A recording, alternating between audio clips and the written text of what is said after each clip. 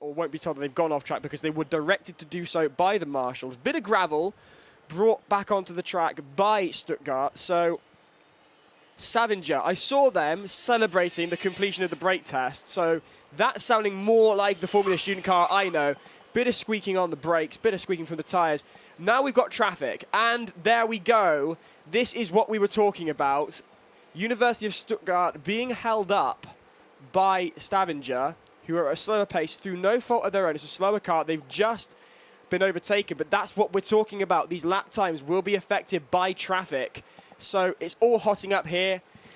I still think there's a drivability issue with the Zwickau car, and something is not right on the rear axle. When it had its first stuttery moment, saw it come to a stop here in the second hairpin, and the rear wheels were still spinning up. They were still driving. It's almost like they were driving against the brakes.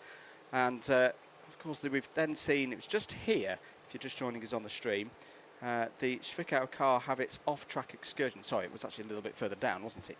It was in this section where the Zwickau car just seemed to bolt to the right. It was quite bizarre, in a way, as if the driver's not quite got full control or understanding of what the electrical system is doing in terms of power and torque delivery. Everything seems okay now, but there's not the level of pace that we saw. And again, look at that, into the braking zone. Most recent lap time for Zwickau, 1 minute 15. Yeah. That is very much off their pace. Their best lap is 1 minute 3.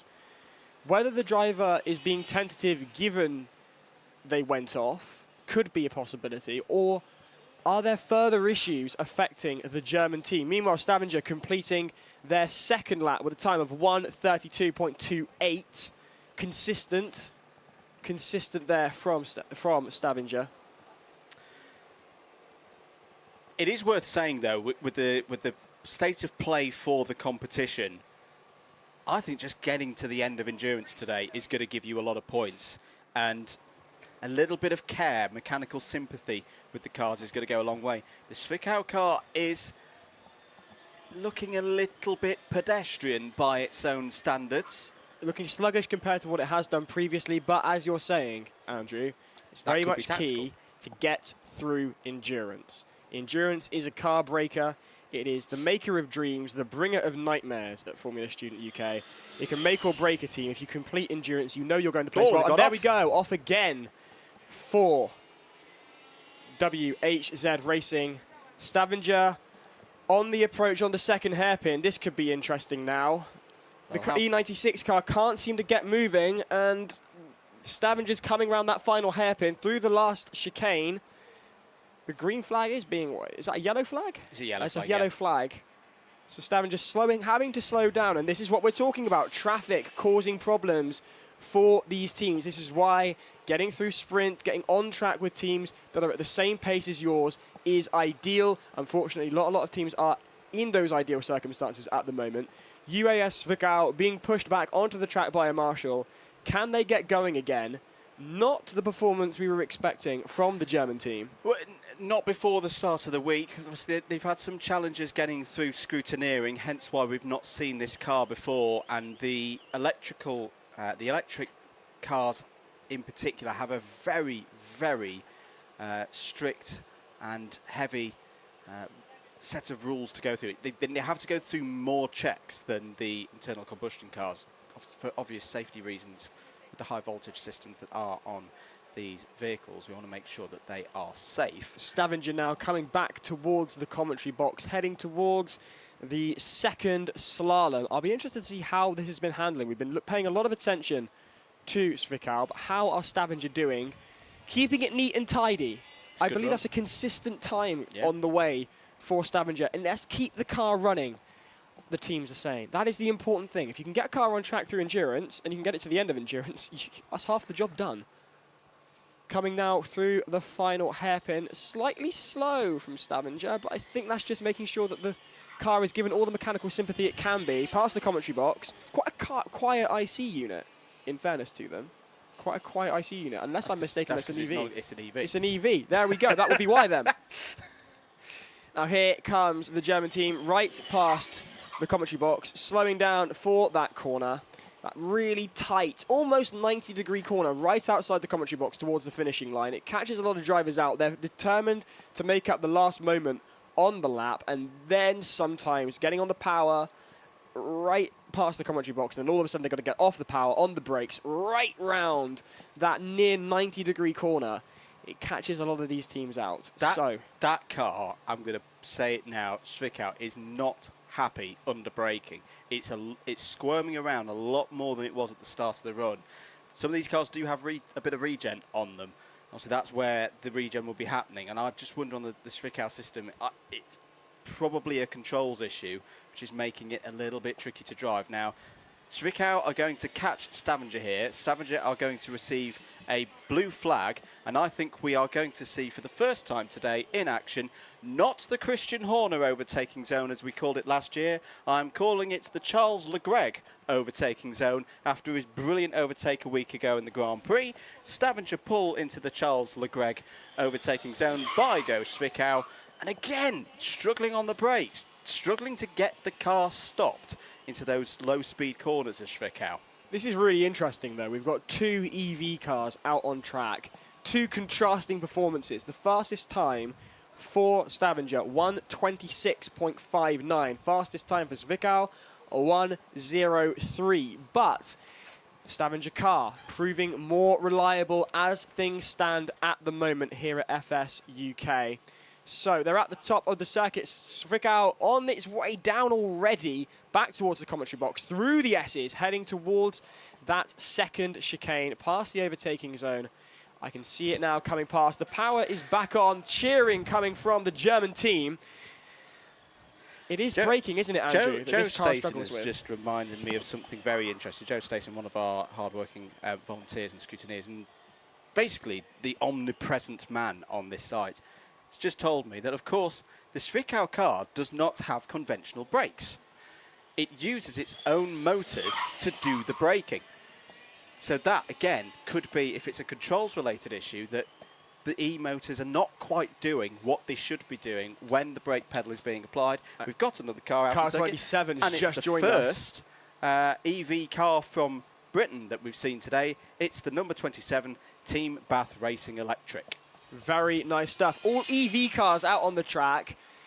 The EV revolution is here then, and it's out on track. We're seeing what they're doing now. I'll be looking forward to seeing what time Bath Electric post out on track. 3 cars for endurance thus far. None of them got through scrutineering yesterday, so this is their first dynamic event. All 3 electrically driven. Zwickau looking a lot more settled than they have been earlier on in this event. They've got to complete a total of 25 laps. That's 22 kilometres here at Silverstone. If you get a close-up, if the gallery can get a close-up on the wheels of the Zwickau car, you can actually see the brake fluid inside the hubs. It's very, very cool. Meanwhile, Bath Electric now heading towards the commentary box for the first time. Couple of S's, that second hairpin to go. I'll be sweeping right past us before that really harsh right turn right in our vision here. What can Bath Electric do for their first lap time? Let's have a look. Here they go. They're approaching the line now. The time then, what are they posting? 1:19. So I had a good look over this car because it was one of the cars that I had presented to me in scrutineering. It's on Friday, and it's a good little car, this. And it's not quite in terms of developed as the Team Bath Racing combustion car with the chassis and the wings and all the rest of it, but I don't think it needs to be. I think this is a properly good car with a strong a good amount of work done on the EV powertrain. That's what this project is about. And so we talked a little bit before about Team Bath Racing combustion. This is their last year former student. They're going to go off and do different things. But unless someone corrects me, I think the electric team is still carrying on, which is really good. Really, really good, if you ask me, to still have a Formula student presence for the University of Bath. Zwickau have got the checkered flag. Now that is to recognise that they have reached halfway. So actually let's cut away from Bath. We'll come back to them. Zwickau are in the pits for arguably the most crucial point of any of these endurance runs. This is the driver change. And from our perspective, actually no, we can see the car. Well done, absolutely spotted there, Giles, through the gap. Driver change will occur. The car has to be completely shut off. It's like get home at the end of the day and you have to shut the car down and that's it. But then the difficult bit is powering the car back up. Can they get it running again? It's pounded around for the last 15, 20 minutes. It's done a good amount of work. We've seen it have a couple of problems, but can the car, with the second driver, restart? Now, the teams are allowed to make a minor number of modifications when the second driver gets in. It pretty much comes to the driver controls, so they may have to do a pedal box change.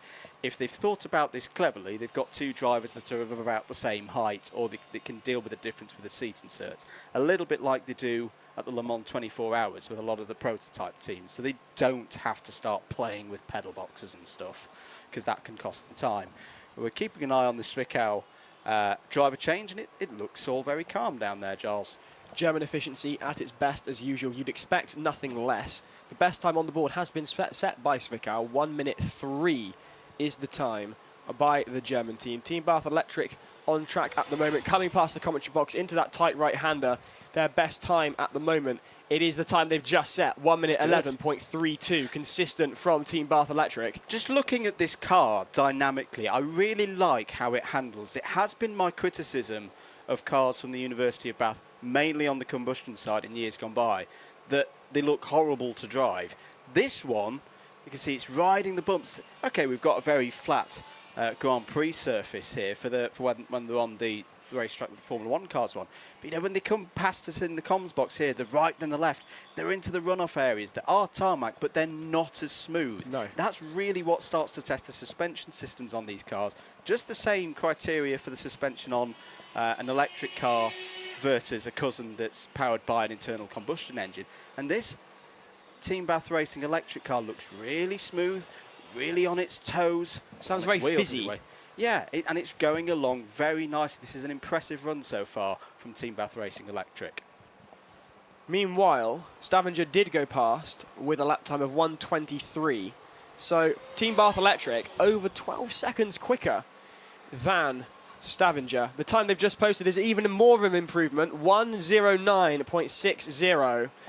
And this is the thing with the lap times in endurance at Formula Student. Those lap times, if things get tight in the points, will decide who has done best. But let's not forget, the key to endurance is finishing it. If you rag it too much, you run the risk of mechanical failure. Andrew. Zwickau update, their driver change is continuing. You should say that there's a minimum pit stop time. It's not just a case of like, hop one driver out, hop one driver in, and off you go again, because part of the challenge is the wait in the pit lane.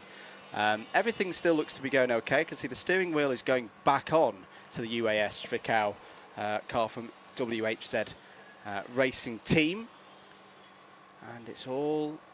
I've not seen anything yet that defines that it's curtains for Zwickau, so that is very good indeed. Stavanger, is there a problem? This is interesting. They've collected a cone. They've done the Iggy Pop passenger, and that cone is right in the wishbones of the Stavanger car. That's interesting. How are they going to get rid of that? Are they just going to have to carry it round with them? Carry it round. Fair enough. Someone cue Iggy Pop. They have a passenger. Meanwhile, flying away from the commentary box. Oh, now they've dropped that one as well. Cones flying everywhere due to the Stavanger car. The difficulty is that is in the front wishbone, which also affects steering. It's gone. This 750 Motor Club Marshal's got it in his hand. Congratulations. There's a souvenir for Stavanger to take home with them. Meanwhile, Team Bath Electric still posting consistent times. Their latest 1:10.37. Stavanger will be hoping to make up for lost time with that cone collection. Hopefully it hasn't caused any mechanical issues. Team Bath Racing Electric, I should say. They are coming now towards that tight chicane into the final hairpin and then right past the commentary box. This course does really put the car through its paces. TBR now coming, TBRE coming past the commentary box. Are they as consistent as ever? Yes, they are. It does look like it's lost a bit of its fizz, though. It is getting slower. It's just gone and done a 73.24. Zwickau back out of the pits. Now, that is a huge moment for Zwickau because, as I say, in my in my opinion, that is the hardest single bit of this endurance challenge, is getting that driver change right and getting the car fired up again, or re-energised, or getting it back out on circuit. And Zwickau have done that. If they could just keep circulating round now, get to the end of lap 25, they are going to get a very good time on the board for endurance. And we've been talking about it pretty much since yesterday afternoon, to say that we think time's almost a bit irrelevant if in this competition, because we're expecting so little number of finishes because of the heat, because of the challenges that the teams have been under this week. Just getting to the end is going to get you a big haul of points, and that is exactly what Zwickau could be doing here if they can do another 10 laps. I can see a big banner for WHZ Racing over in the stands. A lot of support for the German entrant. And you touched on something there that we haven't yet discussed. Ooh, hard on the brakes there from Zwickau into that really tight right-hander right outside the commentary box. It's hot today. It is very hot, and that could pose a problem for some of the cars entering. We were talking yesterday during the sprint, some of the cars coming past the commentary box smelling very, very hot. That was for a couple of laps. They've got to do 25 laps here on endurance. Stavanger coming past. Right rear locking up, I think I saw. I could be wrong, I could be mistaken, but I think I saw the right rear locking up as they went past.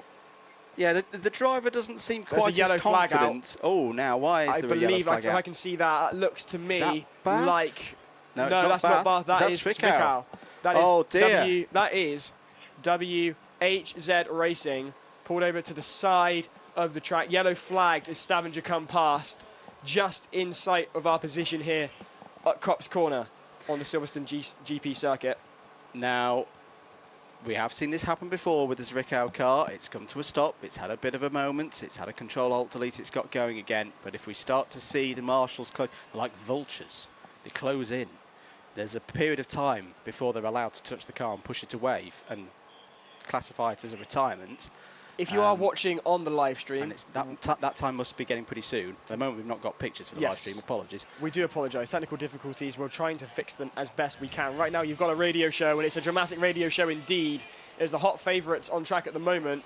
Zwickau are stuck on the approach to the top first hairpin bend on the circuit here in Endurance Silverstone 2022 Formula Student UK.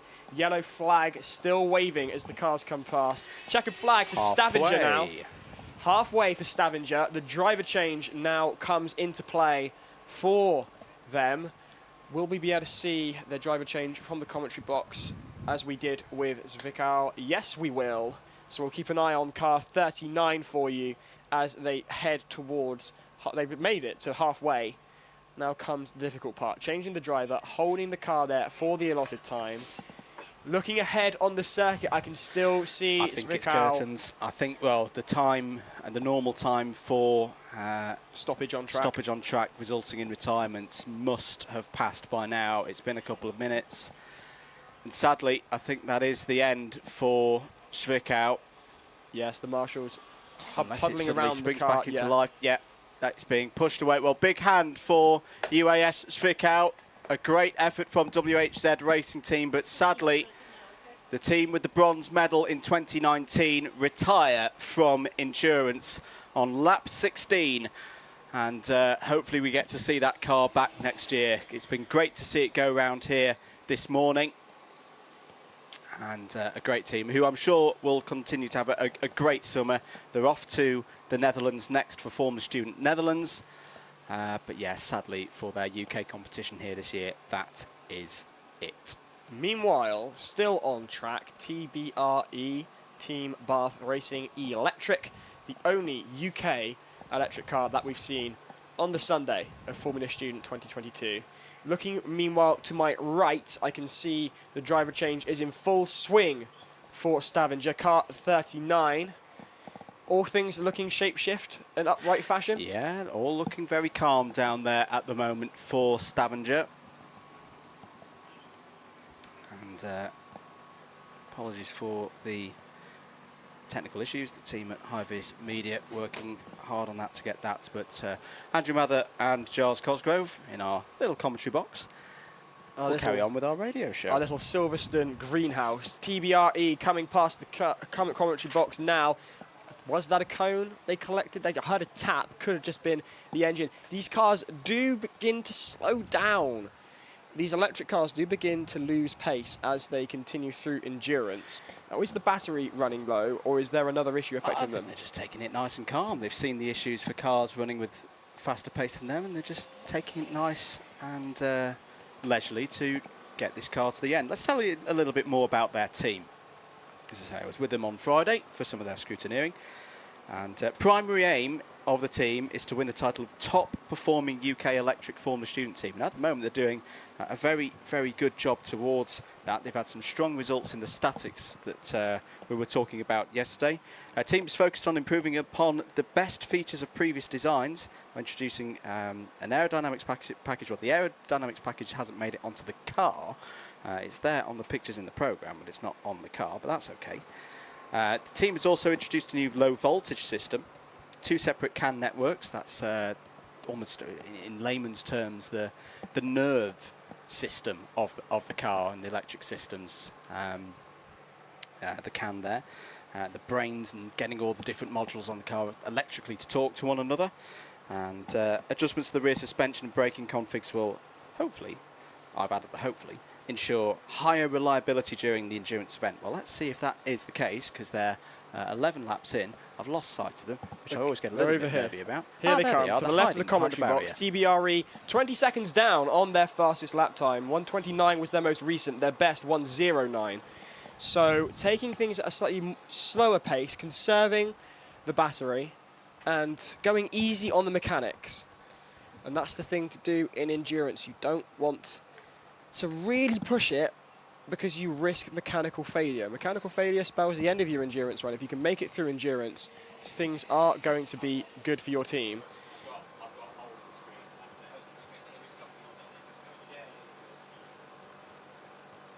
So then, Team Bath Electric into what must be one of their final laps. Yeah, they're getting pretty close to their pit stop. Welcome back, everybody. Hopefully we've got live pictures on the live stream working for you now. Welcome to live coverage in both sound and vision of Formula Student 2022 and the endurance event.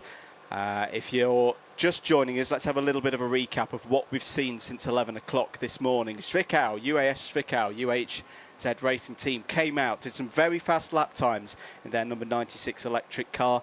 Unfortunately, they retired. They retired after the driver change. They completed 15 laps of the competition. They will get some points for that effort, but their competition for this year in Formula Student UK is over. We've had the Stavanger car out as well. Currently, is that back out? Yes, it is back out. So they have re-emerged from the driver change. They've been going steady. They've been going nicely along, setting a best lap time so far of a 1 minute 21.6 in their number 3939 electric car from Ion Racing. The coverage is now all singing, all dancing. If you're joining us on YouTube, you can leave us a comment. Thank you for your patience. We are now able to bring you visuals live from Silverstone. It is Formula Student UK 2022. Right now, on track, Stavanger and University of Bath. They've got their Team Bath Racing electric car on track at the moment. Both electrically powered vehicles. We've seen how good they can be, but we've also seen how harsh endurance can be on the car. In fact, I can see now Zwickau's car being pushed back towards the pits. Heartache for the German team, but they've got the chance to do better over in FSN, which they're heading to today, I've been told. The Bath car has really lost a lot of pace. That was a 1 minute 50.84 last time around, and it's crawling a bit now. I'm starting to get nervous that this might not even get to the halfway point. We need to will it on to get to that stage, because it'd be great to see TBRE get to that point. According to the readout we've got just here, 152 this should be their lap for Stavanger. This is the last lap for Bath Electric. They should get the checkered flag here. Am I right in thinking? To get to driver change, yes. Yes. I'm fairly midway certain. distance. As the checkered flag coming out, where it's prepared, I can see here. So, great looking they make car it round? as well. I really like the nice. livery on there. I'm not going to lie. car. I do like the look of the cars without the aero. They remind me of the old school cars of the 60s late 50s, just as they were beginning to realise that wings might be a good idea. Now, this is what we were talking about earlier. If you can see, I can see on my monitor, we've got 2 cars back to back. And this is what we were talking about. Overtaking has been completed now, but this is the issue. And it will be an issue for both IC and EV cars. Those that haven't got through scrutineering until today, this will be their first endurance. This will be their first dynamic event. They didn't partake in sprint yesterday. Has stopped. TBR car has stopped up at the top end of the circuit. Just got moving it's going again now. I think it was just a cone in its way. So if you didn't qualify in sprint for endurance yesterday, you're entered now, essentially. Yes. And that is a free-for-all. It doesn't matter what your car's pace is, you're on track. Well, that's the thing, we don't know what the pace of the cars are. And that's exactly it. If you've got a fast car and you're being held up by slow cars, your lap times will be affected. Lap time's not the priority for endurance, but then again, if things get tight in the scoring, those lap times will come into play. Stavanger coming past the commentary box now on what is their 16th lap with a lap time of 1:38. So this is your new leader, in effect, of the competition. They have gone further than Svikar did. Let's have a little talk about this team, though. Great to have the Norwegians back. It's the biggest project, Ion Racing, at the University of Stavanger. Currently consists of 45 dedicated students who give a great portion of their free time to working on the project, as do pretty much all of the teams. Checkered flag for Bath. They have made it to driver change. That's a good piece of news. Big round of applause for Team Bath Racing Electric. They'll go in and start their driver change, and hopefully we'll see them in around 4 or 5 minutes' time back out on circuit and continue with their event. Question back for us on the live stream. Oh, okay. I like a question. The heat. Yes. It's uncharacteristically hot at Silverstone. Will that affect the EV cars more? Absolutely, because it's one of the things that is often looked over with these electric cars, or any electric cars, is cooling. Batteries do not like being hot. As we found earlier when both of our phones gave out heat warnings. Yes, they both said, I'm too hot, I don't like this, please cool me down. So these cars have cooling systems. The design of the cooling system for the electrics is a very, very important part of how these cars run. And on a day like today, more thermal energy beaming down on the cars, heating them up even more than before. Those cooling systems, like our air conditioning unit in the box here, is having to work harder, and that's using more and more energy, draining the batteries, putting more work. There's more work needing to be done by the whole vehicle as a system in conditions like this versus if it was what we're used. I'd say we're used to. As we've got a new car out, we'll talk about that one in a minute. It's last year's champion. In my years of competing, it was raining, it was 12 degrees, and we had woolly jumpers on and everything. We didn't have to worry about that level of cooling in those days. But yes, here today, with temperatures that could go in excess of 30 degrees, it's going to be a real challenge for the teams. Anyway, let's talk about a new car out on circuit. If we can get some pictures on it, that would be great. It's the first time that we've seen it. Thank you, guys. It's the #1 last year's champion team, Sheffield Formula Racing from the University of Sheffield, with the big wings, their first carbon monocoque car. They've had a few troubles getting through scrutineering, and this is to say, it's the first time that we've seen this car running out on circuit. And if it's anything like the car that they had last year, it's going to be pretty quick. It's going to be pretty quick indeed. Quick enough, I should imagine, to catch up with Stavanger, who are about to post their 18th lap time. 18 out of 25 laps for endurance. The time is 1:23.56. So actually only 2 seconds off their best lap time. Pretty good for the Stavanger team. Sheffield coming past the commentary box now, and there it is, that distinct groan, that distinct howl from the IC engine. Something rattling there. Chain. That's chain on chain guard straight away. It seems to be a design feature of Sheffield cars. Fair enough. As you do. It got through scrutineering. Who are we to say? Who are we to judge? Going through that first slalom at the top of the course, heading away from the commentary box towards the hairpin bend. Goes Sheffield back into vision for us here in the commentary box. Stavanger still going. Brilliant to see. I'm looking now at Team Bath Racing Electric. They are still in the process of their driver change. Still within that time limit. You mentioned scrutineering, so it's like, well, is that a problem? If the chain's hitting the chain guard? Well, it's a problem for the team because it could be damaging their chain and they could have a failure as a result. But the whole point of there being a scatter guard there is that if the chain does have a bit of a moment, the guard stops bits of chain link flying all over the place. So from a rules perspective and a scrutineering perspective, it's absolutely fine. We're perfectly happy having cars fail. That's part of the challenge, as long as they fail safely. But that definitely is making a bit of a racket, that Sheffield car. It's a bit lumpy at the moment, the number one. It's quick, though, 71.92 their last lap time. Rear wing shaking as it goes. We could be headed for a blue flag here as Sheffield catch up with Stavanger, heading towards that first hairpin at the top of the course. Karen asks a great question. Can Bath recharge during drive change? No, they cannot. They can have regen systems. I'm not fully sure of the full electric system. So we just did the mechanical bits of the scrutineering with them on Friday. But no, they cannot recharge the car. Here comes the overtake then. Now this is the bit of the course that had a lot of drama on it last year, but that was a clean overtake from Sheffield over Stavanger. How is Sheffield sounding now? They're coming past the commentary box. Still a bit funky from Sheffield. Last year's winners on track at the moment. Stavanger doing very well in their EV. This is a great run from Ion Racing and Stavanger. Has it been the quickest? No. Ooh, is there a problem there for Sheffield? They've come to a halt. Driver's not happy. Has lost drive. Last year's champions are in trouble early on in their endurance run. The driver, is he saying that's it? Push me away. Once the marshals push the car away, that is it. He's shaking his head in the cockpit as the marshals head towards him. He's being pushed away. That is it.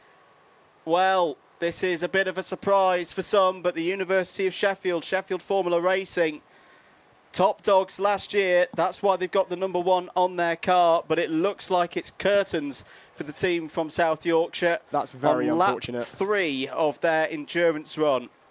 All the empathy with Sheffield. Was looking promising, was making a funky noise from the start, and the marshals are pushing the car away from the track. Meanwhile, we return to the track. We return to Stavanger. Ion Racing on their 20th lap. They left with a time of 1:24. They've got 5 laps to go now before they complete endurance. They will be, if they manage those 5 laps, the first team to complete endurance at FS UK 2022. Heading past the commentary box, keeping things consistent through those chicanes and the second hairpin. And then there's that tight right-hander just after the commentary box. Catches some teams out as they try the best times. I'm going to go do some investigative journalism. Andrew's hold the fort. I will hold the fort. Andrew's going to go and find out what's gone wrong with Sheffield as Stavanger complete lap 21 with a time of 1:19.46. Their best lap time so far for Ion Racing. This is looking good. Stavanger have a clean track as well. The only other car on track was Sheffield, last year's winners. They are being pushed away. We've got another car here, and look at this. This is good. This is UBRE. They've completed their driver change, heading back on track now. So here we are. The field is entirely electric here at FS UK 2022 for the endurance run at the moment. Remember, these are the teams that did not get through scrutineering until this morning. We pushed back the start until 11 o'clock to ensure as many teams as possible could get through scrutineering. That has happened, but these did not compete in the sprint event yesterday, which was on this course. That decided the qualifying. The qualifying means the teams will run in reverse order, but those teams that qualified in sprint won't be running until after lunch here at Silverstone. Right now, looking out of the commentary box, I can see Stavanger still consistent. TBR on track, but it does look slow. It does look slow for TBR. Their lap times were dropping away. Their best was 1:09. And things were happening to the car that put 41 seconds. They were looking at a 1:50 as they went in for their driver change. Stavanger coming past the commentary box for lap 22. What is the time? 1:24. Nice and consistent from Stavanger. A gain of 5 seconds. But, hey, if you finish endurance, you've done a lot of work. A lot of work to get through endurance. And I believe Andrew may be on his way back. We might be able to tell you what has happened to Sheffield. TBRE taking their time. But remember, ragging it through endurance, not the way to go. You do that, you invite mechanical problems, and mechanical problems spells the end of your endurance, and you finish endurance, you will place well. What has happened to Sheffield, Andrew? Called it. Drivetrain, no front sprocket. Oh dear. Oh dear. That is That is gutting to hear for Sheffield. But as we were saying, well, is that noise? Is it an unsafe problem? No, because the car's failed. Everybody's fine. The team are obviously disappointed. Yeah, and that's the thing. Yeah. That's the difference between ourselves in the commentary box. I'm still competing. I'm with Cardiff Racing. Andrew competed, I believe, a few years ago. Thank you. Thank few you very years much ago. for saying it's a few. Let's go with a few. We'll keep it at a few. Meanwhile, It's only a decade since my last proper comp. I'll move over that one. Stavanger caught up behind TBRE. The next overtaking zone is approaching, so that shouldn't affect Stavanger too much. But TBRE, is this cause for concern? Their pace has really dropped away. Stavanger away now through the overtaking zone. Car 39 headed for the completion of lap 23. The time 1:36, naturally held up by TBRE. This is an awful moment if you're in the Ion Racing camp right now, because you are so close. Yes. You can smell that endurance finish, but we have seen cars expire, and they're probably now like, stop it. Shush, Andrew, stop it. Stop firing commentator curse shots at us. But we have seen cars go here before. Just because they've got to the end of lap 23 does not mean that they're going to complete these 2 laps. We really hope that they do, because this has been a great run from the Norwegian team at the moment. It's been the steady approach. I'm not going to say slow, because the pace has been nice and consistent. They've come in with a plan. They've executed it very well so far, and they've just got to get round a couple more laps before they see that checkered flag to signal the end of them. And you can see the driver wheeling the car on. Just keep moving. Just keep rolling. This is good stuff from them so far. Keep your comments coming in. A lot of comments in languages that I can't understand. So clearly we've got the international audience watching Formula Student UK 2022. I imagine a lot of them from Norway, willing on Ion Racing to complete endurance here at Formula Student 2022. Live from Silverstone. I'm Giles Cosgrave. He's Andrew Mather. And Stavanger, we've just been corrected. I like a good pronunciation correction. So Stavanger, that's another lap done. There we go. This is it then. Their last lap for endurance. The semi-final lap was 1:25.25. TBR is still out on track, but all eyes right now on Stavanger. Could they be the first team at FSUK 2022 to complete endurance? This could be very interesting. They didn't manage to get through scrutineering until this morning. They've come out and they've absolutely aced it. TBRE coming down now towards the final hairpin, that last chicane, and then that sweeping run past the commentary box.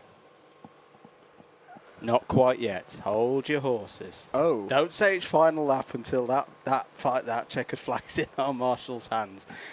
Just got to keep going. 13 and 12 is what we're being told. So it's 24 completed at the moment on our clock. The TBRE car rolls past. Driver looks at... Well, I'm not quite sure what that gesture was. There was a gesture there. I think maybe to the photographer at the side of the track. He's coming in. He's coming in. In fact, he stopped now, right in front of the this is not good box. for Stavanger, because it's going to be right in front of them as they're going onto their final lap. Team Bath Racing Electric have got going again. Are they going to pull in? They are pulling in. And I think this may be retirement for Team Bath Racing Electric. Give them a big hand. Great effort from Team Bath Racing Electric. The best performance that we've seen so far from a car that's electrically powered from the UK. I also want to compliment them on their handling of that. Yes. Because they knew they were in the way and they managed to get the car going again, coaxed it out of the way of Stavanger as they head out on their final lap. Correction, this is their final lap. I'm just as excited to see a car complete endurance here. Yes. So if you're watching from home and you're on the edge of your seat, willing this car on, you're not alone. Ian McLean asks, did any EVs compete in Axel? No, they didn't. It was all ICE cars that competed in acceleration. To clarify, if you're not quite sure of the acronyms, IC, internal combustion, EV, electric vehicles. And talking of electric vehicles, we're into the final throws of the final lap. This time, got it wrong earlier, definitely now the final lap for Stavanger. I hope. Otherwise, yes, the checkered flag is in the hands of the marshal. Only 2 chicanes and a hairpin to go for the Norwegian team. Could this be the first finisher of endurance at Formula Student UK 2022? A few more meters to go. We're winning them on in the commentary box. The checkered flag is out. There it is. The driver knows he's done it. Shaking his fist. Ion Racing have completed endurance with a time of 41.17.85. And there it is, the first team to complete endurance at Formula Student 2022. And you know what? It is an electric car. They've done themselves proud, those drivers. Really well impressive. handled. Very, very good performance from Ion Racing and Stavanger, the University of Stavanger. The whole team can be very, very proud of that effort. They lead the endurance event. Well, they'd already led the endurance event once they'd gone past the distance that WHZ Racing Team Zwickau had completed. 41 minutes and 17 seconds is the complete trial time for Stavanger. Now, that is very provisional. It's provisional with a capital P, R, O, and all the rest of them, because we don't know how many cones they clipped. We don't know if they had any off courses, officially or not. We don't know, because there's always a bit of subtraction in terms of the driver change time, and if a car's been held for a little bit longer for officials to have a look at something. As I say, very provisional, but very good. On the board are Stavanger, 41 minutes and 18 seconds, or thereabouts. And very good stuff indeed. Hello to Ali. DMU Racing had some mechanical issues yesterday after acceleration. They did. But hopefully we'll see them out later on. Keep your questions coming in. And crowd upon the bank there. There goes the number 39 car from Stavanger. They'll go into some scrutineering now to check over the car and make sure that it is legal. And of course have a measure of how much electrical energy they have used, because this endurance event also serves as the efficiency event. And the fact that they're an EV car and they have completed that part of the event means that they're going to put a pretty stern standard up for anybody to beat, including, as I say, the internal combustion cars, because they all run in the same class. I can see marshals and dynamics volunteers returning. I think that means that we've got no more cars for the moment. So we're going to take a break here in the commentary ahead of the running later on. That is all of our cars who had not competed yesterday in the Excel, the skid pad, the sprint, but have passed scrutineering by this morning. They are now complete.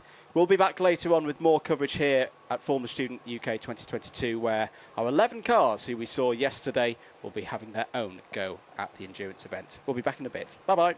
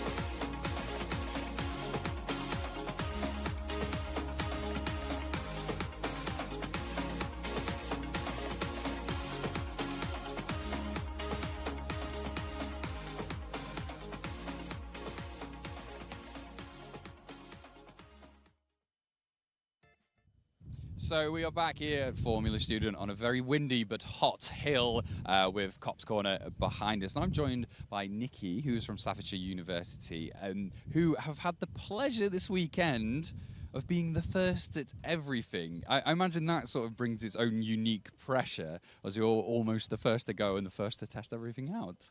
Yeah, pretty much. So we carried on the tradition of last year. We ended up first day of scroot passing everything. First one, so that was quite nice. Put a bit of pressure on us though, because it's kind of, even though we were pretty much done and ready to sit in the pits, we were kind of like, right, well, what do we need to prepare? Yeah. What can we do? Yeah, we pretty much got everyone set up and got everyone mentally ready for today, and went first out on acceleration. I think we came fourth or third on that. So yeah. So we're quite pleased with that. I know we're fourth on the provisional ones for skid pan. I know we weren't the first out for that, but now we're out on a sprint. So I think we just set 1:04. That's a good benchmark to set. I like that. So, I mean, is that one of your goals then coming into an event like this? Consistency, I imagine, is it, and maintaining that sort of level of performance and getting everyone involved, because we spoke to a few teams and it seems to be like a lot of members change year by year. So how do you sort of manage that from going from one event to another if you may be losing team members as they graduate or leave the team? So this year we've got a fairly new team, because a lot of our members were all in their final year last year. Yeah. So we've had a lot of training to do with them. So their first years and second years are newly joined to the team. So they'll be here with us for a bit, but it's a nice transfer of knowledge for them. It's nice for them to get to come and see it as well and see what they're actually producing. But I think our main focus has been safety and just reliability. It's kind of, we want to finish all the events. That's our main goal. It's kind of, if we can finish them, that's all we want. As our faculty advisor Martin says, to finish first you must finish. Oh, I love it. I love a catchphrase. I love it. I love Ross Brawn's, which is go fast and don't crash, which is usually one that's thrown around. So we were speaking before the recording that you come from a business angle as well. So could you sort of talk us through that process? Because we spoke to a lot of engineers this weekend, or a lot of drivers. So how do you approach an event like this from your business perspective? I think the first thing was mainly just looking at what we did last year, looking at our feedback, because I did the business plan last year as well. And so we just looked at the feedback, looked at where we could improve, and we basically just went from there. It was kind of, did we need to talk more about this, or should we have implemented this? And then we just adjusted how we were going to look at it and perceive our business plan through the new special condition. And so it was going to be fairly similar in terms of layout and what we were aiming for, but it was definitely going to be related around. We made sure this year to put more in about sustainability and really focus in on that special condition rather than an overall view of it. Yeah. Brilliant stuff. Well, I've definitely kept you long enough, so thank you ever so much, Nikki, for joining us, and good luck for the rest of the weekend. Thank you very much.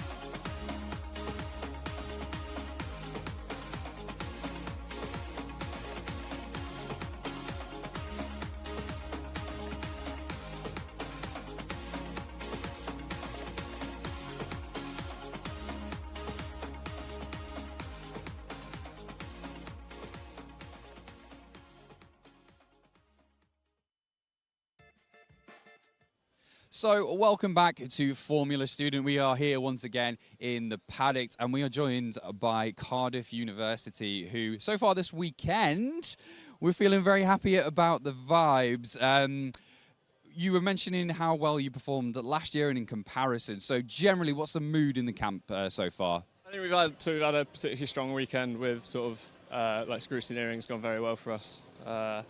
Last year we had a few hiccups getting through scrutineering, so I think from that point of view, we've had a bit more of a smooth sailing to get to the Dynamics events. And like I say, this morning, acceleration really strong, just like it was last year, and we sort of expected that.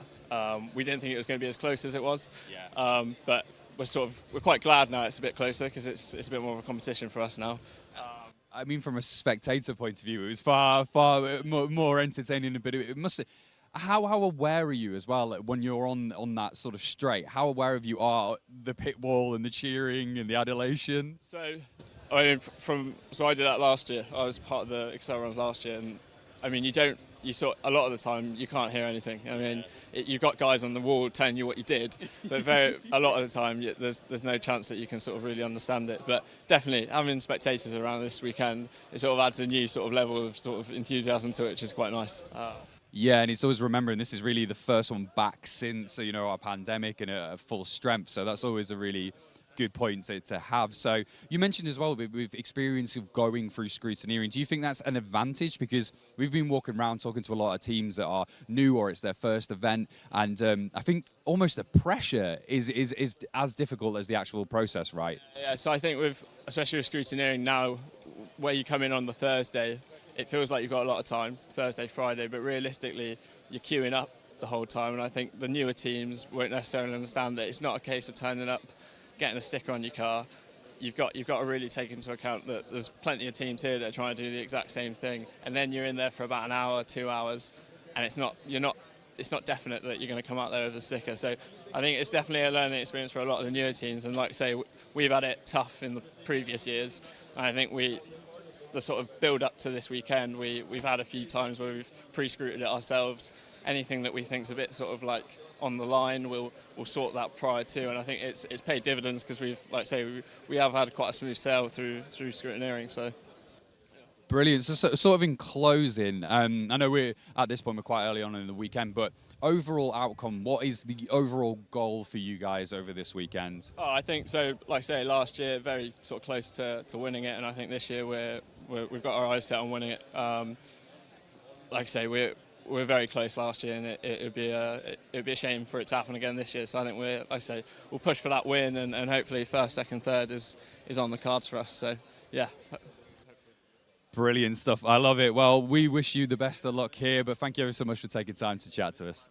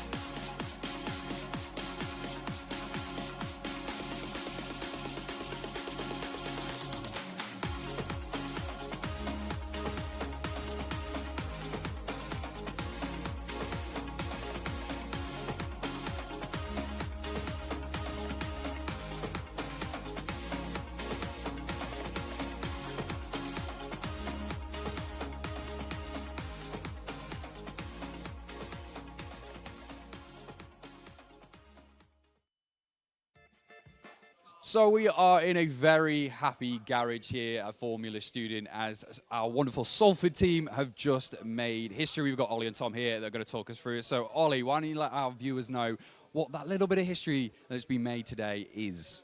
So Salford Racing have been in the competition for 5 or 6 years now. This is the first time that we've actually passed scrutineering, so we've come a really long way from even last year when it was COVID and we brought a pretty inadequate car to the competition, but nonetheless made it. And it's a nice little dig at the Manchester teams there because they didn't manage to get there last year. And so yeah, we've done really good for ourselves here this year, and it's been a lot of hard work throughout, all the team, quite stressed towards the end, but it's all definitely paid off, the late nights and such like. I love to hear it. I love that little bit of competitive rivalry. Everyone we've spoken to is that regional little bit of rivalry creeps in. So Tom, obviously you are a major part of this team, but one of the aspects that we would love to focus on is how does the design process come about? Talk us through the sort of concept to the execution and everything in between. Yeah, so we start off, so initially we use SolidWorks, that's our main CAD software we use, and once each person's been assigned a component or an area to work on, they will go research and find pre-existing designs or ways other teams have managed to complete certain components. We will then go back to basics, so for example the pedal box, we start with line drawings of the arms to make sure that the travels are correct. From there we can build up the components for the rigidity, strength, lightweight or downforces with respect to the air packages that we need. Once that's done, we will verify it, so it'll be passed up to Ollie, I or Callum, and we will check everyone's drawings and everyone's CAD before it goes into the manufacturing stage. Once we have validated every component, we will pass it on to manufacturing, which we also do in-house, where we will use jet cutters, CNCs, all sorts of machinery to be able to produce the components we've designed. And then once that's all complete, we can assemble it together for a final car. That's awesome stuff, and it's really great to get these different perspectives all over this weekend and really let our viewers know that it isn't just mechanical engineering, it's such a broad industry that you can get some great experience of. So in closing, we've made history now. How confident are we to make history again tomorrow? Mate, we're going to be making history today. We've still got a tilt test and everything else to go, so it's not over yet. This is just a start. I love it. Salford here, putting the greater in Greater Manchester.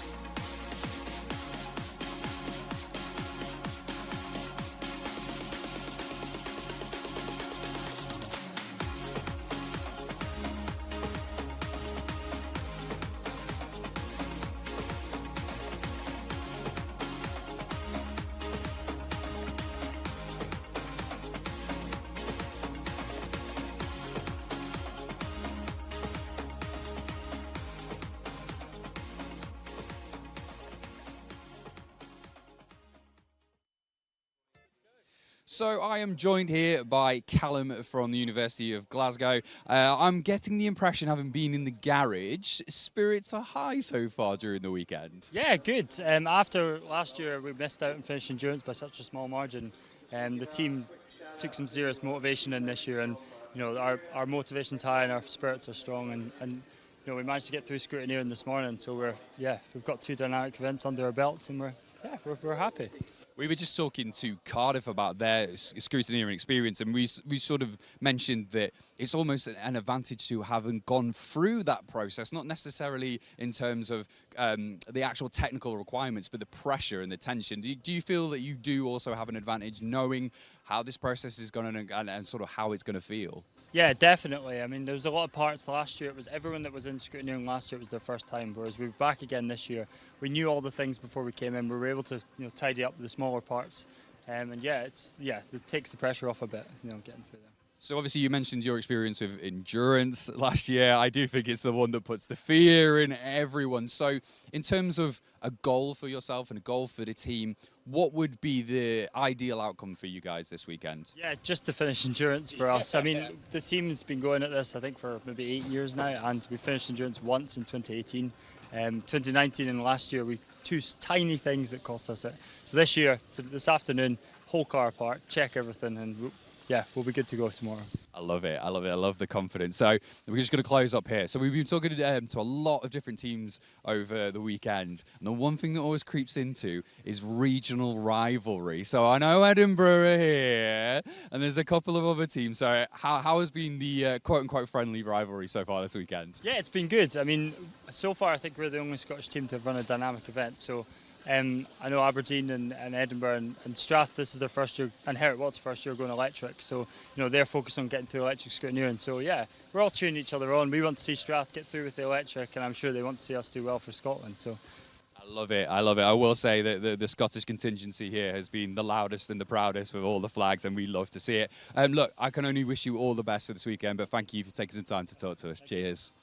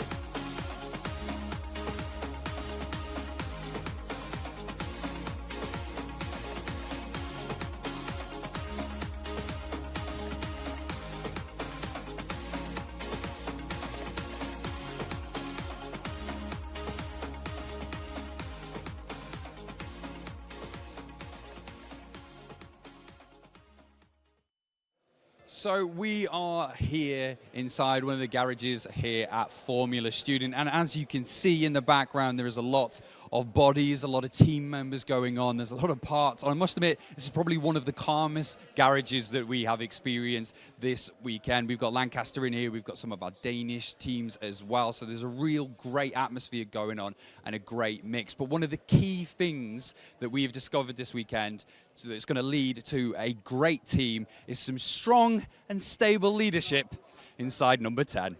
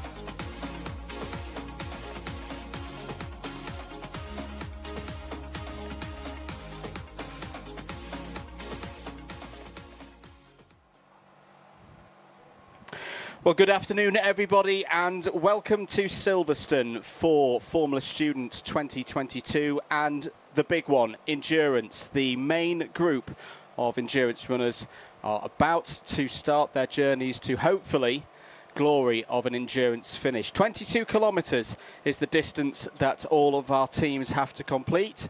To put that into subjective terms, it's about the walking distance between Wembley Stadium and the Olympic Stadium, from one side of London to the other. That's all they have to do, right? It doesn't sound like a lot, but it is. In these student-built race cars from around the world, we are ready to see whether any of them can join Stavanger Ion Racing as the only finisher so far from the B final part of the endurance so far this morning. My name is Andrew Mather. Alongside me in the commentary box is Giles Cosgrove. Giles, the nerves are starting to raise here with the temperatures as well, yes, and a very warm and sunny Silverstone. How are you feeling ahead of this final part of the endurance? And how did you feel from this morning as well? You can feel the electricity beginning to build. I had a walk up and down the paddock whilst we were getting our lunch, and you can feel the tension is beginning to build. The temperature is right up as well. We are in the Silverstone greenhouse, otherwise known as the commentary box. If you can hear a whir in the background, that is our AC unit. We're doing all right. I wouldn't want to be coopied up in the cockpit of one of these FS cars in those racing overalls in temperatures like this. So regardless of how they finish, huge respect to the drivers for taking part in endurance. This morning, we had a lot of on-track action. It was great to see a lot of electric cars taking part. Some drama. We had a German car off into one of the gravel traps. It takes a lot to go into one of the gravel traps here at FS UK. And only one team out of those that were on track completed the full 22 kilometres required for endurance. Stavanger. So we've now got the top 11 teams. They should be on track relatively soon. We've got the running order as we have it here in the commentary box. It's a preliminary running order. First on track will be, according to the data we have here, University of Nottingham. Second on track, De Montfort University. Third will be Kingston University. At 4, it is the University of Huddersfield. 5 will be the University of Malta. 6, Staffordshire University. 7th will be Cardiff University. 8th, University of the West of England. At 9, Coventry University. 10th will be University College London. And the final car on track, the team looking set to win this if they can finish endurance. It is theirs to lose. The University of Glasgow will be the last to take to the track, having won sprint yesterday. 26 degrees air temperature in the shade. I should remind. That is what the Met Office is currently telling us here at Silverstone. I reckon out in the sun, it probably feels more like 32, 33 degrees Celsius. Track temperature, don't know for sure, but based on the weather that we've had so far this week, must be in excess of 50 degrees Celsius. Tyre wear is going to be an interesting aspect of this, and keeping the cars in good condition. We saw that from Stavanger earlier, Giles. It wasn't the quickest run, no, but they had a strategy of get through the event, get the laps done, don't worry about the time, get to the checkered flag, and they executed it perfectly this morning. Yes, they did, and that is the thing with endurance. If you can finish endurance, you've done remarkably well. And if it gets tight with the points, then we start looking at lap times. But the thing is, if you start going for a fast lap time, you run the risk of encouraging mechanical failure. And a mechanical failure spells the end of your endurance, and more often than not, at FS UK, the end of your competition entirely, at least for a top 3 finish. Other cars that we've seen here this morning, well, Zwickau had issues to that effect, started very quickly, set the fastest lap time that we've seen so far today here on our autocross endurance track. Laid out around Copse Corner. They completed 15 laps this morning before their electric car expired. They'll be at future events across the rest of the summer across Europe, but disappointment for WHZ Racing team there. Bath Electric similarly started fairly quickly, but their pace died away as their battery capacity dropped off. They did not finish endurance, and arguably the shock of the weekend so far is last year's champions, Sheffield Formula Racing. Did not compete yesterday. They've had a fair few challenges to get through the scrutineering disciplines to be able to start scoring dynamic points. They completed 2 laps before their front sprocket failed, fell off the car, they lost drive, and they went no further. So those are the cars that we have seen so far today here at Silverstone. And on your screens and on your monitors now, you should be able to see the car number 3 from the University of Nottingham, the second EV car from England that we've seen today, the other one being the Team Bath Racing electric car. Lining up, scrutineers having a chat with the driver. So we saw this car yesterday, Giles, but it did not complete a full lap of the sprint course, hence why they are running here in this position, first of those to run. And the course primarily the same as what it was yesterday. There's a couple of changes here and there. The introduction of the overtaking zones. If this is your first time watching Formula Student, welcome. It's great to have you along, whether you're here at the circuit or watching around the world from home. These cars aren't racing wheel to wheel. It's not like the Formula 1 Grand Prix that we had here 7 days ago at Silverstone. But there will be, from time to time, multiple cars running out on the circuit at any one time, and one of them will catch another and be quicker. A blue flag will be waved to the car that's first in the queue, and that is to tell them that they need to pull into the designated, one of the 3 designated overtaking zones around this autocross circuit, and they will pull over. The faster car will carry on its merry way through and past the overtaking zone, and then the car that's in the overtaking zone gets a green flag, and they go back on their way with the overtake safely completed. Keep your attention on track now, because this is where it all hots up. This is what it all comes down to. It's the big one. It's endurance. Dreams are made. Dreams are broken. This is the car killer. It can make or break a team and their run at Formula Student. You can get in touch with us here in the commentary box. If you're watching on YouTube, you can comment. We're seeing them live here at Silverstone. You can also tweet us at Formula Student, all one word. I'm on Twitter at Giles_Cosgrove, that is Giles, in case you were wondering. And of course, you can also get in touch with Andrew at Andrew R. Mather. We're waiting for the University of Nottingham racing team to take to the track, the first of the top 11 cars to be taking part in endurance this afternoon. A hive of activity around the car. So the University of Nottingham racing team car had technical issues yesterday. We know that. It didn't complete the course. They were mainly having troubles with, they could get their car into a position, as you can see now with the green lights, now flicking back to red to say that the HV system is fully in operating order, but it would go into a limp home mode, which lots of cars have now, not just electric cars, but road cars as well. So it could move, and it could move safely, but not particularly quickly. As it's demonstrating right here, right now, moving safely into position to begin their endurance run. That is here on our monitors, looking out of the window.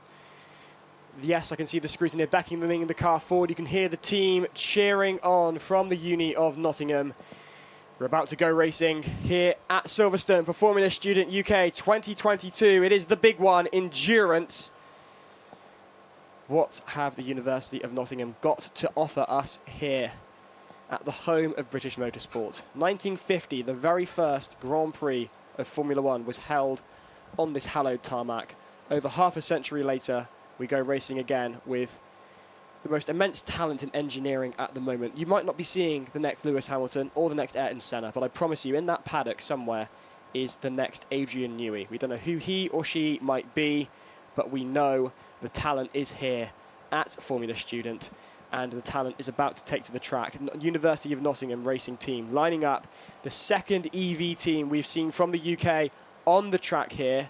The driver just waving to one of his teammates in the pink high-vis. Andrew. So a bit of history with this team. This is a car. This is a team. It's a brand new car for this year that did finish endurance last year. We had them finish it in a time as away they go to start their endurance. 2000 124 seconds was their lap time, so they finished 5th last year in this competition. So they do have a track record, quite literally, of being able to complete this discipline.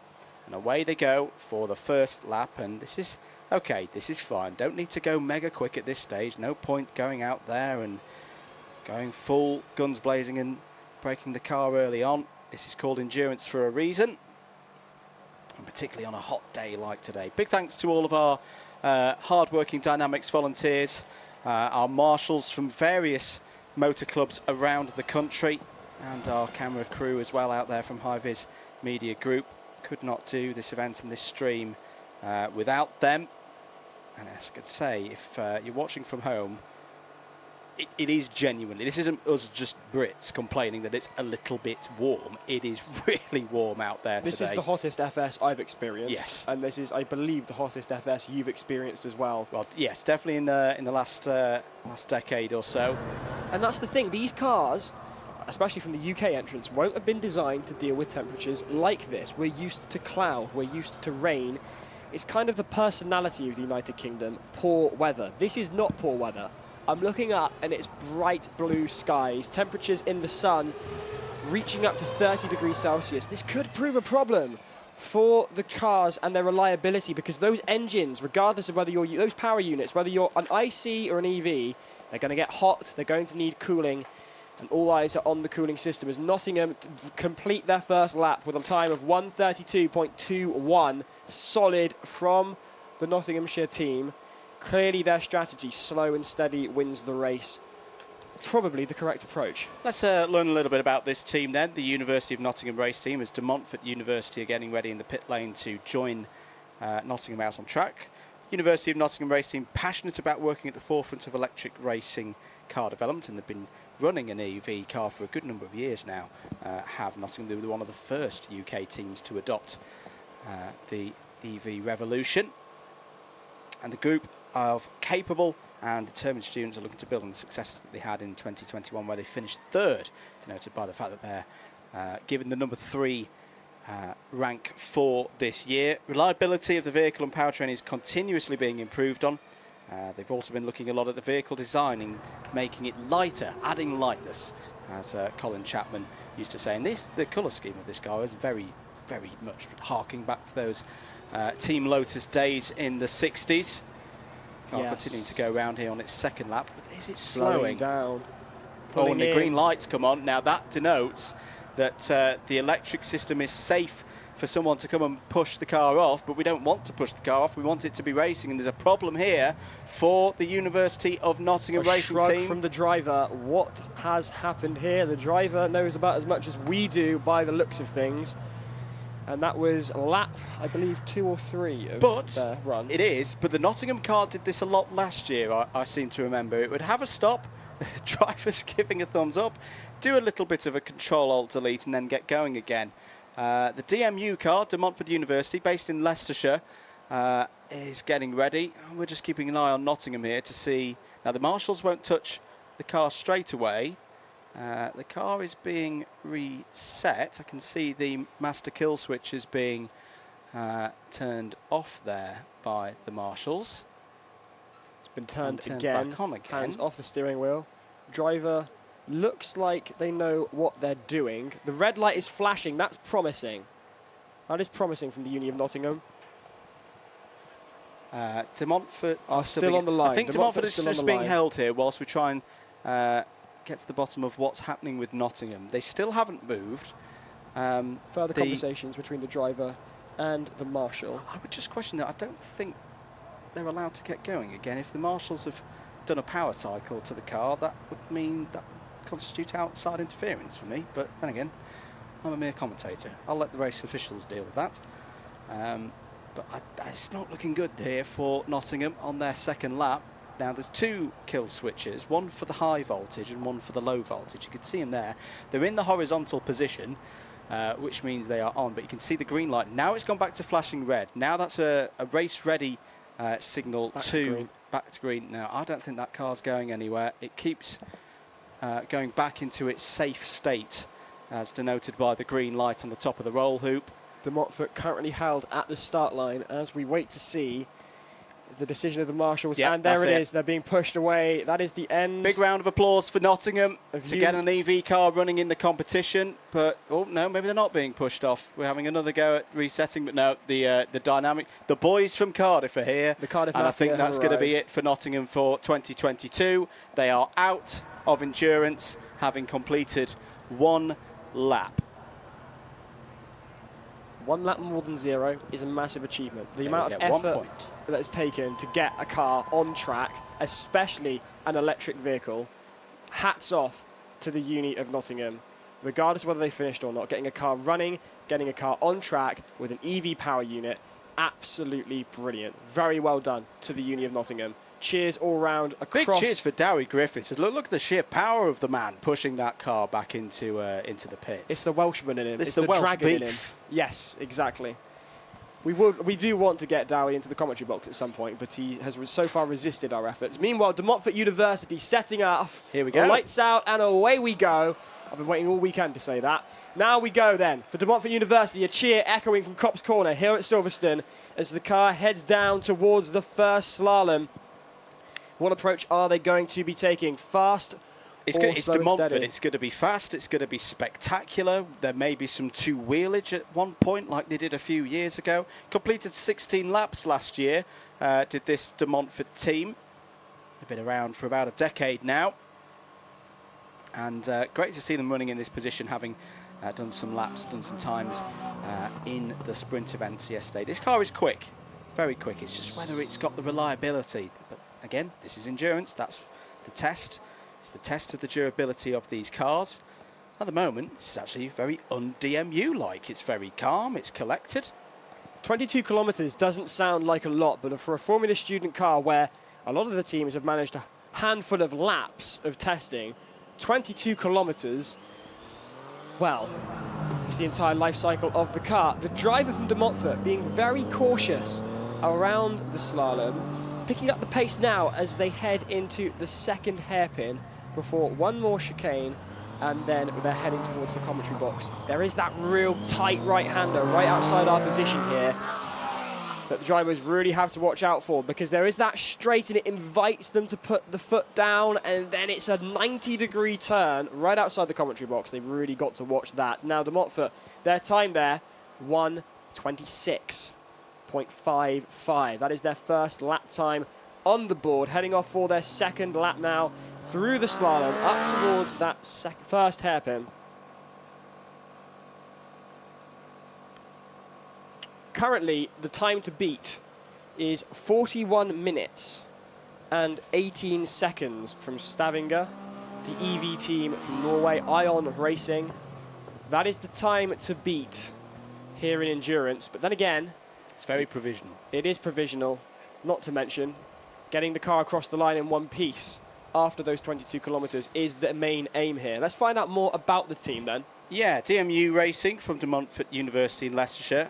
They're aiming for a top 15 finish overall, and well, to be honest, I think that's going to be very attainable for how they've performed so far this weekend. As I say, this is their 10-year anniversary. They were established in 2012, and last year enjoyed great success in the 2021 competition, finishing 17th overall and 5th best scoring ICE team for fuel efficiency. Remember, this is actually 2 events in one, this endurance event, because all the teams, whether they're an electric powered vehicle or a petrol powered vehicle, they're having the amount of energy that they use calculated as part of the efficiency event across the 22 kilometres of endurance. Design changes this year for 2022, a shortened exhaust and an updated drivetrain. Their first ever impact attenuator that they've designed. There is a spec one that is often used by younger teams, a spec one that you can buy that has passed the scrutiny of the Formula Student crash regulations. And but they've had a go at designing their own this year, and that's led to a 5% weight decrease. I do think there's another car lining up, which will it's Kingston. We'll check in with them in a minute. Their team leader Newry and the team would like to thank their sponsors: CAT, Northampton Motorsport, Siemens, Shroth Racing, Halfords, PTC, as well as their faculty advisor Young Sun. and the De Montfort University for their continued support of the former student programme, and long may it continue. De Montfort going very nicely here at the moment, coming round to complete another lap. The speed is increasing, a 1:19 last time around, now 1:14. This is more like it. Big Send University we're expecting from on De the Montfort send. University. We've got a comment here. Someone is watching in Portugal. Oh, it's over excellent. 35 degrees Celsius in the shade That's in too Portugal. hot. That is far too hot. Right now, we're waiting for Kingston to set off. They're on the line, and away they go. Kingston University off for their first lap. Car number 69. Applause rippling around Copse Corner. A low-slung car from Kingston. Low centre of gravity. Solid looking through the corners. Heading towards that first slalom. Keeping it tight. Meanwhile, De Montfort University sweeping back down towards us here in the commentary box. Kingston at that toppermost hairpin bend. Slightly slow, but then again, they've got to be cautious. They don't want to run the risk of mechanical failure later down the line. Remember, it is endurance. It's not a sprint, it's a marathon. 22 kilometres to complete, 2 drivers and a driver change as a result of that. De Montfort heading down towards the second hairpin now. A marshal running across the track just to right a cone as De Montfort head towards us here in the commentary box. Sweeping past they go, sounding solid. The times have been tumbling for De Montfort. What will this one be? 1:18. A slightly slower 1:18. Beginning to find their rhythm, find their groove, find that consistency. The question is, what time will Kingston post as they head towards the commentary box? Andrew, what can you tell us about Kingston? Yeah, they finished 7th last year overall, one of the few teams to finish endurance last year. It was a very well-functioning car.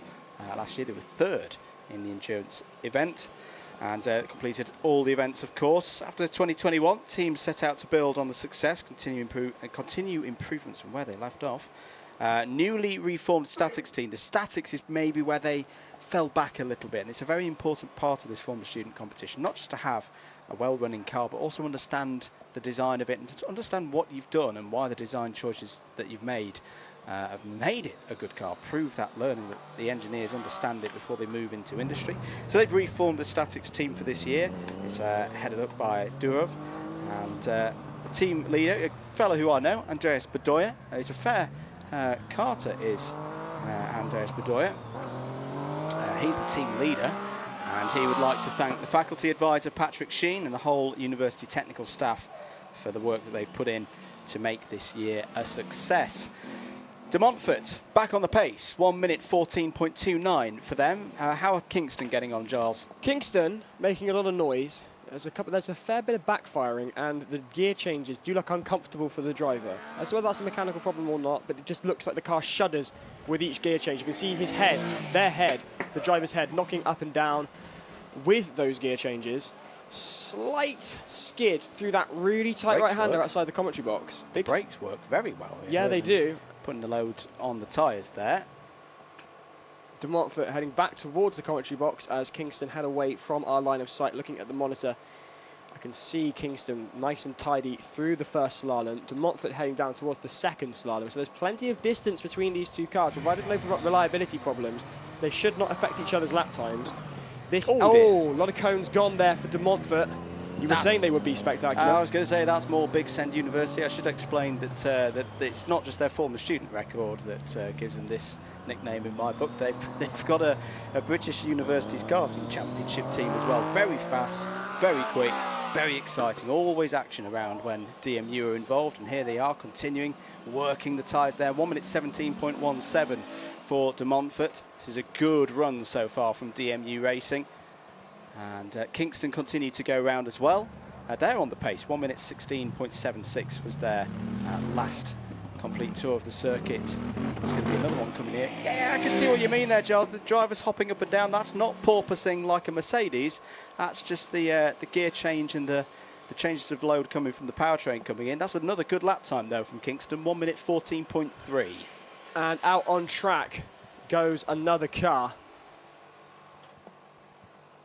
That would be Huddersfield entering the arena. Lau on track heading towards that first slalom. De Montfort slowing down just a bit, just being careful through that chicane, through the second slalom. We have got news here, though, that if Huddersfield can complete more than 2 laps, they have won the Yorkshire Pudding. They've won the Yorkshire Pudding. Because Sheffield only managed 2 laps, and we It's- haven't seen any other cars from Yorkshire here. It is probably a good idea at this point to explain what the Yorkshire Pudding The is. Yorkshire Pudding is an unofficial competition for teams from Yorkshire. It's the riposte to Sam Collins as, oh dear, as we've got a car that's stopped. That's Kingston. Kingston have stopped. They've picked up a passenger. They've become a taxi for, they've got a whole Multiple family involved. cones. They've got a wishbone, they've got tyres under the wishbones of both front tyres there. They've pulled into the overtaking bay. They've stopped. They're asking the marshals, could you remove that, please? That would be very, very good. And Huddersfield have gone by. Huddersfield have got an overtaking already then. The hope will be for Kingston that collecting those cones in the front wishbones hasn't caused any damage to the suspension. And that's a question of its rigidity and its structural integrity should be okay. So there we go, first overtake of Endurance here this afternoon. Kingston underway again. To finish the points on the Yorkshire Pudding, it's an unofficial competition that I invented a few years ago. Well, Sam helped as well, and was a reaction to Sam Collins' long-running competition, unofficial competition for all teams from Cornwall, Wales, Ireland, Scotland, and some other places that I've probably forgotten for my sins, which is the Celtic Cup. We've had a car stop again. It's Kingston again. Kingston have stopped, meaning that De Montfort University is being guided around the stopped car, number 69 from Kingston University. Now that won't be an through. off-course. No, it won't. They're being guided through by the marshals. That is an official okay to move around the cones as opposed to staying within the track limits. The driver seems to be communicating with the marshals. The car just seemed to slow to a halt whilst you were talking about the Yorkshire Pudding. Elsewhere, De Montfort University, this will have affected their times. This is what I was talking about. When you've got slower cars in front of you, it will bring your lap times up. But De Montfort have been so consistent, it shouldn't be a major issue. That lap time there for De Montfort University, 1:48.36. Huddersfield going round Kingston as well. Kingston have stopped in an awkward place. There's not a lot of room. They are done. The marshals are pushing them away. Unfortunate for Kingston University. Car number 69 was looking solid. The driver, understandably gutted, hands in face. I really do feel for the driver there. I always feel for a team when a car doesn't complete endurance. I should point out as well, not only am I commentating, I'm also here with Cardiff Racing as a member of Cardiff Racing, studying mechanical engineering at Cardiff University. These teams, these members of these teams, whether they're driving, whether they're off track, whatever they're doing, they put their lives and souls into these cars over the course of a year, and then it all comes down to this. It's like putting your life's work into something, and it comes down to 22 kilometres. In fact, it is putting your life's work into something, and it comes down to 22 kilometres. So to get a car running, to get it on track, and to get it to complete laps in endurance, regardless of whether they finish or not, massive achievement. So round of applause for Kingston. Their best lap time, 1:14.34. Meanwhile, where's De Montfort's berries gone? They're not particularly going very quickly. They were yellow flagged just around from the Kingston car, but their pace has gone. Huddersfield, meanwhile, keeping pace, heading past Kingston. Talking of heading past things, De Montfort's just gone past me a lot slower than previously. Now, I thought this was because they would have been held up by Kingston pulling off, but that lap time there from De Montfort is 1:37. That is 23 seconds slower than their usual. So we'll be interested to see whether that's a strategic ploy or whether there is an issue with the De Montfort car. I wonder, gear shifts are often things overlooked by some of the teams. I wonder, is the DMU car in a higher gear and can't get back down the gearbox and can't get through the slow speed corners with as much zip as it did earlier? Provided it finishes. Good in the high-speed stuff, yes, but not so good when you're in a first or a second gear corner, because it just doesn't seem like it has the speed to pick up. I mean, I'd say the speed to pick up at the moment, it doesn't quite seem to see and the car's have any approaching speed to its rear. Huddersfield are slowly reeling in De Montfort University. The driver is wearing sunglasses, though, which I think should get extra points. Oh, absolutely. Stylistic choices behind the wheel. I mean, these cars are very difficult to drive, and the University of Malta have joined the fray. The Raspberry Ripple, as I've named it, after its cream and raspberry nose cone. Gorgeous looking car, zipping away down towards the first slalom. Tight through there. As we were saying, the Montfort have lost pace. Blue flagged as Huddersfield approach to their rear. First use of the Charles Leclerc overtaking zone that we've seen this afternoon. There we Hands go. up from the Huddersfield driver in thanks. And nice respect on track. These cars are not the easiest things to drive. There's nothing like them on four wheels. They are like... No, they have got gear shift. I just saw a gear shift there from D. I think they're just... taking it slower. I imagine you've got to remember the teams often gather on the banking, on the grass verge at Copse Corner to guide the drivers and offer advice with hand gestures. Potentially, de Montfort may have been told by the team, slow down. So, University of Malta heading towards the commentary box to complete their first lap. I like this car. This looks like a fun car. This is, of the cars that I've seen so far, I went back and forth yesterday on my choices. I've gone back again. I think this is the car I'd most like to have a go in. Backfiring away it goes. The Malta time, best it's got so far. One lap in and it's 1:17.76. Huddersfield now on the approach to the commentary box. The second hairpin, a chicane, and then that sweeping straight past the commentary box right towards one of the harshest corners on the circuit. A near 90-degree right-hander. Catches some drivers out. De Montfort knocking a cone on the second slalom. Huddersfield past the commentary box. What will their time be for this lap? 1:21. Near enough their exact best lap, so that is very consistent from Huddersfield.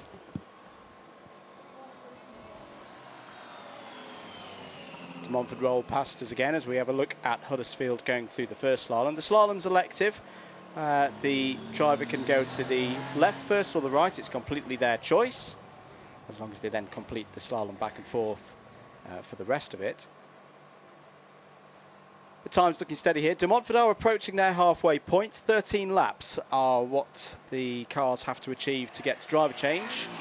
And then as Malta come past us with a little bit of a lock-up on the rear axle. Looking good. It's the number 55, looking quick as well. 1:16.2 last time around. So 13 laps to get you to half distance, or the half distance point where you do the driver change. The reason why it's 13 and not 12 is that they actually, in terms of the timing, they subtract out lap 13. Yes, which is So where I made the mistake earlier when I called the final lap too early for Stavanger. So on our numbers it's 26, but officially it's 25. I think officially it's 24. 24? Yes. Right, there we 25, go. It'll do 25 laps to go around, but in terms of the timing, that middle 13 one gets whipped out and taken away. It's basic maths. You wouldn't realise I'm studying engineering. Meanwhile, Huddersfield have just gone past the commentary box here to set a lap time of 1:25.64. 4 seconds slower than their best. Bearing in mind that's still within the same region, so they're finding their rhythm, finding their groove, getting settled into it for the first stint of endurance. Bear in mind, the driver change is not quite like those that occur at something like, for instance, Le Mans. Hello, you have something to say. Public service announcements from the former student organisers. Can whoever borrowed the prayer room key please return it to the info point as soon as possible? So just to repeat that message, can whoever borrowed the prayer room key earlier please return the key to the information point down at the bottom of Paddock by Garages 1 as soon as possible. Thank you. Now, as I was saying, the driver change in endurance at FS UK is not like those that occur at races like Le Mans, where it's driver in, driver out, quick as you can, get back on track. Here, you are held for a number of minutes, a minimum stop time. Engine must be turned off. It's a question of, can the car start back up again? It's one of the tests of endurance. Can it start up again consistently? So that will be one of the challenges these teams are facing here at Silverstone. Huddersfield heading past. Huddersfield seem to be one of the quicker teams on track at the moment, alongside, of course, Uni of Malta. Malta have set the best time, to my knowledge, of 1:11. Huddersfield, what can they say in response? 1:24 again. Just locking up there from the Uni of Malta. Like I say, it is that tight right-hander outside the commentary box. Backfire from Uni of Malta. They're not holding back. They want pace as well as consistency. And as far as I can tell, they've managed both thus far. Very, very good. Heading towards that first slalom. And And again, the Huddersfield car, seen on your screen, just looking nice and steady. They've been here before. The De Montfort car has had the checkered flag and will be returning to the pits shortly for its driver change. We'll continue to stay here with the Huddersfield car. We've just got a bit of a slot view through to the driver change area. So whilst that's going on for De Montfort, we'll keep an eye on it. The two cars out there at the moment. I think there is going to be an overtake soon as well, Giles. It's the Malta car, which is going along really nicely. 1 minute 11 last time around. It's going to catch this Huddersfield car that we're looking at the moment. Yes, indeed. Huddersfield keeping consistent with the times, but they are about to be overtaken. The blue flag will be due out any moment. You can see it there. University of Malta with the pace. The overtake outside the commentary box. You can hear them passing by us, locking up yet again from the Uni of Malta. I don't think there's a lot left in that car. They are really sending it, are the Uni of Malta. Meanwhile, Huddersfield keeping it consistent. So let's go through the times again. That lap just now from Huddersfield, 1:30. Bearing in mind there was the overtake. Malta, yet again, a 1:11.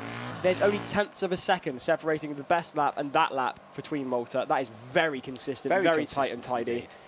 University of Malta up at the hairpin. You can see on your screens now. Through the S's, down they come. I'm going to leave you holding the fort again. I'm going to go have a little look at this DMU car, see how it's getting on. Excellent. The driver change for DMU, De Montfort University, taking place as we speak. Meanwhile, we stay with the Uni of Malta. A little twist there, but held firm by the driver, tight through that second chicane. Really impressed by this driver here at Formula Student UK 2022. From the Uni of Malta, pace and precision.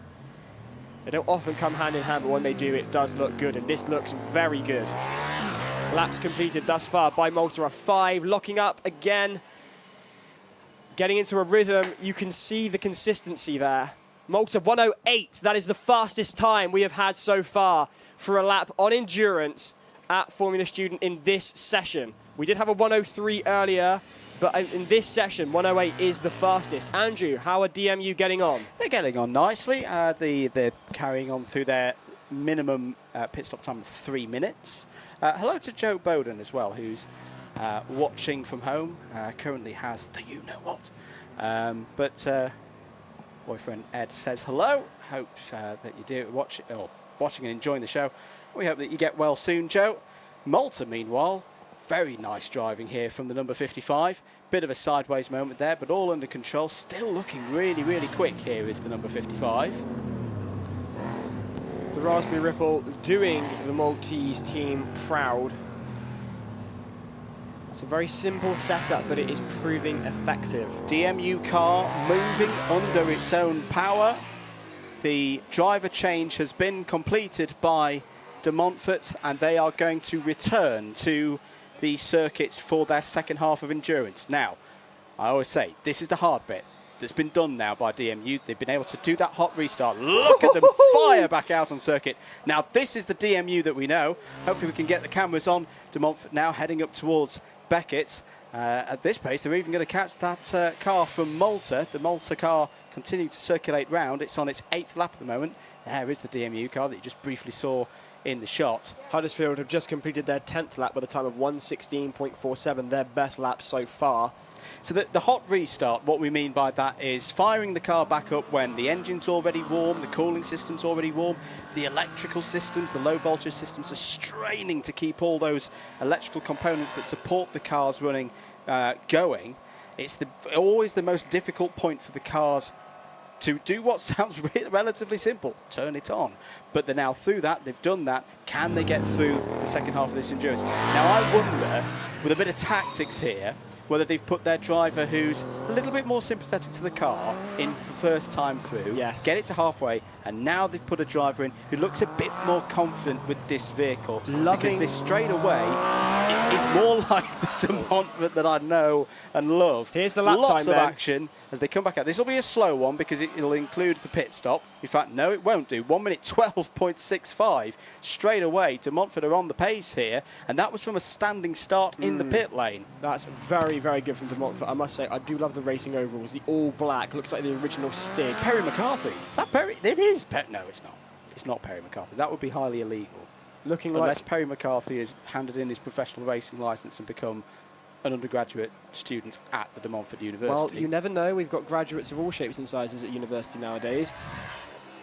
Speed demon behind the wheel of De Montfort University, putting the car through its paces. Meanwhile, we're looking at Huddersfield now as they head up towards the hairpin at the top of the course for Formula Student UK 2022. It is endurance. If you're just joining us, this is the big one. This is what matters. I'm Giles Cosgrove. He's Andrew Mather. We're live from Silverstone. It is the biggest event in the British engineering calendar, at least for students. This is exciting stuff. We've got a number of cars out on track at the moment. We're with Huddersfield as it stands. De Montfort, meanwhile, just gone past the commentary box with a time of 1:10. That time is tumbling. The driver getting their eye in. I've got a funny feeling there's going to be a lot more pace in that car as the driver settles in to their stint behind the wheel. Remember, for endurance, 2 drivers, 2 stints, 1 changeover, a minimum time in the pits. You must turn your engine off and restart the heat. Something these drivers probably weren't expecting to contend with, making things difficult. Look at how cramped all of these cockpits are.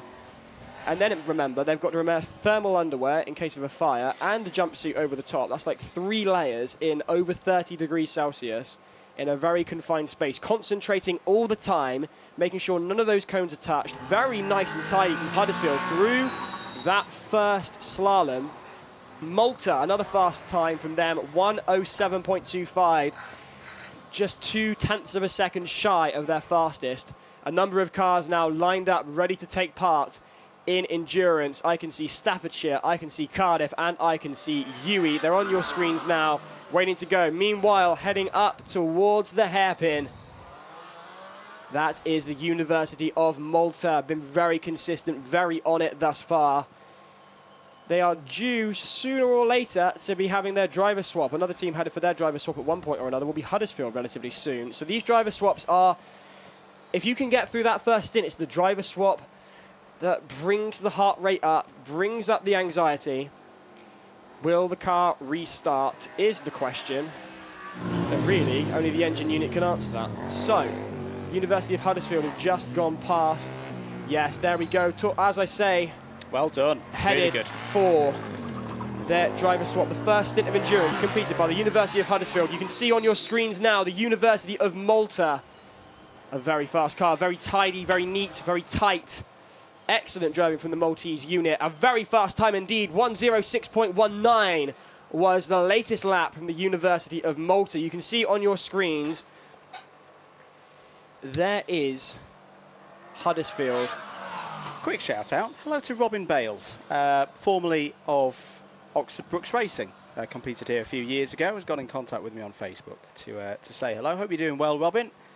And I'm hoping I've not had a report from OBR recently, and we've not seen the Oxford Brooks helicopter either recently. But hopefully we'll get to see Oxford Brooks before the end of the day. But I know that there've been another quite a few teams this year in the British ranks going EV and very much going through the learning processes of EV at the moment. I'm sure they'll be back. I'm sure they'll be running again in future years. I think so. Oxford Brooks have been an incredibly consistent team over the years. No doubt they'll be on track very soon at some point, whether it's this year or next year. Now, according to the comments here on the YouTube live stream, remember you can get in touch with us here in the commentary box by commenting. Christian Bessel says Jayan is the second driver for DMU, so he'll be getting in now, and apparently he'll be able to bring that average lap time down significantly. Andrew Geddes is asking, has Ewey had their run yet? No, they haven't. There's a few cars ahead of them in the queue before they'll head out on track. On track at the moment, as you can see there on your screen, is the University of Malta. A very, very fast team. They've got the best lap time of any cars that have run in this afternoon session here at Silverstone. 1:06.19. 3 seconds shy of the fastest lap time of the event overall, set this morning by the German electric team WHZ Racing. And you can see De Montfort are back on track. So there is Jayan, we're reliably informed, behind the wheel. Now apparently Jayan is going to bring that average lap time down. Yeah, Jayan's raced the car before. As I say, it looks... Oh, look at that beautiful, beautiful slide from De Montfort out of the high-speed section. Malta have got to halfway. Malta have got through. That's their First part of the competition done. Team sounding very pleased with that. You can hear that echoing around Copse Corner here at Silverstone, where we've laid out the endurance circuit for Formula Student UK 2022. Heading towards the commentary box now, passing me. It's the Montfort University. Some very nice driving there. The car under control. Thank you, Christian. Yeah, it's Jan Mystery, who is, I'm pretty sure Jan drove the car last year in endurance, and is just really at home with this car. 20 laps completed. They're in the worry bees section now. This is where you've got so far. A lot of cars do not get to this stage, and De Montfort have been in this position before and not quite made it home. It is all to play for. It isn't over until the second checkered flag. They've got further than they did last year. It was lap 16 that they had to retire. I want to say that was with a chain failure last year. We've already seen driveline issues for the likes of Sheffield Formula Racing. Jan Mystery just looking to bring it home now. He put some good laps in. There's been some good laps in there. A 106.68 last time around, a 106.53, the best of all. The work in terms of speed, I think, for the De Montfort car is done. Just need to get it home now, keep it consistent.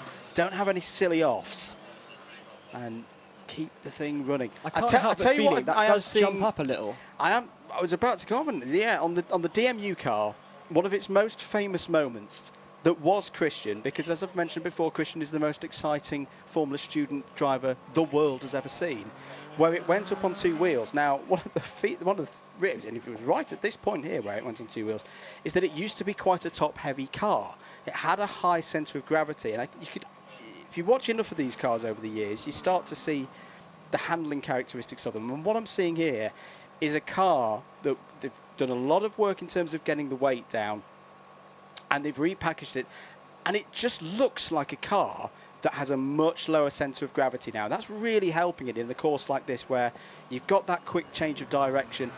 It feels, or it looks, I should say, a lot more planted than it has been in previous years. And in the hands of Jay and now, a driver who's driven these kind of things before, it really is flying. Huddersfield are back out on circuit. They snuck out on circuit without me noticing. They are now into their second half of endurance. De Montfort completes another lap. That was a 108.86. So the pace is just dropping a little bit, but not dramatically. Talking of a slow pace, Huddersfield being very careful and cautious on the outlap for this new driver behind the wheel of the 88 car from Huddersfield. Malta have returned to the track as well. It's getting very hot. I've actually taken my shoes off. I have taken my shoes off. It is unbelievably hot here at the home of British Motorsport. Well, it better it be my feet than a hot car. That's true. That is true. We've had a few of those. We had a few of those yesterday, and this is where things could get tricky for some of these teams. Are the cooling units, is the design of these engine units enough that they can run in near 30-degree temperatures? Because we're not used to that in the UK. This is the land of cloud and rain, and FS UK has been no different. In the past, as you were telling me earlier, Andrew, you were used to wet weather, woolly jumpers, and cold, but right now this is more equivalent to something you'd get on the continent. The weather conditions here are more akin to like how I've experienced before at Formula Student Germany, for example, with these high temperatures. De Montfort complete another lap. It's another one gone. 23 completed at 109.68. I wonder whether to go around as well. I do wonder whether De Montfort are going to have any nails left by the end of this. I would be biting my nails if I were in De Montfort's position. We've got a number of cars lining up, ready for their chance to complete endurance at FS UK 2022. On your screens right now, through the first slalom, it's the University of Malta Racing, a team that has thus far been very quick and very precise. Needle precise, I would say, with very consistent lap times. In fact, 106.19 is the best time we've seen thus far during this afternoon stint of endurance. De Montfort just shy of that by 0.4 of a second.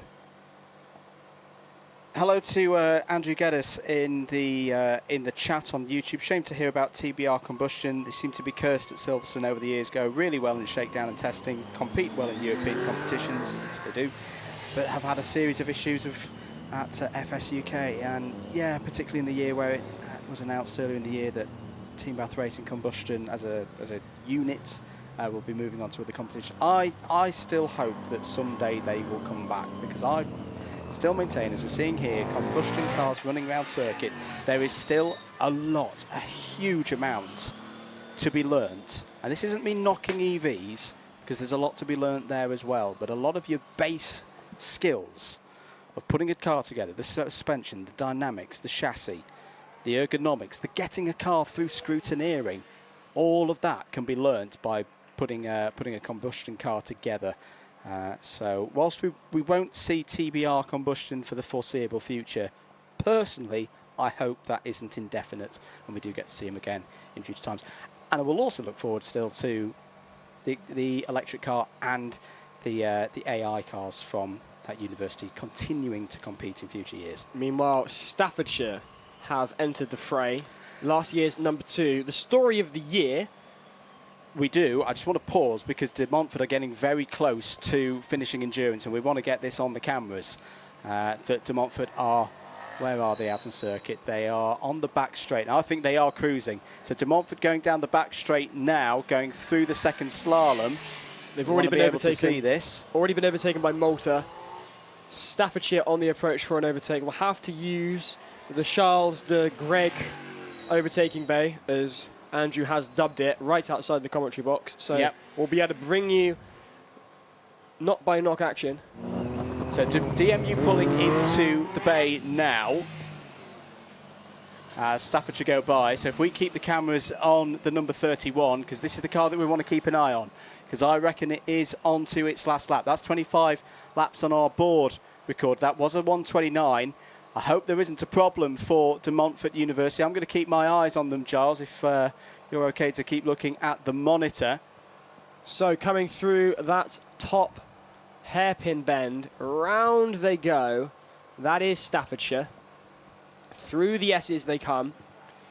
Their first flying lap for endurance. Remember, the first lap of any endurance event for an FS car is a standing start, so that will always be a little slower. Staffordshire, number 2 last year, came back from what was expected to be a write-off to finish second. First in their class, second overall through that chicane. And now on your monitor, on your screen, you can see there the car that is looking to finish endurance. The first IC, I believe I can hear DMU getting right behind their team there. Could this be the first IC unit of Formula Students 2022 to complete endurance? J.M. Mistreet just coming into the final corner. I'm positive that this is him just bringing the car home. What a performance by De Montfort University. They become the second car to finish endurance. A great run for the team from Leicestershire. Big hand to them there on the hill. Ooh. What is the time? 36 minutes 55. De Montfort University go into the lead in endurance. What a brilliant, brilliant comeback after the disappointment 12 months ago of getting 3/4 of the way through and failing. Not this year. DMU Racing finish endurance. And the team are over the moon. I can hear they're cheering from here. Plenty of cars still out on track. You can see on your screen there, that is Staffordshire. They made a big shout out on their socials to their main sponsor, Alton Towers. Their biggest sponsor is Alton Towers. Now, can you imagine being sponsored by a theme park? Can you imagine the free tickets you must get? I can, but I can also imagine absolutely why Alton Towers do, because you think of all those attractions that they have at Alton Towers. They are great examples of mechanical engineering, and they will, you know, continue to need mechanical engineers in the future. So I'm going to tip my hat there, quite literally. There's a tip of the hat to Alton Towers for getting involved there. That's a great initiative. Fantastic initiative. Their best time from Staffordshire, 1:12.10. Here comes Huddersfield to set their 19th lap. So there's another car looking promising for endurance. Remember, the cars on track now are some of the slower cars to have completed sprint yesterday. We run it in reverse order. The fast cars are yet to run. This event is the University of Glasgow's to lose.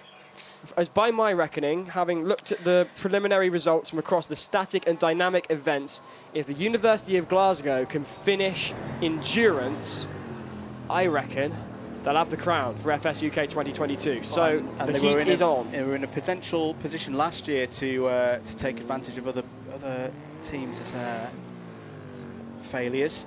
But I think there's going to be teams like Coventry and Cardiff who are going to have to say something about that in regards to Glasgow being the favourites. Malta continuing to put in some great lap times here. 1 minute 13.13 last time around. How is Staffordshire doing? 1 minute 11.26, new personal best for Staffordshire, last year's runners-up. And out onto the track come Cardiff. So the track getting really busy now. The number 4 from last year, a car that did not finish endurance 12 months ago. They did 10 laps before the Triumph power unit expired. That would be the water pump. Behind the wheel of Cardiff is Hugh Davies and Jordan Dobson, the 2 drivers assigned to bring the hopes of the Welsh team home for FS UK 2022 in endurance. Staffordshire, meanwhile, approaching the University of Malta. You may be able to see, if we get a wide shot on your screen, the University of Malta being approached by Staffordshire. So are the University of Malta beginning to coast now as they begin to prepare? Pace is still pretty good, 1 minute 13 last time around. But, this team that's been competing for the 7th time, another team celebrating its 10-year anniversary this year. And well, they were aiming for a top 25 overall position, which I think they're definitely going to get with the performances that we've seen since Saturday morning. Cardiff come round to complete their first lap as Staffordshire continue. Staffordshire this is very similar to how the Staffordshire car ran 12 months ago, Giles. Very steady, very calm, but pretty quick as well. Well, it ran until a certain point, but we won't mention that. We don't mention that. 1 minute and 7 seconds. Don't mention the incident. We mentioned it once, but I think we got away with it. The number 2.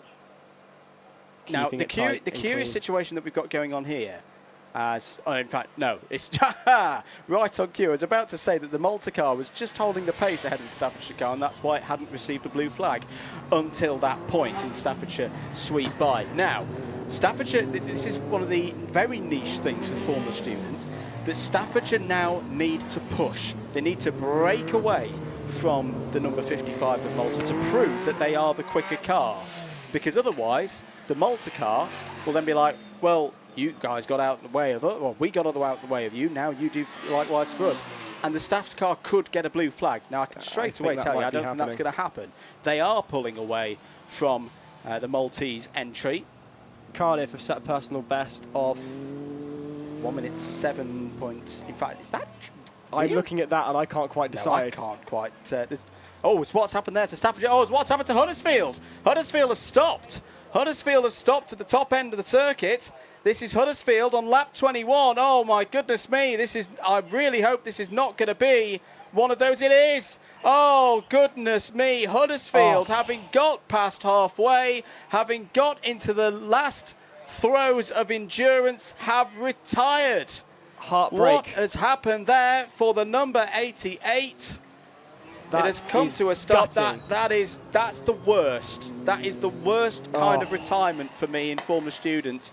And the driver's looking down to the right-hand side of the car. It's going to be, I think, some form of mechanical issue. But put your hands together for Huddersfield. A brilliant effort from the former British champions once again. But they are out. Malta continue. Staffordshire continue. Cardiff continue. Putting in the good lap times. 1 minute 15. Don't worry about that pace. That was whilst they were trying to deal with the Huddersfield car. But the presence that this car has had on track all week, even when it's not been moving, it has had some time with it on Thursday in scrutineering. It impressed me back then. And this team know how to win. Champions a few years ago. Led by Dowie Griffiths in 2017. 20 years of Cardiff racing this year. And for a vast majority of those, under the guidance of one Lee Traherne, who is an all-round Welsh legend. What he doesn't know about Formula Student isn't worth knowing. And here comes the Cardiff car under the steerage of Hugh Davies. You can see it there on your screens through the second chicane. Car number 4, powered by a Triumph Street Triple with a brand new aero package designed this year. Driver number 2, Jordan Dobson, behind that one. So he will be on the car later if they make it to the driver swap. Coming past the commentary box now. Meanwhile, we are with Staffordshire, who are going through that first chicane, heading up towards the hairpin bend. Does remind me a bit of Monaco, that hairpin. Looking nice and tidy through there. Remember, these teams have got to decide between fast laps and consistent laps. Consistency is kinder to the mechanics. Mechanical failure. There's a cone gone right behind Staffordshire, well away, a few yards sent flying there by Staffordshire. And meanwhile, we look to see what they can do. Bit of news for you. We have had another car join out on circuit. It's the University of West of England Bristol car. UE Bristol now the 121 on circuit. We'll see them in a bit. I also want to give a shout out to Samuel Musset, or that may be Musset if he's French. Apologies, Samuel, for which one of those pronunciations was incorrect. But can I wish Tommy Longman a happy birthday, our powertrain lead at Oxford Brooks Racing? Absolutely, happy birthday, Tommy. What a way to celebrate your birthday here at Formula Student UK. Bit of action just on behind the shot there with Staffordshire. It's been an overtake. Cardiff have got past Malta, but Staffordshire continues to go around here. 9 laps completed, 108.98 last time around. They're looking good again. So this is where things get interesting. Coming past the commentary box right now, car 121, it's UE. In your screens right now is Cardiff going through. There's Staffordshire on their way with lap 9, lap 10 for Staffordshire. Remember, they came second last year. Can they go one better this year by completing endurance? On your screens now, as I was saying, it's car 121, the latest to join us for endurance this afternoon on track at Silverstone. It is UE, the University of West of England. There is the Raspberry Ripple, car 55 from the University of Malta. And it's got this lap plus one more to go to become the third car to finish endurance. This team that has never in their history got this far before. They have been fantastic. They have been the surprise outfit, if you ask me, so far this week at Silverstone. But what an effort they've put in. They were the only international team to run yesterday and get through scrutineering. Here they go, on to what should be their final. The pace is still good as well. By this point, de Montfort had started to back it off, started to really take care of the car. Malta continuing, 1 minute 7.72 last time around. On your screens right now is Cardiff on the approach to overtake, I think it's Staffordshire. There is UE. I do love the livery of the UE car. I was saying to them yesterday, it reminds me of Hesketh from the 70s, if you know your vintage Formula 1. Where's the Malta car gone? It's fine, it's fine. Staffordshire overtaken by Cardiff Racing, nice and cleanly.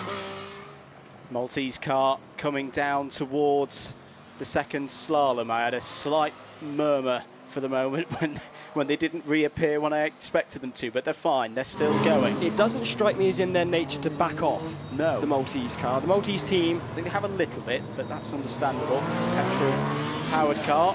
You see that from the big yellow P on the side of the car. But Malta, what an effort this has been. What a story. The number 55 comes round to see the checkered flag, and the University of Malta racing team have completed endurance. The time is 33 minutes, 40 seconds. They take the lead in the competition. A fantastic effort from a brilliant team. The driver absolutely delighted. Just needs to stay calm as they come into the pits there. But my goodness, what a story this is. A finish for the 55 from Malta. Now do remember, it's not quite over yet. The car does have to pass through a second scrutineering if it does complete endurance. On your screens now, going through the first slalom, it is the University of West of England from Bristol, car 121. We were saying earlier this week, some lovely side pods on that car. It's a car that, from a far distance, you go, oh yeah, that's the UE Bristol car. It's looking pretty similar to it has the last few years. But when you look at the details of this car, there is a lot of refinement. It's the kind of the story with a number of the cars that we've seen do well this year of evolution, not revolution. They've built on it. It's far tidier. The wings look far more sturdy and efficient and effective than they did 12 months ago. In fact, they lost half their front wing in this piece of the competition last year. I believe they had BSPD issues last year. They did also have BSPD issues, but UE Bristol And I've got to say, Layla Phillips on the YouTube comments agrees with me. Shout out to Tommy Phillips here, her bigger brother. She thinks the car looks cool, and I think so too. And it's going pretty quickly at the moment. 108.53, new fastest lap for the 121. Bofal Tube is asking, have Belfast, UCD or Trinity gone yet, lads? Well, I don't believe any of them have got through scrutineering. Nope, not seeing those cars at all so far this week. Ian says, can I get a big shout out for Calon Sheck, who's head of aerodynamics, been working his socks off all year and has a genius little trick up his sleeve for the endurance. Don't know who Calon Sheck is head of dynamics for, but clearly has been working very hard indeed. Now there's Yui, a little bit of a twitch there from the Yui car, 121. On your screens now is car number 87, Coventry. Phoenix Racing have joined the fray. Now this is where the fun begins. It really is where the fun begins. I think this is a very good car dynamically, and reminds me in terms of its performance of there was a great battle between Cardiff and Birmingham a few years ago. The aforementioned Cardiff win. For the Birmingham car, sorry, I am going to be slightly biased here, but you can even it out if you want. The Birmingham car was the slightly better car dynamically. Lost out on the statics, that's why they didn't win, and Cardiff deservedly won because they did well in the statics. There we go, I've evened it out myself. This Coventry car reminds me of that Birmingham car from 17, and if they can, oh well, that doesn't remind me of the Birmingham car from 17 because that was a cone. It's got a very wide front wing, similar to the UE Bristol car, similar overall concept, but very well refined. Yes. Is this Coventry car. Ran quick yesterday, won on skid pad. Was looking like they were going to win on the sprint as well until Glasgow popped in that fantastic time. That's 60 dead without any cones, without any Yes. penalties. Very impressive driving indeed. Talking of impressive driving, Hugh Davies behind the wheel of CR18 from Cardiff University, keeping it tight through the first slalom onto the hairpin at the top of the course. He's a wizard behind the wheel, is Hugh.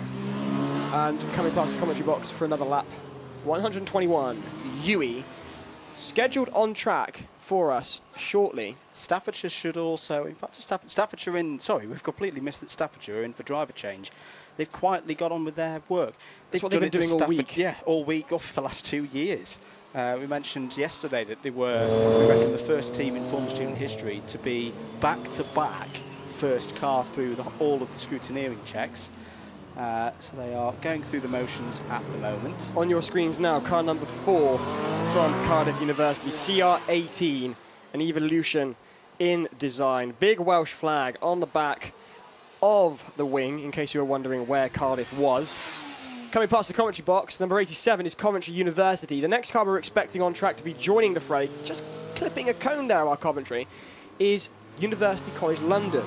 Now, they are expected to be joining us as the second fastest car during sprint, but remember, we've also got Staffordshire with their driver change. Staffordshire car, stalled, but able to turn it over. Recoverable, I should imagine. Recoverable, should be recoverable. It's moving, it's stopped. Cardiff have overtaken another car. This is a classic scenario of driver not quite keeping on top of the nerves at the moment. Now it's moving. Staffordshire are going to come back in here. Now, of course, the story last year is that they got to this point, they went out on circuit, and then something happened. We won't talk about what happened. Nope. But they had to come back, well, they were allowed under a force majeure situation to come back and finish their endurance. So they did finish the endurance last year. Can they have a night? They will want to have a nice, clean, boring run for now, for the next 20 minutes or so, but they're back out on circuit. Again, I reckon they've done the hard bit, and it was a quick turnaround as well. Yes. Quick turnaround for Staffordshire. They won't gain a benefit from that per se because the minimum stop time is taken away, but they've not added on to it with more flapping around with trying to get the driver into the car. Staffordshire, in 3 words, nice and clean this week. Nice and clean. An incredibly efficient team, and that's what you need. A team that is on it, taking the breaks when the work is done. Meanwhile, you are with, at the moment on your screens there, Cardiff University, driven by Hugh Davies, car number 4, through the S's, right down towards the chicanes. Andrew will be coming to their driver change very shortly as well. Let's not jinx it.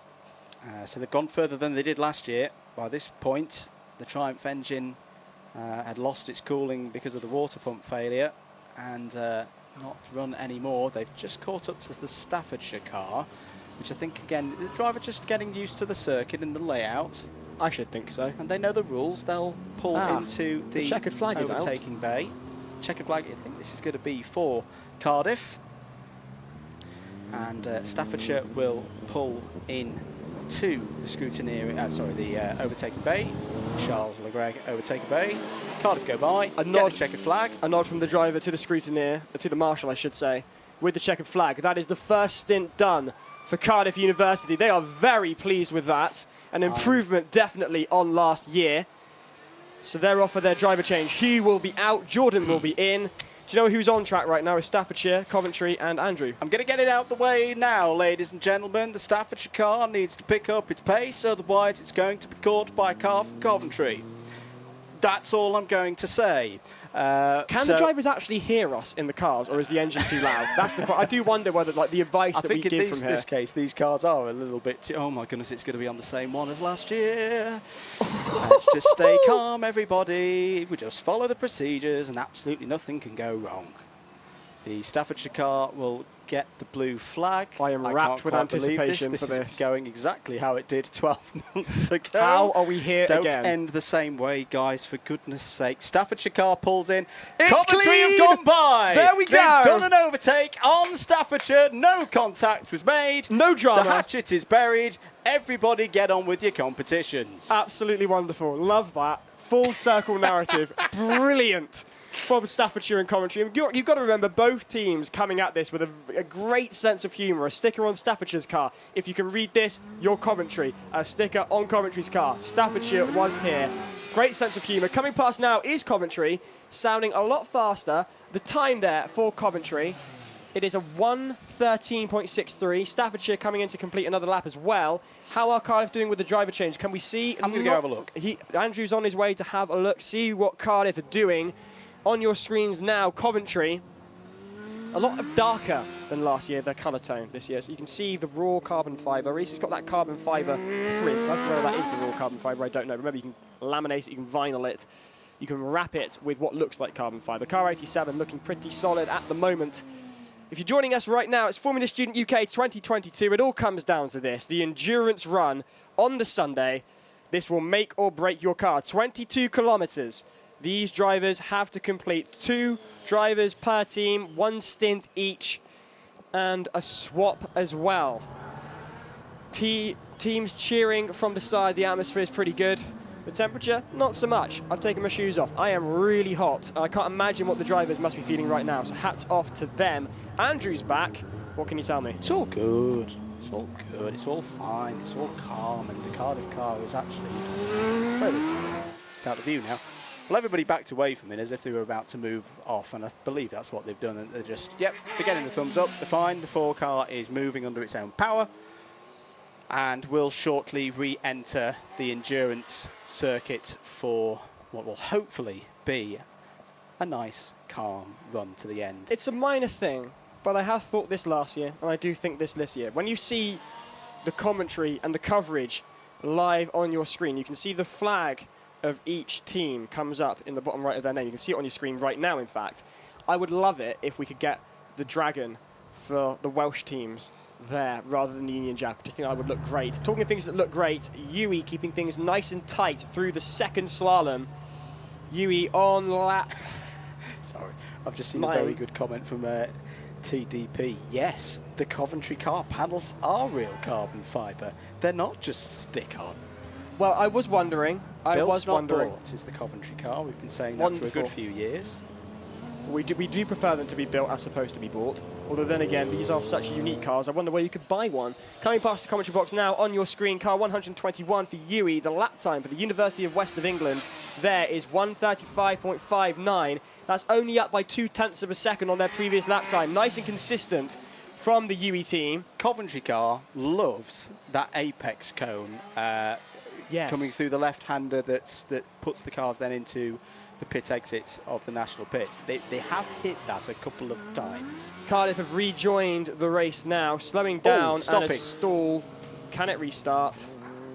Panic now for Cardiff. They have come to a stop right in front of us here in the commentary box. This will be another hot restart for Cardiff. Have they got enough 12 volts voltage in the low voltage to get it running. They had problems with this in acceleration yesterday. It's still not got going. Is this once again Cardiff University falling short in endurance? Driver just trying to get things restarted, trying to stay calm. The number 4 is stranded at the moment in a quite awkward spot as well for the marshals to deal with it. The race continues. Coventry continuing to set good lap times. 1 minute 14.73 last time around. Still no movement from Cardiff. There they are, stranded in front of us. It was all going so well, but then they've lost motive power from the engine. Coventry slipped by. Very nice driving there from the Coventry driver, but still Cardiff don't run. I cannot believe it that this could be happening again. More powertrain and electrical issues for Cardiff. We saw this 12 months ago. They've got further than they went 12 months ago. The UE Bristol car has now come to a stop, but that's just in reaction to where Cardiff are. They're being directed round. They've gone round. Oh, your heart just sinks to the bottom of your feet for Cardiff. 2 years in a row, they have had a really strong car, but this is what endurance is about. You've got to be able to finish it to win Formula Student. The time is still ticking by. There's nobody moving to the car yet. It's still in its grace period. If it can get refired now, they're still in the competition. They're still stranded at the corner just in front of us here. The number 87 of CU Phoenix Racing continues. Staffordshire still going around there, getting further and further to the end. 19 laps completed for them. They need to see 26 on our board. The moment we see the marshals and dynamic volunteers move, you've got to feel for the guys, because this is 2 Cardiff, ex-Cardiff chaps who may have to push their university's car off the circuit. This is a really sad moment. Staffordshire go by the stricken Cardiff car. That's it. They're out. Big round of applause for Cardiff University. They completed 15 laps, but that is a real shame and a surprise that the Cardiff car, once again, former champions overall in this competition, retire from endurance in Formula Student 2022. Staffordshire continue to go round. I'm genuinely gutted about that, not just for yourself, mate, Giles, because I know you've put a lot of work into that car, but that's a car that was doing so well. For me, deserved to get to a finish, but that is the cruel natures of this endurance event sometimes. I'll be honest, this is why I don't tend to watch endurance unless I'm in the commentary box. It's too nerve-wracking. Gutted. Absolutely gutted. Meanwhile, back on track, car number 2 on your screens now is Staffordshire. They've been consistent. Can they improve on their finish from last year? Ooh, they're looking a little bit gingerly through the corner there. Yui's still going round, by the way. It's not checked in with them for a while. We've got to remember, the fastest cars still haven't joined us. University College London and, of course, University of Glasgow. It is University of Glasgow's competition to win. They are, of course, ahead at the moment, having had the best consistent finishes across the dynamic and static events. So the pressure on the University of Glasgow right now. There is UCL off on track. Right now you can see there, that is Staffordshire and Coventry. Here's the UE car. Thank you, guys. This car is about to come in for its driver change. I like this car. I really do like this car. And I think the team have put in a hard amount of work this year. They always do. It's a good generation of students coming through the University of West of England. Love their student motorsport. Lots of participation down there in Bristol. I'd love to see a Bristol University car, and we could have a little bit of a Bristolian derby. So anyone watching from University of Bristol, get involved. Get a car out there, take on these guys from the rival university, because they're very good at this, and they've just got to halfway through the endurance. They'll come in, do their 3-minute minimum mandatory pit stop, change drivers, and hopefully get back out again. The Staffordshire car comes past me, and I'm just going to note, Giles, that was a little bit louder than it was before, if that makes any sort of sense. Now, it could be that they're just driving it a bit quicker. But could well be, but then again, when cars have got louder in my ear before, that usually means something exhaust-wise is not quite right. Coventry are okay. Coventry are actually more than okay. This is a very good run from Coventry University. This is reminding me of their run from a few years ago where just kept things very steady. I'm not going to say clean. Sorry guys, there's been a few too many cones for that, but they've all been little clippy ones with the wing and not damaging the car. But their car, where is their car at the moment? Well, this is its 12th lap, so it's on the penultimate lap before driver change. The pace has been good, 1 minute 19.7 last time around, best of 1 minute 13.3. And I'm just going to have a little look. Yeah, that Staffordshire car is louder. Yes. Do you agree with me, Giles, on that I do one? agree. Now, whether the new driver has found pace or I mean, he is going he's quick, trying some higher 63.73. revs, I don't know, but that does seem to be louder. Coventry, meanwhile, where are they at the moment in terms of the standings? Let's have a look. Their best lap time is 1:16, completed 12 laps as I have it on the screen. Staffordshire coming down now. Things getting tense for Staffordshire. 23 laps completed. Can they finish endurance? I wouldn't want to be in Staffordshire's position right now. As they say in the football transfer window, squeaky bum time. Staffordshire coming right down now towards that second slalom. Can they keep it tight? Yes, they can. This is a surprise car as well. Yes. The UCL car that's just come past our box. We're watching Staffordshire at the moment because they're getting close to the end of their... I've just had a glance there. They completed 23 laps. This is the Staffordshire way. Get on with it. Just get a car. Get it built. Get it out there. Get it tested. Get it scrutineered. Complete all the events. Don't make a fuss. 24 laps now. 2 laps to the end. This has been another brilliant... And you've got to consider, you've got to remember, this is a young team. Yes. This team, we've been talking about all the teams. This is their first decade, their 10th anniversary. They're now very developed. These guys have been around for 4 or 5 years. Yet they compete as if they've been doing it for 25 years. A little bit of a lock-up on the rear axle there into the top hairpin of the circuit for Staffordshire. Coventry in for their driver change. Very good stuff from Coventry in the 110s through to the 115s throughout that course. UE Bristol moving. UE Bristol moving. They're going to come back out and do, well, at least have a go at their second half of endurance. Now, I know a lot has been made about number of cars. I've got to say, I think the cars that we have got running are proper good cars. Absolutely. And all of these teams. I hope the rest of the field takes note of what they are doing as organisations that perhaps other teams are not. Because, with probably the exception of, what would you say, Cardiff?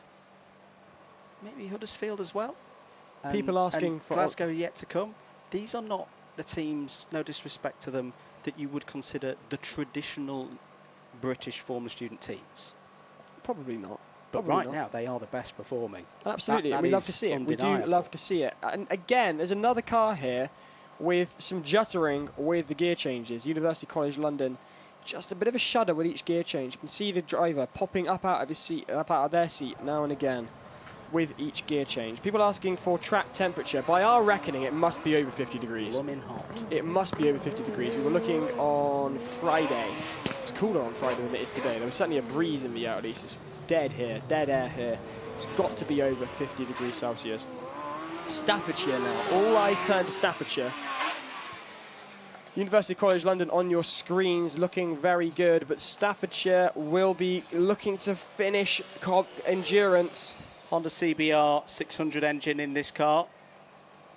This car reminds me, it's almost a bit of a blast from the past. It reminds me of Queen's Head. Staffordshire coming over the line to complete endurance. Staffordshire have done it again, and this time they have not needed a force majeure. They've gone fastest, 33 minutes, 26.5 seconds. Staffordshire have made it to the end. What an effort. Last year was not a fluke. Well, nobody was really saying it was a fluke, but it definitely isn't a fluke now. Staffordshire, for the second year in a row, have completed all of the events in Formula Student. And you never know. Could they go one better and win the whole thing? They were second last year. It's a tremendous bit of work from them. Driver getting in now. Congratulations being given to the driver by their faculty advisor there. The car will be pushed into post-race scrutineering, and a very good job done by Staffordshire indeed. UWE Bristol, how are they getting on? 15 laps completed for them so far. Still got a bit of a way to go.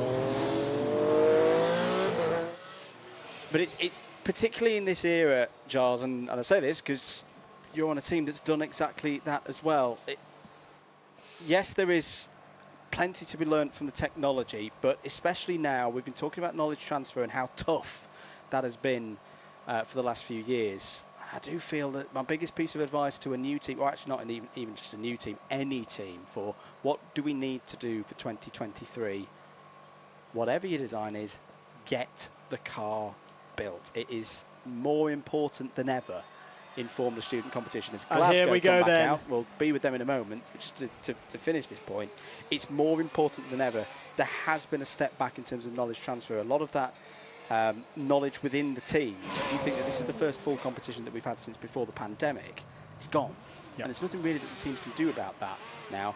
They need to rebuild that back up. And the best way to do that, get the car built, get it running, get it tested, and you will learn with track time. UCL car going round now. Bit of an odd looking car with the suspension and the very high up dampers and the exposed dampers.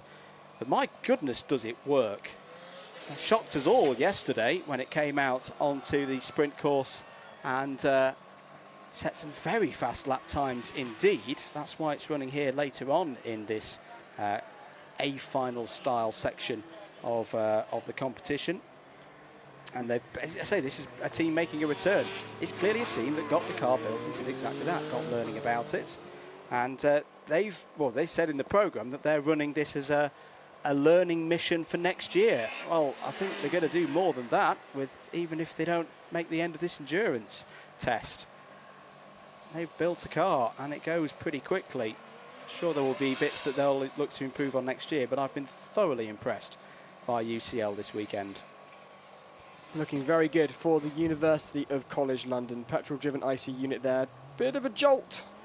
It does jolt with a gear change. Does the UCL car number 28. On track, I should also say, although you can't see it on your screens, is the University of Glasgow. They were fastest in sprint. There they are. Thank you very much. They are the team to beat. In fact, if they finish endurance, I don't think any other team can come close. I think they've got it in the bag if they can complete endurance. Rocking the old school John Player special livery of black and gold worn by Lotus in Formula One back in the 70s. The Scottish team have done themselves proud this year. On the wing, we were talking about it yesterday, we do like that. You are following at UG Racing. What I like about this car is, again, it's an evolution, but this is a car that the first thing that I looked at when it was in scrutineer, I didn't scrutineer them, but I scrutineered them last year.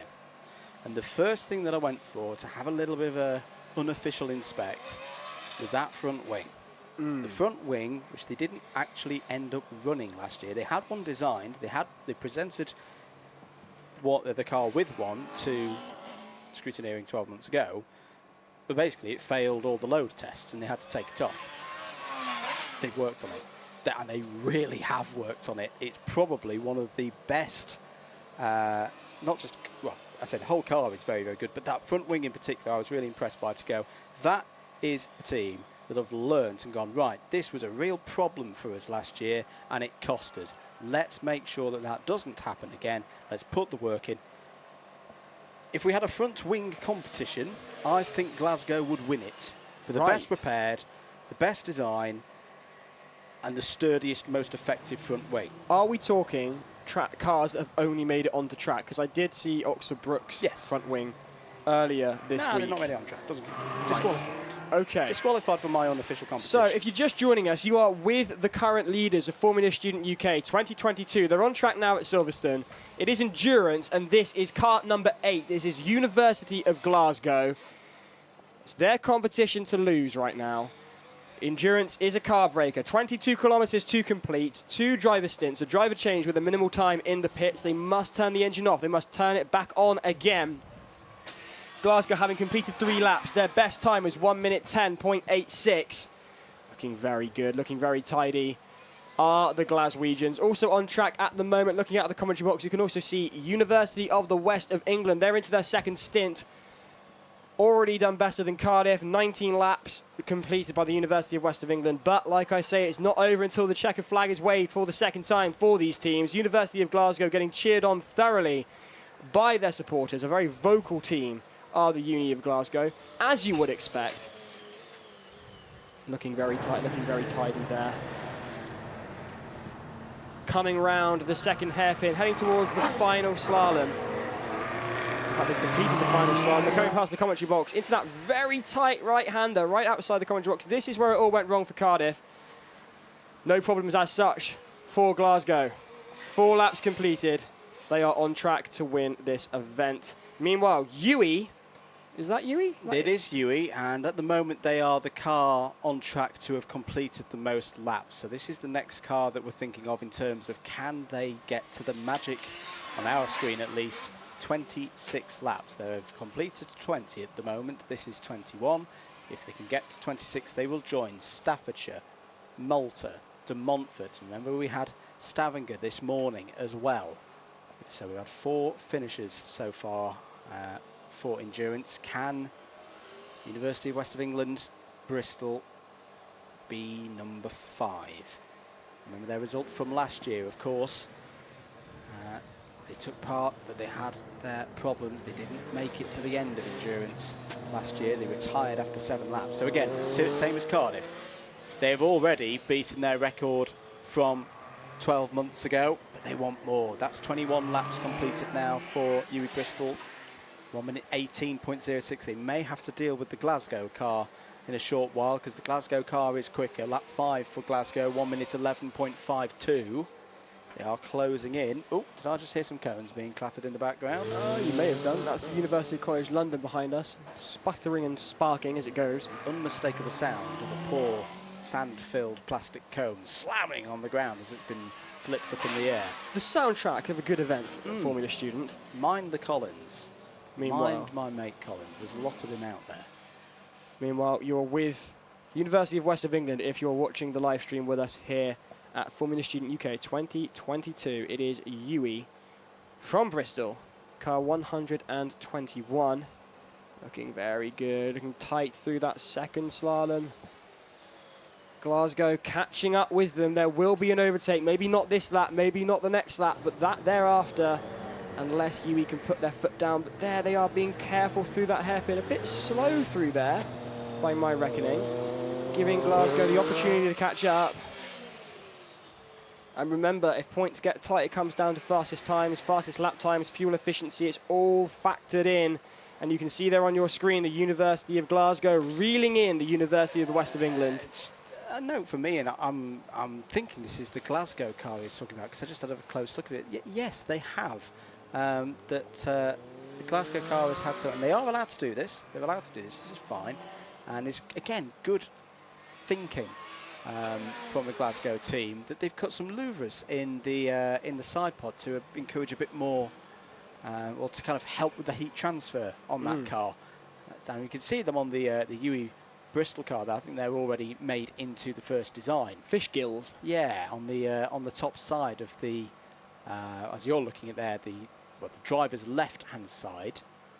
You probably wonder, well, what are they? Why are they there? That'll be because that's where their radiator is. Again, they're just encouraging the airflow through it. But if you very, very well eagle-eyed on the Glasgow car, I think you'll find that there's some on the side pods for the Glasgow car as well. So good bit of ingenuity there. Thinking on the spot. Probably saw something yesterday where they saw something get a bit hot. And there's the overtake through the Charles Le Gregg overtaking bay. Glasgow to go past UWE Bristol. They won't mind about that. So what is UWE Bristol's count now? 23 laps. 3 more laps. Now we're properly into worry zone. We're past where Huddersfield got to. They completed 21 laps. And in fact, let's do a bit of a rundown of what we've seen so far in this competition. Do we have to? I'm afraid we have to, mate. As to halfway comes UCL. So UCL. Ah, yes. That's why I just saw the checkered flag coming out there. I was like, what's that for? So it's the UCL car coming in for its driver change. Finishes that we've seen so far. Well, let's go over what we saw this morning. Stavanger from Norway, the single of 4 cars that competed to finish endurance. We also saw appearances from Zwickau, Team Bath Racing Electric, and from Sheffield as well. Unfortunately, those 3 teams all retired. Shock being Sheffield, last year's winners, on their 3rd lap due to a front sprocket failure. The other 2 were both with electrical gremlins. A loss of charge for Bath Electric, we believe, and control issues, we believe, for Zwickau.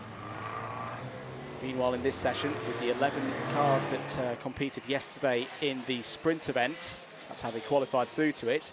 UWE Bristol complete another lap. They've actually picked the pace up the last few laps. That's 24. We've seen finishes so far for Staffordshire, the number 2, last year's runners-up. The University of Malta, who have been really impressive this week and richly deserved in their endurance finish. De Montfort as well, getting to the end. And so far as well, we've also seen retirements from Huddersfield. 21 laps completed. Cardiff stalled the engine.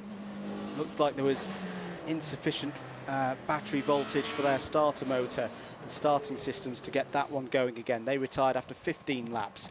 Coventry, in fact, yes, sorry, we've missed that. Coventry have not reappeared I was from about to their say driver change. Sorry, that's on us, that Coventry have not You reappeared. stay there, I'll go and find out. Thank you very much, Giles. I imagine that is our first one that has not come out after a hot restart. UCL, as we say, are still going round. Glasgow, the number 8 car, has completed now. Well, I was about to say it's completed 8 laps. Number 8, it's ruined that. It's just completed its number 9th. Kingston, the number 4. I've completed 4 laps, sorry, in the number 69. And Nottingham completed a sole lap of the circuit in the number 3. So Giles has just gone out to see what's happened to the Coventry car, because we haven't seen it for a while.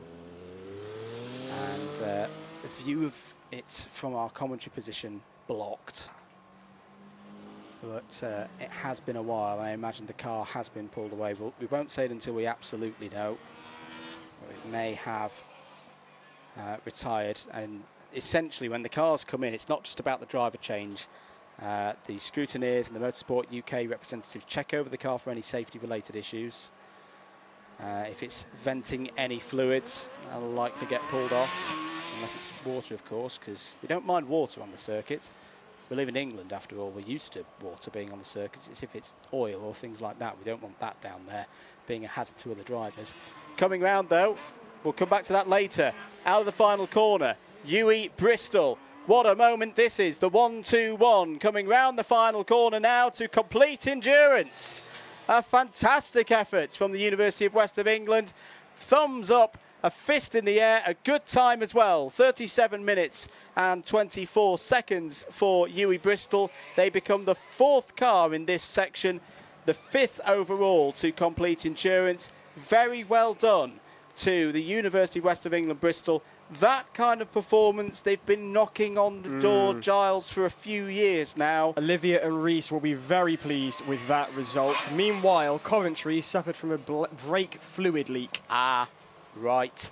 So that is exactly what we were just talking about. If it's any other fluids apart from water and it's spotted by the scrutineers, they will not be allowed to return to the circuit, because that is a hazard, not just to themselves, but also to other teams. So that is a real shame for Coventry University that they have not completed the endurance for 2022. Well, UWE Bristol, they will go and have some post-race scrutineering. And now we're down to 2, Giles. We look UCL on and the Glasgow. track for University College London, car 28. In the baking sun here at the home of British Motorsport. We're live for Silverstone, Formula Student UK 2022. Put on by the Institute of Mechanical Engineers, Institution of Mech Eng. Thank you to them. It's the highlights of the year on the engineering calendar, and University College London, one of the surprises of the event this year so far. Slightly retro design for a Formula Student car, yet it's working, and it's working well. Something happened to interrupt the point, but it reminds me a lot of the Queen's University Belfast cars from a few years ago that tended to have this style of bodywork with the flat panels following the contours of the space frame. The high up suspension, actuating those dampers. As I say, looks unusual, but we have seen cars like this perform in the past. We like unusual. Oh, we definitely. Well, I mean, we're very unusual as people. Yes. Yes. So, I mean, you're talking. You've competed in Formula Student. You've been there and you've done that. I've, well, just watched my team go out. That's been quite fun. I hope you can detect the hint of sarcasm. Meanwhile, University of Glasgow getting a big cheer as they come round. Your camera is still with UCL, but we look now to Glasgow, who've completed 12 laps out of the required 25. Bearing in mind, they are doing the best at the moment. 28 car UCL on your screens. Glasgow will be in for driver change on this next lap. So UCL will have the circuit all to the road. This is one of the advantages of doing well in sprint, of course. Because if the higher up you are, we've got no more cars. Cleaner the track you get. Cleaner the track you get to just run round, do your laps, and get your lap times in. Big cheer goes up for UCL as they go past the start line to complete their 17th lap. They're down into single figures now of laps that they need to do to get to the end of this test. And there it is, black and gold. University College London. Well, that's an empty track at the moment. I'm but going to disagree. I think it's more of a mustard yellow. You think it's more of a mustard yellow? I think it's more of a who's mustard this yellow. Then? Lining up. Now, these will be cars that, because we're going to have another session after this, as Glasgow come in for their driver change, and I'm going to hop out and make sure everything's going well with this one. So if it does do, proper apologies, guys, for missing the Coventry situation. Cars that have not competed this morning, have not competed in this session for cars that competed yesterday, but have completed scrutineering in like the last few hours or so, will be allowed to come out and compete. So we will have more cars after this, but obviously they won't be sent out until these two cars are finished. You continue with UCL. Moment of high tension then. Andrew leaving the commentary box as Glasgow make that all-important driver change. All eyes on Glasgow, apart from yours if you're watching the live stream, where we're with University College London, who are still on track at the moment. Car 28.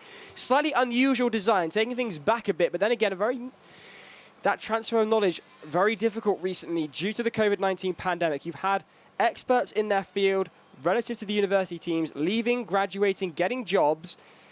Those coming up through the ranks have that knowledge deficit.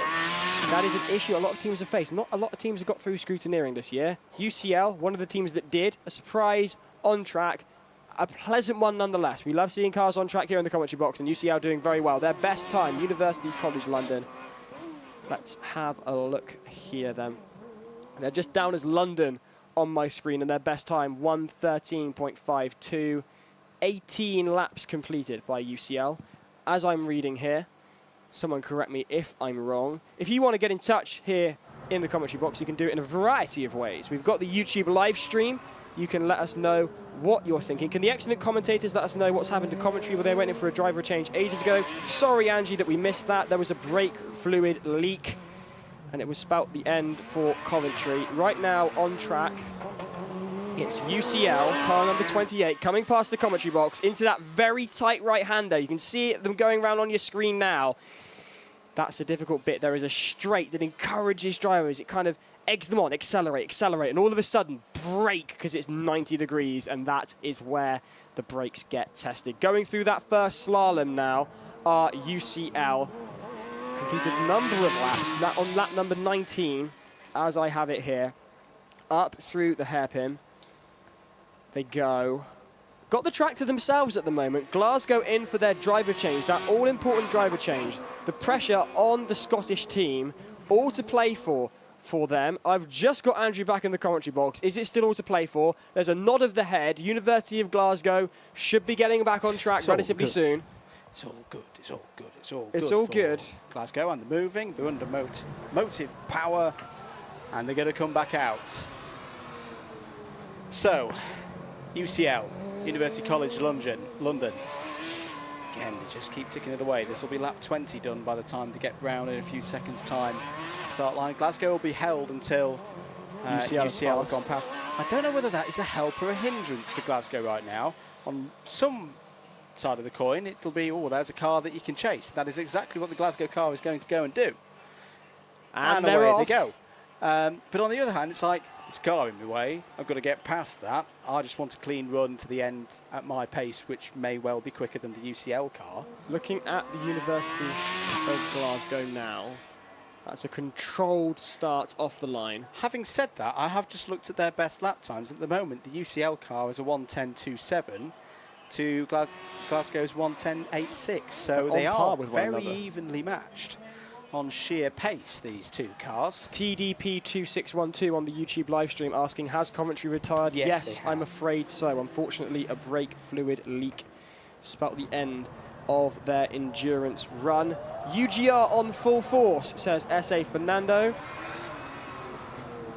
Sinab Mahmood says, where's 46 coming on? When's 46 coming on? We don't know. What's coming on right now, though, is the pressure on the University of Glasgow to complete. I can answer that question, actually. There will be very, very soon. There's 3 cars sat down in the waiting area. Now, they won't be allowed to come out until these 2 cars' endurance runs are finished, either by finishing the 25 laps or retirement. But 46, the University of Central Lancashire, based up in Preston, they are one of the 3 cars that I have just seen waiting to come out and have a play. The other 2 are Leeds. And very excited to see London South Bank University, a car that I don't think I've seen. I haven't seen it either. Before. I'll be honest with you, I hear South Bank and I think of the South Bank show. It is in London, isn't it, the South Bank? It is. It's very fancy and artsy. Talking of things that are fancy and artsy, the driving from Glasgow, very precise, very neat. This could be good for them. I've just realised something here, that because I'm just reading their programme, I think if London South Bank University get out on circuit, they are going to be, by default, but very deservedly so, the winners of the best newcomer. As in the first team. Well, yes, first year. First year. First car. car to win. That will be the only 1 year, 1 team track, car on track we've had. Excellent. Making their so, return. to bring you up to date, on track right now, we have car number 28, University College London, heading off towards the first slalom through the chicane. Best time from the University College London there, 1:10.27. Just coming past the commentary box, there on your screens is car number 8. It's University of Glasgow. Cheers rippling around Copse Corner for the Glaswegians. They've got it all to win. They've got it all to lose as well. They are on track for a very good finish if they can finish endurance here at Formula Student UK 2022. We've got some wild cards lined up waiting for this stint of endurance to finish. Those teams that have recently made it through scrutineering, this will be their first dynamic event. Some of these teams may not have even had their cars tested. So that could be very, very interesting. Right now, eyes on the University of Glasgow. On to their second driver. This second driver looking pretty good. Their best time, 1:10.86. So, are they going to keep things consistent? At the moment, they're lapping at about 1:13. Bring it home or launch it. I'm thinking bring it home. I think that's what their driver is thinking as well, as we stick with the driver from Glasgow. Just coming past the commentary box, you may have been able to hear it there. Some shuddering through the gear changes from the University College London. Who have gone past what I'm now calling the Huddersfield point. They have completed 23 laps on our scorecard out of 26. The 25 of them are proper racing laps. One of them gets deleted because that's the pit-affected lap. And it's been a similar run, I feel, to the Staffordshire run. No nonsense. Got on with it. Good speed. Calm driving. I've not been seeing cones being flicked out of the way by this car. Obviously helped by it being a literally smaller, more diminutive vehicle in terms of its outer proportions. They do work best small, though, I find. It's easier to get them through what is a very tight circuit with that large aero package. That a lot of these it's stuttering. It's stuttering. Is that a problem? Is that a developing problem for UCL? Gear change, though. I think that might just be a gear change. You've got to remember this car is buffeting under gear change. That could just have been a low gear. Maybe. Look at the heat. Look at the heat that's coming off the back of it from the exhaust. These cars are very hot. It's very hot here at Silverstone. So hot, in fact, I'm barefoot in the commentary box. I can only apologise, Andrew. You're with the car from UCL, car 28, one of the surprises of the year here at Formula Student UK 2022. Glasgow getting a cheer from the crowd as well, I think. What I would like to see for, if there's companies in London watching this, and, there's a lot of tech companies and finance companies who are looking for engineers. This car needs more sponsors. This Yes. car needs more support. With the size of team that they've got and the experience level that they've got, if they can turn out a car like this, this could be a team. You know, if This you're could a be a winning fintech team. company watching this right now, get in contact with these guys because A, get your company logo on the side of a car that runs well around the home of British Motorsport, but B, could be guys and girls who become part of your company in future years. Absolutely, and that's the thing with these sponsors. These sponsors are really excited to get involved in Formula Student. I should do a shout out to Lucy Peck from Cardiff Racing. She's been in charge all week of keeping the world updated on the goings on at Cardiff Racing. She's been doing an absolutely spectacular job. So hats off to Lucy. Right now though, car 28 has got 1 lap to go. It is the University of College London. They could be yet another team to complete endurance, exceeding your expectations. I'm going to be honest, yes. Oh, no, it's Oh, stopping. no. No, it's stopping. Oh, no. My goodness, we see this every year. We should stop talking sometimes. Every year stops on the last lap. It hasn't happened so far today. Could It's it a be yellow UCL on lap 26? Oh, my Our hands goodness. are in the Goes air. back to, you know, thoughts of Toyota at Le Mans a few years ago. They've stopped. It has been spluttering more the last few laps. The Glasgow car goes by. Have UCL stopped and missed out on an endurance finish with mere metres? This circuit is 875 metres long. They'd gone past the start line Must for be the only last 800 tour of the metres season. left. Yes, 800, 750 metres left from the end of the 22 kilometre. Now they're in the grace period. If they can find some restart. motive power in that car, they can still get to the end. But the way that car came to a stop, Giles, I think this is over. I really hope it isn't for those guys. As we were saying earlier, best newcomer, kind of a given at this point. Look at that I know, it performance. could be London South Bank. Could be 'Cause London they've South run Bank before. as well. Yes, they've run before. Excuse me, sorry. So many teams from London. Right now, the focus for the team is from London. University College London. Stuck on track, still under the grace period. I'm looking out from the commentary box as Andrew keeps an eye on the monitor for the University of Glasgow there, coming past the commentary box. I don't believe any of the marshals have interfered That's fine. with That's the what they're UCL meant to do car at the moment. at the minute. So, what's going to happen here? The yellow flag's still out. Glasgow bringing them round the UCL car. This is going to affect the Glaswegian lap times. It's going to slow them down. They've got to slow down for a yellow flag.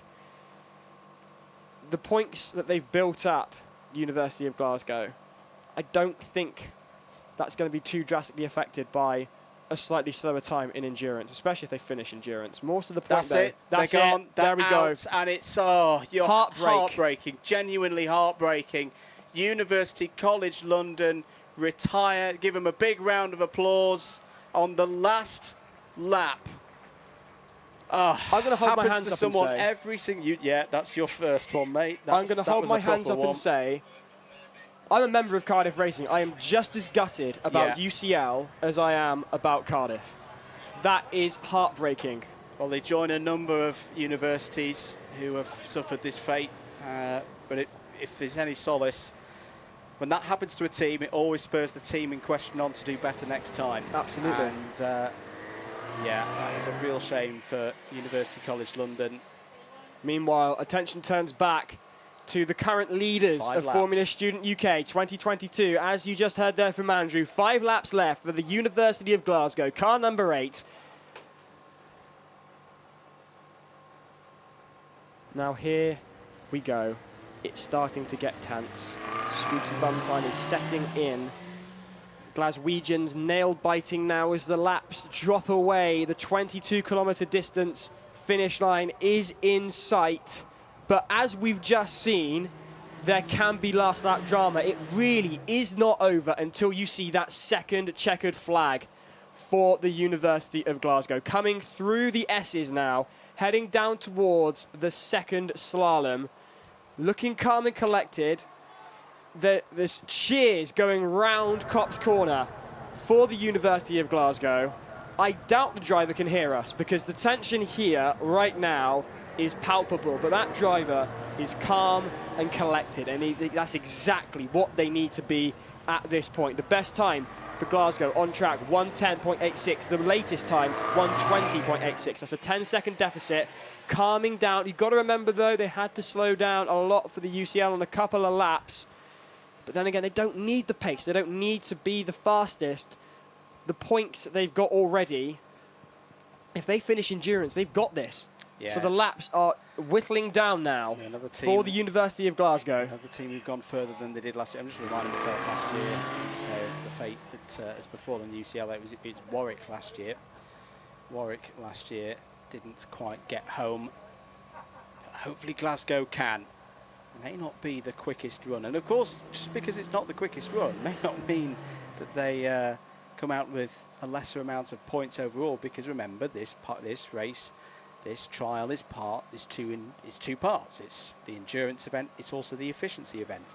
So if they can save some fuel and in doing so gain some more points, that could be important come the end of the competition. And this is the thing, we have had electric vehicles completing their second stint. Not fully, we only have one that saw the full distance, but once you're past that driver change, you do go through scrutineering and you do have the efficiency checks, and those electric vehicles are efficient.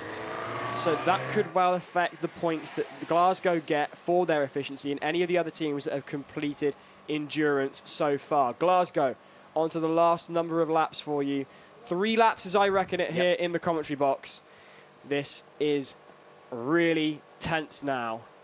All eyes on the black and gold, black and mustard, whatever you want to call it. They're Glaswegian, they're from the University of Glasgow. There can be only one. Yep. And right now, that only one on track is the University of Glasgow. You can see all eyes from the stands, from the grass bank here at Copse, looking out onto the track as the driver from the University of Glasgow weaves through the S's, heading down towards that second chicane. No cones going, no exuberant driving, just clear precision. They know what they've got to do. They've got to bring it home. The team know that as well. They are cheering them on. University of Glasgow, a very vocally supportive team. St Andrew's flag proudly emblazoned on the car. I saw it briefly in a moment of the Copse grandstand. Bring it out again, guys. I was enjoying that. Fluttering in the light breeze here at Silverstone. Right now on track, no one is behind UG Racing, though their wing does say you are following UG Racing, but if they finish this, I reckon everyone's going to be following them. They are indeed. The pace is not as strong as it was earlier, but it is still very consistent. I think this is just them bringing it home. They know they don't need to absolutely rack this. 1 minute 16 last time around. Remember, just to give you a rundown of the finishes so far. Staffordshire, these are all provisional times, I should stress, 33 minutes and 26 seconds. Malta, 33 minutes and 40 seconds. De Montfort, 36 minutes and 55 seconds. UWE Bristol, 37 minutes and 24 seconds. And Stavanger from this morning, 41 minutes and 18 seconds.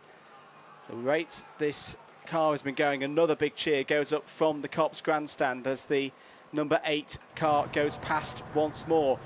The thing that's giving me good hope at the moment, Giles, I'm not hearing any of that powertrain spluttering that we had from the UCL car in the laps leading up to its last lap retirement. It's just looking like a driver bringing it home. It sounds like it has done all week. This is a very well put together car from a team I wasn't expecting to see in this position when I came here this week. I didn't even realise that Glasgow had a team, but I got a funny feeling come the end of this weekend, it's going to be unavoidable that Glasgow have a team, and a very successful one at that. The stands filled with UGR supporters, as they are on the live stream as well. Plenty of comments. Let's go UGR. How many laps remaining? Callum Speedy Wilson. Come on UGR. Go, go UGR. UGR goated. There's a lot of support for these guys, and it is now into the final throes of endurance here at Formula Student UK 2022. Glasgow. Here they come towards the commentary box. This is tense. This is really, really tense. They are on the last lap. They just need to bring it through. They've gone past the point where UCL broke down on their final lap mere minutes ago. An even bigger cheer goes up now from the ranks in the Cops Grandstand for the University of Glasgow. UG Racing, GU68, all the support from Scotland. It is getting slower, but is this just them taking care of the car, making sure they could probably switch it off now and just coast over the line, round the final hairpin? Here comes the number 8. The flag is in out. yellow and black. The Here we University go. of Glasgow, they've done it. There it is! University of Glasgow. Car number 8 has completed endurance with a time of 34.15.86. It is not the fastest time we've seen for endurance, but they don't care. They know they've done enough. They've completed endurance. As far as I reckon it here in the commentary box, that might just be it Could be for it. FS UK 2022. It We've goes still- very far up north, all the way to the land of the Highlanders. We've still got to wait though. There's still more results coming in. The efficiency results coming in. The finals of the design and cost. But look at the smiles up there. That is a team that has put their heart and soul into this car in the last 12 months. The boys and girls from the University of Glasgow. That is one of the biggest celebrations I think I have ever seen in all my years of Formula Student in the grandstands. Give us another one, guys. Come We on. keep loving this. This is absolutely fantastic from UG Racing. They will sprint now down to the team. They've got to make the long walk under the Cops Tunnel back to the entrance here to cheer on their team. And we're not done yet. We're not done. We are not done. Oh, God, well, you thought we were going to get a break, didn't you? I But thought no, we were gonna gonna go get a break. straight in. No. The University of Leeds, welcome to Formula Student 2022. Car number 97. This is another team that have had a running car in recent years. They did 5 laps last year in the endurance. This is the first time this car from Griffin Racing has run. Really nice car, this. Good livery on it. A bit of purple and green, the colours of Leeds University. They've clipped a cone already, but that doesn't matter. They're in to the competition. Running round now. Let's see how many laps it can do. We'll be honest, we're not expecting many of these cars to get too far, but we have seen cars before in the latter section. I mean, you say this, before we started the second stint of endurance today, you were only expecting 3 cars at maximum to complete endurance. And look We've at how many got did. 6 now. 6, double that. So we look forward to being surprised in the commentary box. I would also say, if you're up in the gallery and you can get a camera down to scrutineering as the Glaswegians rush to their team, I would love to see the celebrations. Absolutely. That would be great to see on the stream. Right now we're with car number 97, the University of Leeds. Their first event on track. Is the car called Trish by any chance? I think it is. Sounding a bit spluttery, a bit rattly, but nonetheless they're on track, and that is an achievement in and of itself for a Formula Student team. Slow and, oh hello. Oh dear. I It's think they've gone to stalled a it. stop. Is it a stall or is that another bigger Fire it issue? up again. Let's have a look, shall we? That was it's very tight, that hairpin, and we have Yes. seen a couple of teams struggling with getting the gears right. The driver just trying to refire. Can the University of Leeds get going again here? One of the oldest teams actually a team older than Formula Student itself Oh. at the University of Leeds. Wow. Because back in the old days, The old days, which I had probably 2 wasn't born for. Oh no, you weren't. I was that's- born in 1999, Andrew. That hurts. That's hit me right in the core. Meanwhile, while Andrew recovers, Scrutineer having a conversation with the driver from the University of Leeds. He's asked for a moment. One moment, caller. So, before we started here, 1997, there were Yes. 2 teams that went out to America. They were Right. pioneers. The British went over the Atlantic Ocean and discovered this thing called FSA. And they were Leeds and Birmingham. Very interesting. Leeds haven't been ever present. They had a few years off, but now they're back. It's still the same team. I'm stalling all of this so the Leeds driver can get it going. Come Yeah. on, bud. Let's get Well, it going there again. we are. This is a Yorkshire pudding entry, of course. This is a Yorkshire Should pudding also entry. mention about your Celtic Cup. I haven't been doing. See, this is what happens when Sam's not here. Celtic Cup doesn't get talked about enough. That not only have Glasgow done very, very well overall, Yes. I think we could definitely say they've won the Celtic Cup. There is some are- movement from the Uni of Leeds, I should They are add. the only team of the Celtic. Oh, actually, no. Does Bristol count? I'll have to verify with him whether Bristol counts as Celtic Cup because it's near. He might well be watching. If we keep an eye on the live stream, he may comment. Right now, on track, University of Leeds, car number 97. It's stalled. They keep trying to get it going, and it keeps jutting forward, and then there's very little else movement. Whilst that's happening, though, one of my favourite people in the Formula Student community has got in contact with us. Well done, University of Glasgow. Thanks, lads. Great commentary as always. Hope to see you again next year with the new Monash Motorsport car. Cheers from Scott Wardley. Scott Wardley is a legend. You're probably not aware. You're too young. I'm too young for a lot of things. It's too young for a lot of things. Scott is the faculty advisor at Monash Motorsport, one of the best teams in the world, based in Australia. I have Come to over interrupt every you there 2 for a years moment. normally when It's there's all over for the University dear. of Leeds. Pulled away by the marshals.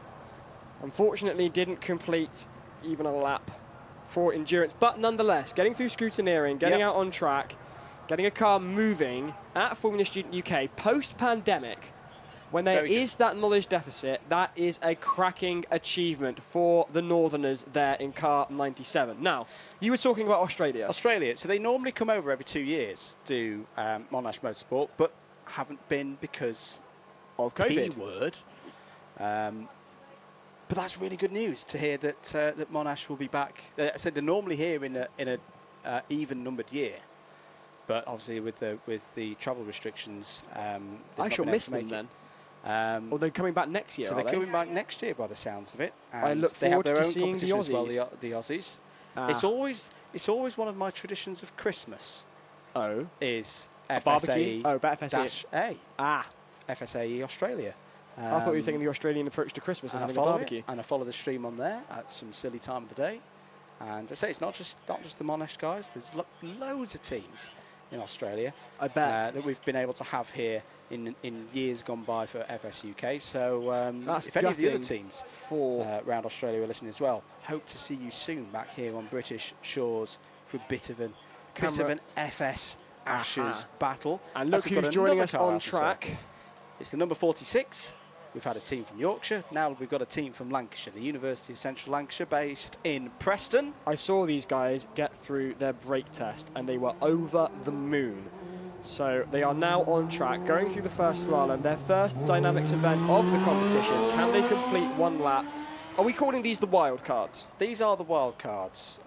So the 46 was with me in scrutineering, so I'm the baddie of the week in this clan. Scenario. Yeah. Scrutineers really being the baddie of the week. I wonder how that happened. But really impressed to see this car out there because they've had to put a lot of hard work in it.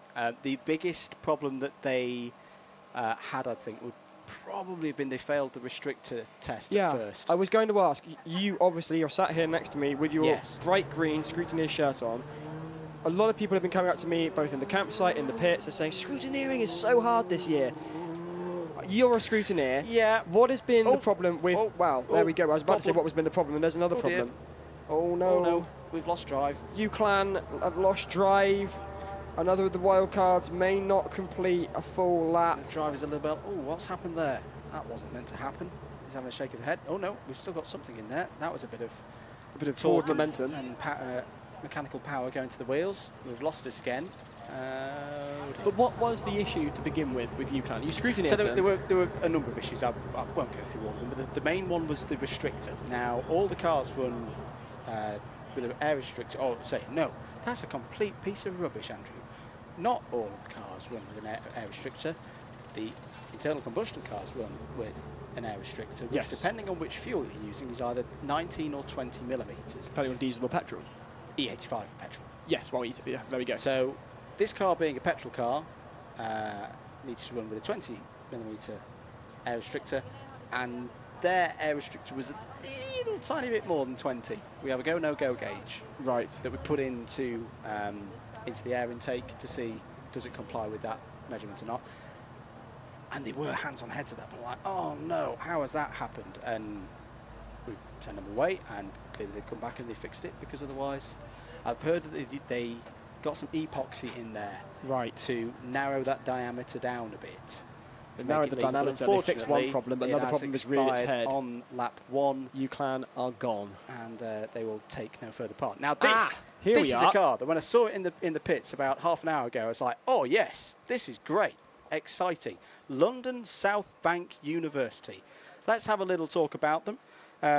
Team South Bank Racing is the first ever London South Bank University team to make it all the way to the Silverstone competition. It's the first time they've ever brought a car complete, built to Silverstone, and they've got it through scrutineering. and into the competition. Well, it will be into the competition in a minute once they fired it up and sent it out on circuit. Given all the hard work and dedication put towards this project and the design of the build of the vehicle, SBR will be aiming for a top 20 finish at this year's Formula Student competition, along with the 2022 most competitive first-year team prize. And I think they are definitely going to get that the second that they cross that start line about, what would you say, 50 metres to our right. I hope the university team have come out in support on the bank or in the stands here at COPS. Now, this is because a great this story. could be great. Oh, this is a brilliant one. So the team was established in November 2019. I wonder what happened that's meant that they've not been here till now. Interesting. I Interesting. can't think of anything off the top of my head that could have stopped everything in its tracks. So the team was built during the pandemic to rigorously work from home until the summer of 2021, with no exception. Since then, focus has been on to do the vehicle build. And look at this, it's moving, it's in. It's It over is the in. line. They This know is they've done it. history. The This team is are over the formula. moon. 103 is away. Now, can they be the first of the wildcards to complete a full lap of the endurance circuit? The UCLan, that's not UCLan, I do apologise. The London South Bank University team following them across the grass banking. I Keeping up with the automatically car. love this car. I'm going to be biased here. It looks like one of the really early University of Birmingham cars. Wonderful. With the blue and yellow. It This also is does look fantastic. slow. Former student logo is making a break for freedom. No matter. It's past scrutineering. We don't need that anymore. The driver cautiously through the hairpin. Almost at a crawl, but at this point, who cares? Don't They're matter. on track. If they can complete a lap, they'll have done the best of the wildcards. All that driver has to do is guide it across the start-finish line here at Silverstone. It is Endurance 2022. We're into the wildcards of the event this year at Formula Student through the S's. Nice and careful, heading towards the second I'm going to tell you a little slalom. bit more about their team. Yes, please do. There's been lots of focus on completing all the events. Team leader Giovanni Cornaglia and the team would like to thank their sponsors DT Motorsport Engineering, SPD Motorsport Limited, Avo UK and the Digital Manufacturing Centre, as well as faculty advisors Alessio Corso and Philip Howes, and of course the London South Bank University for their continued support of launching the FS programme. And what I will say is, I think they've come into this in exactly the right way I was describing earlier. Oh, it stopped. no. It stopped at the same spot that UCLan stopped. Absolutely gutting. It sounded to me like it was stuck in one gear. Yeah. The revs kept climbing as the driver was trying to eke more speed out of it, but a gear change that ought to have come never did. I wonder whether they were stuck in one gear. I could well be wrong. Those who can do, and those who can't talk about it. I'm here. I'm also a member of a racing team, yet I'm still talking to you, so take from that what you will. But that's gutting for London South Bank University. I really hope they would complete at least one lap. Looking from the commentary box now, you can see it on your screen there. What is the issue? Can they restart it? The marshals haven't yet touched the car. They're in that grace period. They should be all right if they can get it going again, but that hasn't sounded healthy coming past the commentary box, and it hasn't looked particularly pacey throughout the lap. We were saying it doesn't matter. A little bit of pace would help to get them across the line, mind you. And regardless, though, they've done immensely well. At first, brilliantly well. I was not aware that this was a team that was formed before the pandemic until a few minutes ago. So the fact that they've been able to get that together and work so hard to get this car together, and this, I'm sure, will just be the start for London South Bank University, because they've done that thing that I've been talking about all day. They've built a car, they've got it running. Not running right now, obviously, but they've got it through all of the checks, they've got it through scrutineering, and even just that half lap that they've done, they have already learnt so much. And to put it bluntly, a lot more than other teams, because they've done it. Whatever the issue is, I'm sure they'll be able to define it and get it fixed for next year and come back and do more laps next year. They're still in their grace period, that's why the marshals haven't moved the car away. There's a time period that the marshals have to give the car a chance to restart under its own power before they move it away, before there's any outside assistance. But I think that time is now up. There it is, and that will end the effort from London South Bank University. Give them a big round of applause. A first-time car here at Formula Student UK. Monumental effort from the Londoners. We're very much looking forward to seeing them back next year in a more competitive position. They've done the hard work. They've broken the camel's back. They've got on track. They've learnt a lot. So now it comes to just improving on this. And I get the feeling, speaking from experience, a result that you didn't want, a result that was so close yet so far, is more antagonizing than an okay result, in the sense that in this case, these guys will know they can do it and they'll want to improve and they'll come back stronger from it. Absolutely, absolutely. Go away, test that car, get it running more and more through the new academic year. Start the build of the new one in the autumn, and be back for more action in 12 months' time. Well, I believe that may bring an end to the endurance event today, because there are no more cars in pit lane. Giles, how have you found the endurance today as a commentator? As a commentator, yes, we can definitely tell as a commentator it's been thoroughly exciting, absolutely riveting. Great to see so many cars out on track today, actually, compared to yesterday. We've had a grand total, I think, of 14. Actually, no, it must be more than that. 14 plus the 3 or 4 we saw. 18 18 cars out on track today. That was my brain doing very quick maths. Well done. And I've absolutely loved this. I've absolutely loved being here in the commentary box, seeing all of these teams. Look out, marshals. There's a wire there. They're fine. Cool. They're good. Seeing all of... There's a brolly. Now, that I did not expect to see. Now, I do not know how this vehicle has got out on circuit. That is definitely not compliant with the scrutineering regulations. How's that passed brake test? There we go. For those that don't have the visual aid, there was an escaped umbrella floating around on Copse Corner. It's been an absolute pleasure to be here. I should point out, it usually is Sam Collins, but I've stepped into his shoes. He was scheduled to be in Bahrain for the Grand Prix. I am size 11 and size 10, depending on the brand myself. Oh, no, he's big. Well, no, he's big anyway. He's a huge presence at Formula Student, so to be stepping in for Sam has been an honour and a privilege. He doesn't wear shoes, he just wears long boats on his feet. Love you, Sam.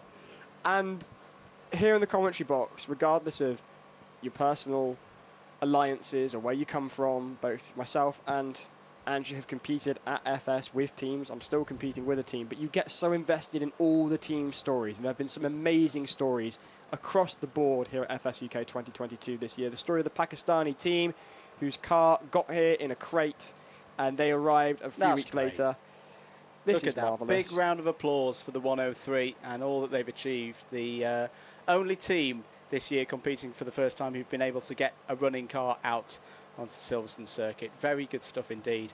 Yes, it was only half a lap, but it was half a lap. It was more half than a lap. nothing. Absolutely. So that is very good stuff from London South Bank University. Sorry, I cut across. No, not a problem at all. And the spirit of helpfulness in the paddock amongst the teams has been wonderful. But right now, we're going to cut across to an interview with one of the teams that's done very, very well. The best international team we've seen on track. In fact, I think the only international team we've seen on track. One of my personal favourites, owners of the Raspberry Ripple, University of Malta. So I am here with some guys from the University of Malta, and we were talking before we started recording this. We've been trying to grab you all weekend, but you've been busy making a very good impression at this event. So obviously we are on the final day now, and we are approaching possibly the toughest task in the endurance race. So my first question to you guys is, how are we feeling ahead of the race? Yeah, we feel pretty confident that the car is capable of doing it. We'll hope that everything goes to plan. Our drivers are prepared for it. One of them hasn't driven the car in a while since we shipped the car about a month and a half ago. We feel pretty confident in it. At least we'll finish. We'll see how we'll place in the standings.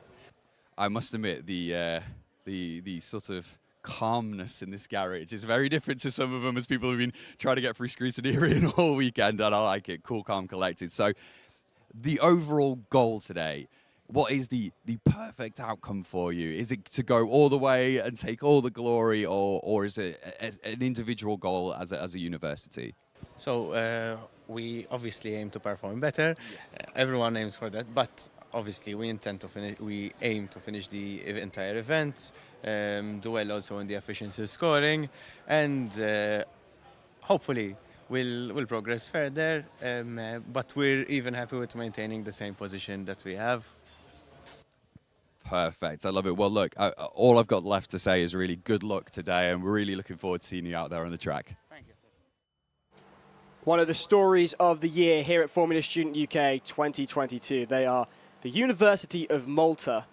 And in fact, they came second in endurance with a time of 33 minutes, 40 seconds, 0.11.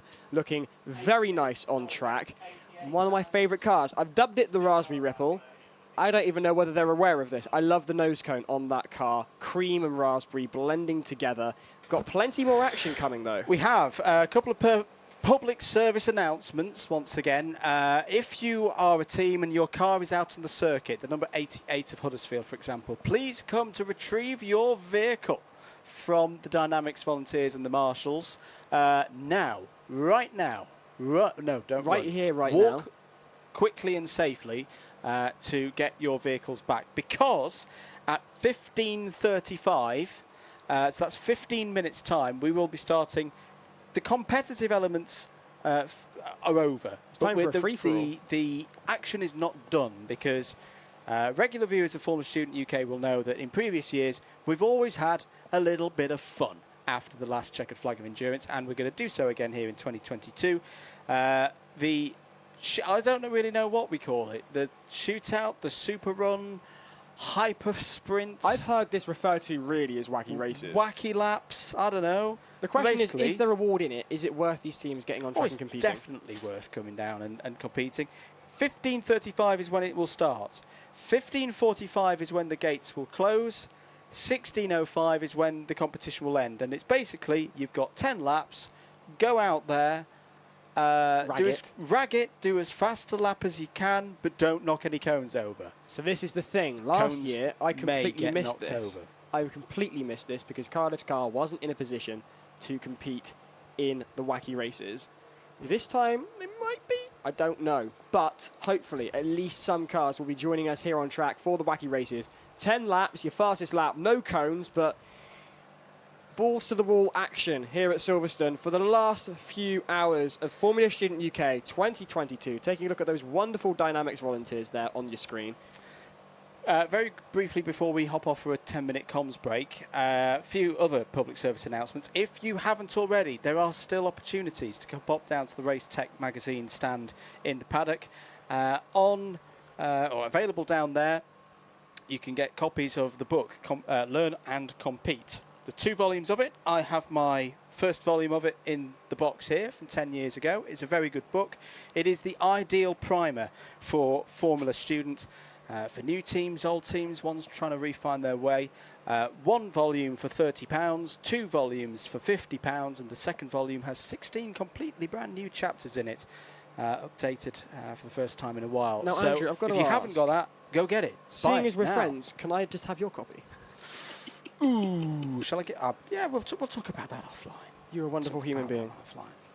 Offline. I mean, say, it's good for former students. It's good in general for engineering things. It's always stuff to learn. There's the 88 being pushed back, but that is at the Race Tech magazine stand, available for you. And big thanks to Michael Boyce, who's been back in the paddock this weekend in the scrutineering for all the effort that he's put in.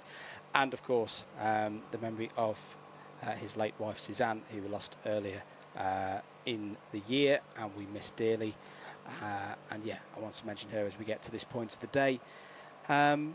Because, yeah, it's very sad that she's not here this year. But here in spirit is Suzanne, and we can continue to learn from all of them, all the people involved in Formula Student, via that method. Right, we're going to go on a 10-minute break from commentary. We will be back in a bit for the wacky races. The wacky races. We need an official name for this.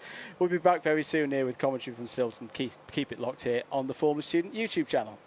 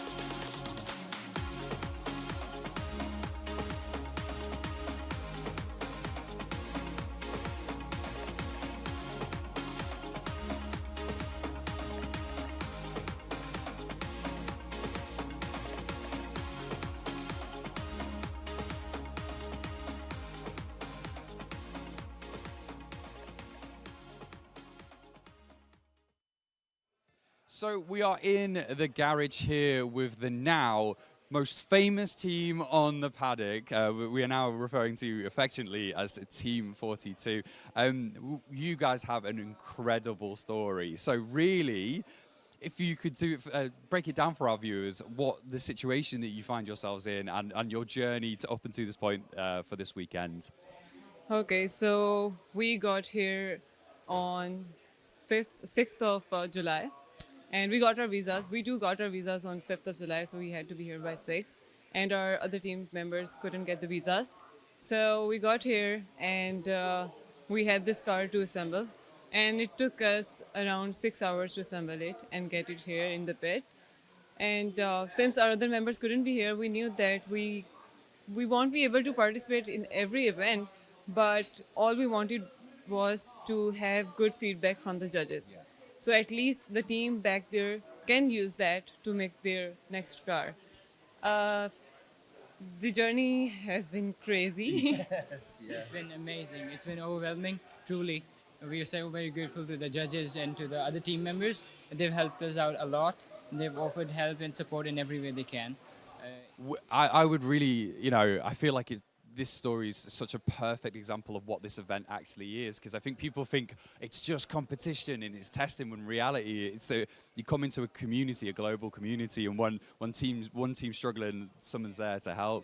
They're there to help, and it was all about the learning experience that we'll receive here. It's our first time, of course, so there's a lot to learn from other teams, the designs, the teamwork and everything. The judges have given us amazing feedback on our car, so we'll definitely be putting that into use in the next car. And overall, it's just been amazing. We're overwhelmed truly. And thank you to all the people and the judges who have helped us. We're truly very grateful for that. Honestly, we can't thank you enough, because it's just been brilliant. It's like I said, we've been in race control all weekend, and they're like, have you heard about this story? And this is incredible. We are genuinely honored and grateful to have you guys here. And honestly, we are so excited to see you guys come back next year. Full team. This is it. And it's going to be an amazing montage that we make. But thank you so much for joining me. Cheers. We have every member who's coming and every judge. We're taking their autographs right next to it. And they've wished us good luck. That's brilliant. That's brilliant. We're definitely going to get a close-up shot of that. But there you go. That's one of the feel-good stories here at Formula Student this weekend.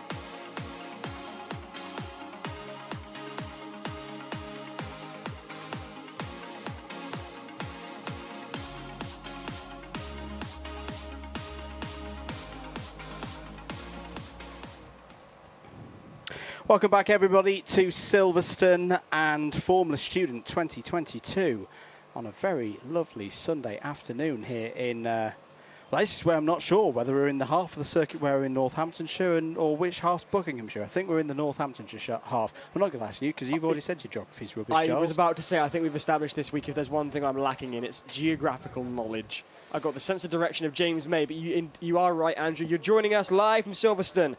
Formula Student 2022. We've had some spectacular on-track action, some heartbreak and some thrills. One team's been looking solid throughout the weekend. University of Glasgow, by my reckoning, they've got it in the bag. Nothing confirmed yet. That's just my personal assessment. Right now, though, all the official stuff is out the way. We're about to go racing with a 10-lap time trial. The fastest clean lap will win.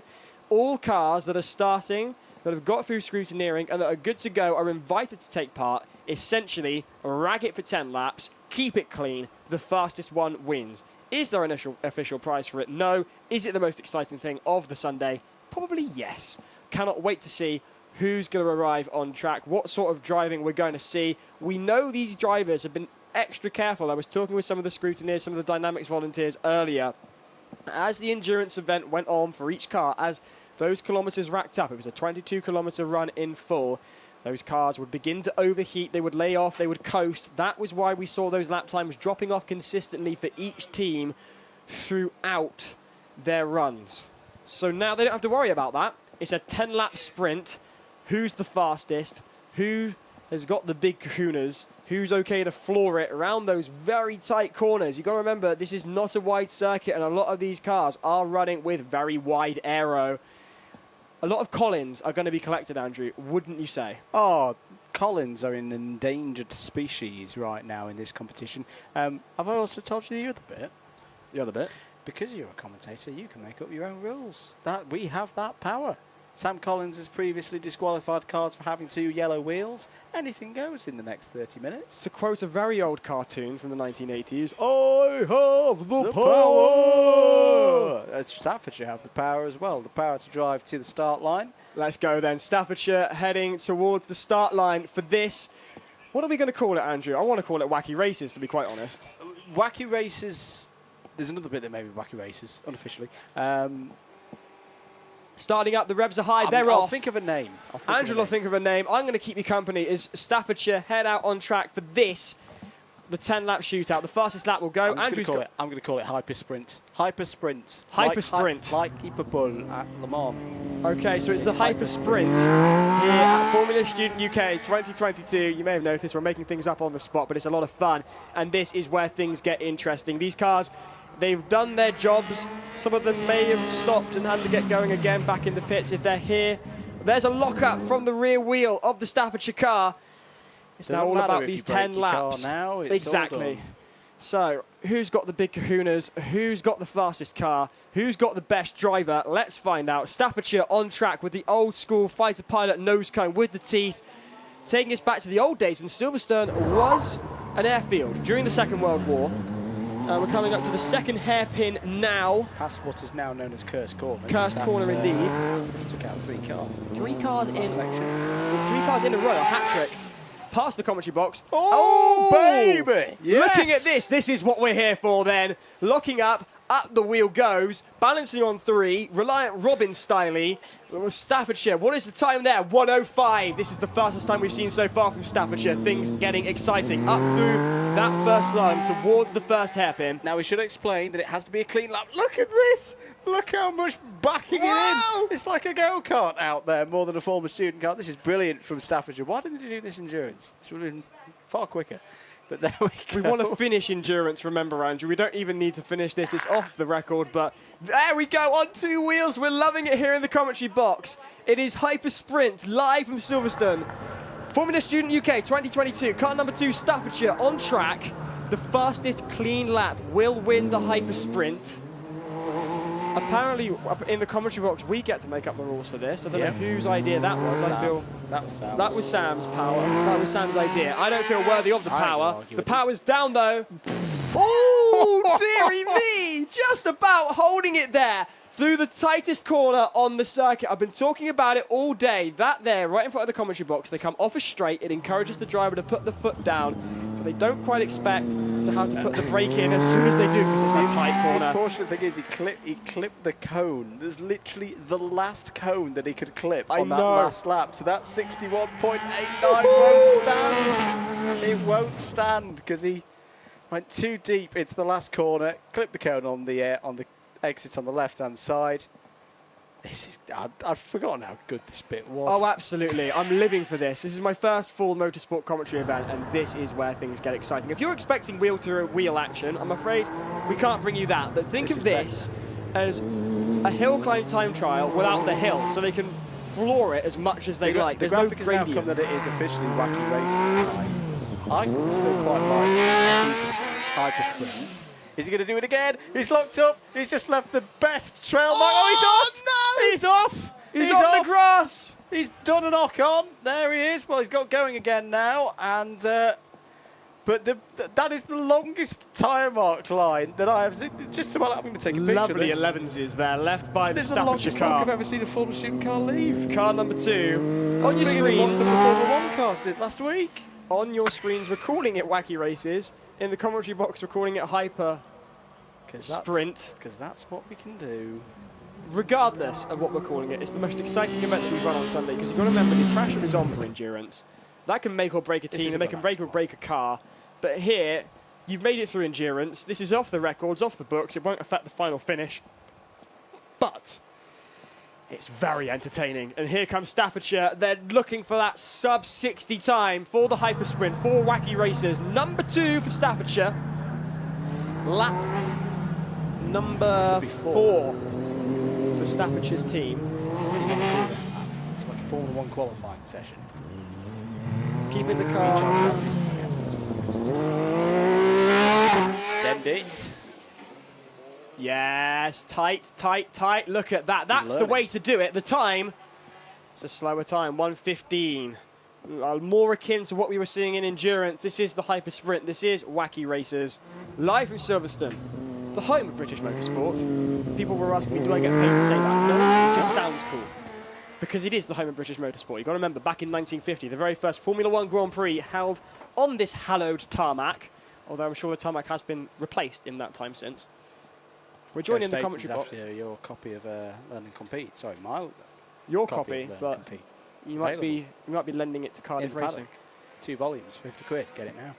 Have you got shares in the company? Nope. Here we go then. This is looking slower again from Staffordshire. Where's the panache gone? Where's the excitement? Here at The driver Silverstone. might have soiled the car with that lockup. I mean, I must say, we're here commentating. I certainly couldn't. There's another car on track. Oh, yes. It's Kingston University. The throb of the motorbike engines lighting up Silverstone. And I say, look, we're talking about these drivers. Okay, I certainly couldn't do this. I'm no driver. I crashed on my first driving test. I missed an advisable 20 sign. Tight right-hander, 30 miles an hour, right into the curb. Instructor did not like that. Cones everywhere. Marshall's going to collect them. The funny thing about this, well, actually, no, there's many funny things about this session, that this is actually genuinely good track time for the drivers to learn more about their cars. They won't be pushed any harder than this. It's a great test. We're about to see an A-B test on the Sheffield car. They've been doing some work on that front sprocket. They've actually changed the design, ever so slightly, but they have changed the design since the last time we were out, and we'll be able to see, will it do more than 2 laps? That could be very, very, very And they'll interesting. rag it. Here's the number 69 Kingston car. Not quite got the speed that we're wanting right now. Come on. Ian saying any car that uses the throttle should be banned. I can't say I'm convinced by that rule. If anything, you should be banned for not using enough throttle. Formula Student UK saying FS Flintstone class. So someone suggested, you're right, we should use pedal power. Formula Student UK, the official YouTube channel, saying FS Flintstone class was considered, but in this heat, it's not sustainable. Cheers going up around the circuit. Who's on track now? The front sprocket test has begun.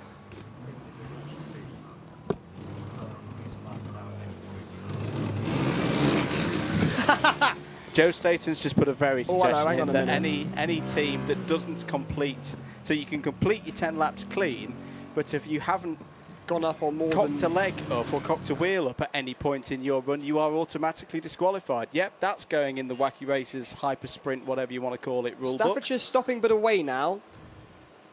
And hey, I'll be honest with you, I'm just excited to see some really fast racing. Hang on a minute. Do I spy out the ABA my test little has eye not gone well. that The things have not gone well for Sheffield car Staffordshire? has stopped again. I wonder if the front sprocket has fallen off again. Plenty of on-track action now. You should be able to see on your screens there. Car number 69, it's Kingston. And yet again, backfiring a lot from Kingston. The times on the board at the moment, the fastest Staffordshire's had enough. has been set by... Well, yes, that's Staffordshire 61.89, but unfortunately, I'm pretty sure that one is null and void because they clipped the very last cone that they could possibly clip on the whole lap. And probably some others as well. There is this... Oh, dear. That has not gone well. That is not the result that Sheffield Formula Racing were looking for. Back to the drawing board. Kingston is still going well, though.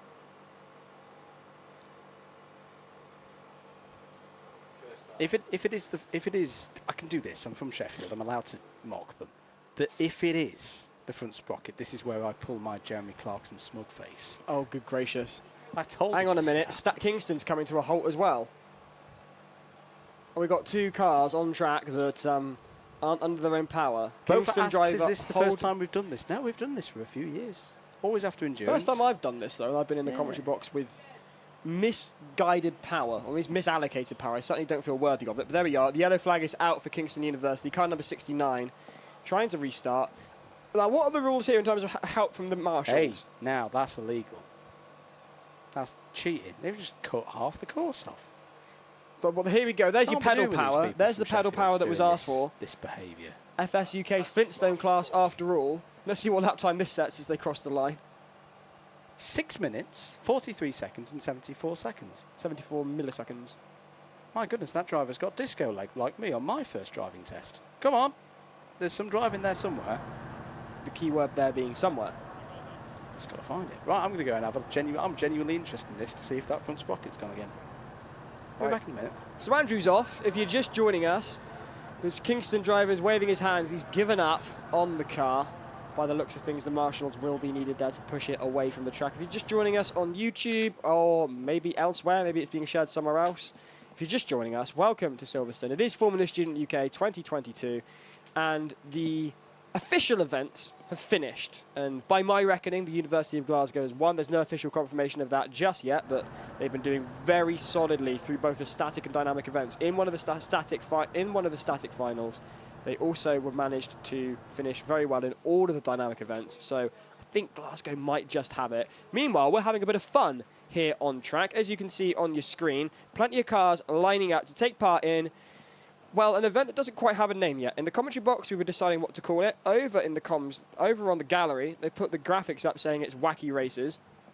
I was informed by Andrew he was calling it Hyper Sprint. Regardless of what it is, what we've got here is a top 10 shootout, whereby drivers get the opportunity to set 10 laps, and the fastest clean lap wins. But if you touch a single cone, that entire lap is null and void. So far, the fastest time that we've had in this event so far has been 1 minute, 1 second, 0.89, set by Staffordshire, but we do believe they clipped a cone. So it's still all to play for here on track. Now, Andrew has returned. Was that the sprocket gone again on Staffordshire's car? Not Staffordshire, Sheffield's car. Let me show you with my face. Oh dear, the Clarkson smug face is out. Sheffield's sprocket has gone to pot. It's all learning. Has Andreas got this Kingston car going again yet? Do you know who is here, though? It's an electric car. It's the University of Nottingham. I can see there. Very much looking forward to seeing them out on track, because I've not seen yet an electric car really driven in anger, apart from in endurance. But then endurance isn't proper anger because they've got to avoid the mechanical issues, running it ragged too quickly. The German team did very well. 1:03, the fastest time we ever saw in endurance. Meanwhile, Nottingham are out now. The red light is flashing, which is good news. Come on, Nottingham. What is the time they can set? We know there's a lot of torque in these electric power units. Now is the time to show everyone why electric power is the way forward. What sort of time can they do? It's looking pretty good. Maybe not the fastest we're going to see, though. University of Nottingham racing team there. Yet again, another nose cone inspired by the old school fighter planes. Oh. Chris Welch might be a little bit behind. Oh. Or unless the UCLan car is going to appear again. But I can see the logic here. Please could the commentary team not say anything positive about the UCLan team until they've finished? You've seen one of my commentaries before, Chris. To be quite honest with you, bribable. Very bribable. Now, Biscuits, Ian's suggesting we call this event Time Fighters parts for Extreme. Mazda MX-5 third generations. I'll take them all.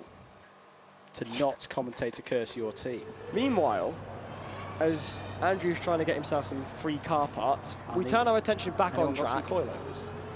Car number 3, the University of Nottingham. You can see it on your screen there. It's just about to come past the commentary box. I can't get over how silent these cars are. These electric vehicles, silent but deadly. The time on the board from Nottingham, 1:24. The gap to the fastest time is 22 seconds. They've got to make up. They've got to be putting their foot down if they want to be competitive in the wacky races. They might still be competitive if it's a clean lap. This was a conversation we were having earlier, but things got intense and dramatic. But now things are a little looser. I can ask you again. Do we reckon the drivers can hear us? No. No. Probably a good thing. Some of the tannoys aren't on today. That Again, was the probably a last good thing. question. Keep the questions coming in, guys. How was WHZ on endurance? WHZ racing team from Zwickau. It was going well. I think they had some control issues. This is just me judging from the side of the circuit. I've not had a chance to talk to the team. And to be fair, the team have whisked themselves away because they're competing against another event very soon. Very, very soon. It's one of the reasons why they wanted to be first out, and they got themselves in the queue. Went out, did 15, 16 laps from memory, and then pulled over with an undiagnosed fault, at least here in the commentary box. A little bit like Nottingham are doing now. Yeah, I was about to their green say. lights come on That to say, green light is there. you're safe to push me away, but that's Not what they we want. No. Okay, so yet again, reliability issues besetting the Uni of Nottingham I'm just team. going to say another thing that I've just spotted about this car. Lovely paintwork with the green and the gold, very like a Jim Clark, Graham Hill era Lotus. Yes. Even the sticker. I wonder whether Yes, you it spot has this. to be back. Yeah, the back of it has to be green as per the regulations, but the style of it with a roundel and a big simple, no fancy text. I like that. This was raised in the comments earlier because people were under the impression it had to be a white background with black text. Not if it's an EV car. Not if. Well, how come that's the case? Because them's the rules. Interesting. And have always been the rules. That's been a rule for. We had to change over a ours on decade. Cardiff. Yes. I wonder who told you to do that. I wonder indeed. You've got to remember there are two events I don't tend to watch if I'm spectating. Yeah. I don't watch scrutineering because I can't bear it. I can't bear the pressure. The And I last don't time watch I endurance. checked, Cardiff Racing did not build an LMP1 car. No, but we might do one day. So you had a red background and a white number, which is It looked highly, great. It did look great, but it was highly illegal. And yet here we are with a green roundel. But that's legal. That is legal. It's interesting. Put an EV in your car for next year, and then you can have a green one. I can tell you right now, Andrew, I That's will not be putting an electric that is motor a in the back of great the car. Welsh car, green background, bit of white, bit of red in there. Do it. I think you overestimate my belief in electric motors. More to the point, though, we're back on track at the minute, and we're looking as to whether University of Nottingham will be able to get away. Is it time for two wheels from DMU again? Absolutely. Oh, I look for please, please, please, De Montfort University. If you're not lining up, I really want to see you up in the back grandstand there. on track. I want to see De Montfort on here because this is their sort of thing. This is absolutely the event for De Montfort. Let's get Jayan in the car. Let's wind him up and let him go and see what he can do. The time, well, they've not got long to do it actually because this event will close at 16:05, I'm told. I'd like to keep going, to be honest. It's been quite exciting. Marshall, scrutineers, do you fancy sticking around a bit longer? I know you've done that. Ah, the red light's flashing on the Uni of Nottingham car. Can they get going again, is the question. The car will reply, I hope, with an answer. It will be yes or no. Can they get away from this unexpected stoppage for the Northerners? Joe Rolfe asks, where's Staffs? Staffs came out, did some very quick laps, then went away again. I think they got scared. I would be. I'd be absolutely terrified. They trying to have fly left around on one the of these. most impressive skid mark. That's on the track, by the way, not anything else I've ever seen from a former student car. I think that's got, I would say it's... Here comes the Welsh giant himself, Dowie, to Oh, help we've not let push him away. out on the track, have we? Of course he's out on the track. The Oh, man's it's a legend. okay, he's on foot. He's on foot. Now then, that means Nottingham are out of wacky races. We turn our attention now. I've just had a great idea for future editions of this. Oh, yes. Well, we've talked about there's no rules apart from as long as the cars are safe and the drivers have egress and all the rest of it. For future years, could this be the time that, say, the Cardiff car was still working at the end of the event and a former Cardiff driver, such as the one striding over to the Nottingham car. So we went put out, vintage drivers in the hands of new cars. Vintage drivers in the hands of new cars. Obviously, they've got to go through all the egress. That might be a little bit difficult. Dowie's a little bit bigger than he was 5 years ago. I don't know. 4 years ago, I met Dowie in the pub for the first time, and he's always been a stocky guy. Got a huge amount of respect for Dowie, I'm not going to lie. Man's an absolute legend. Was in charge of the team with their victory in 2017. Meanwhile, Leeds were just set off behind us. They've stopped. Yeah, that was well, that was the shortest lap we've seen so far at FSUK. Right. Now, let's not be sarcastic. Let's remember we're here in the commentary box and they're actually doing it, which always comes Basically, to mind. what I'm trying to say here is I want to find a way that I can get back into a former student car. I thought that might be the case. Is this a midlife crisis coming on, or is this a mid-Formula student crisis? Yes, but unfortunately, well... It's okay, I'm 22, I'm going through a quarter-life crisis. Car? Well... There's no running Birmingham car this year. Could I just run around the track with the old nose cone off UBR14? I might not today. Put a transponder on the front. Get you actually to set a time running on the mount on it. I'd like go and get it. I'd love to see that. Meanwhile, well, things were going and now they're not.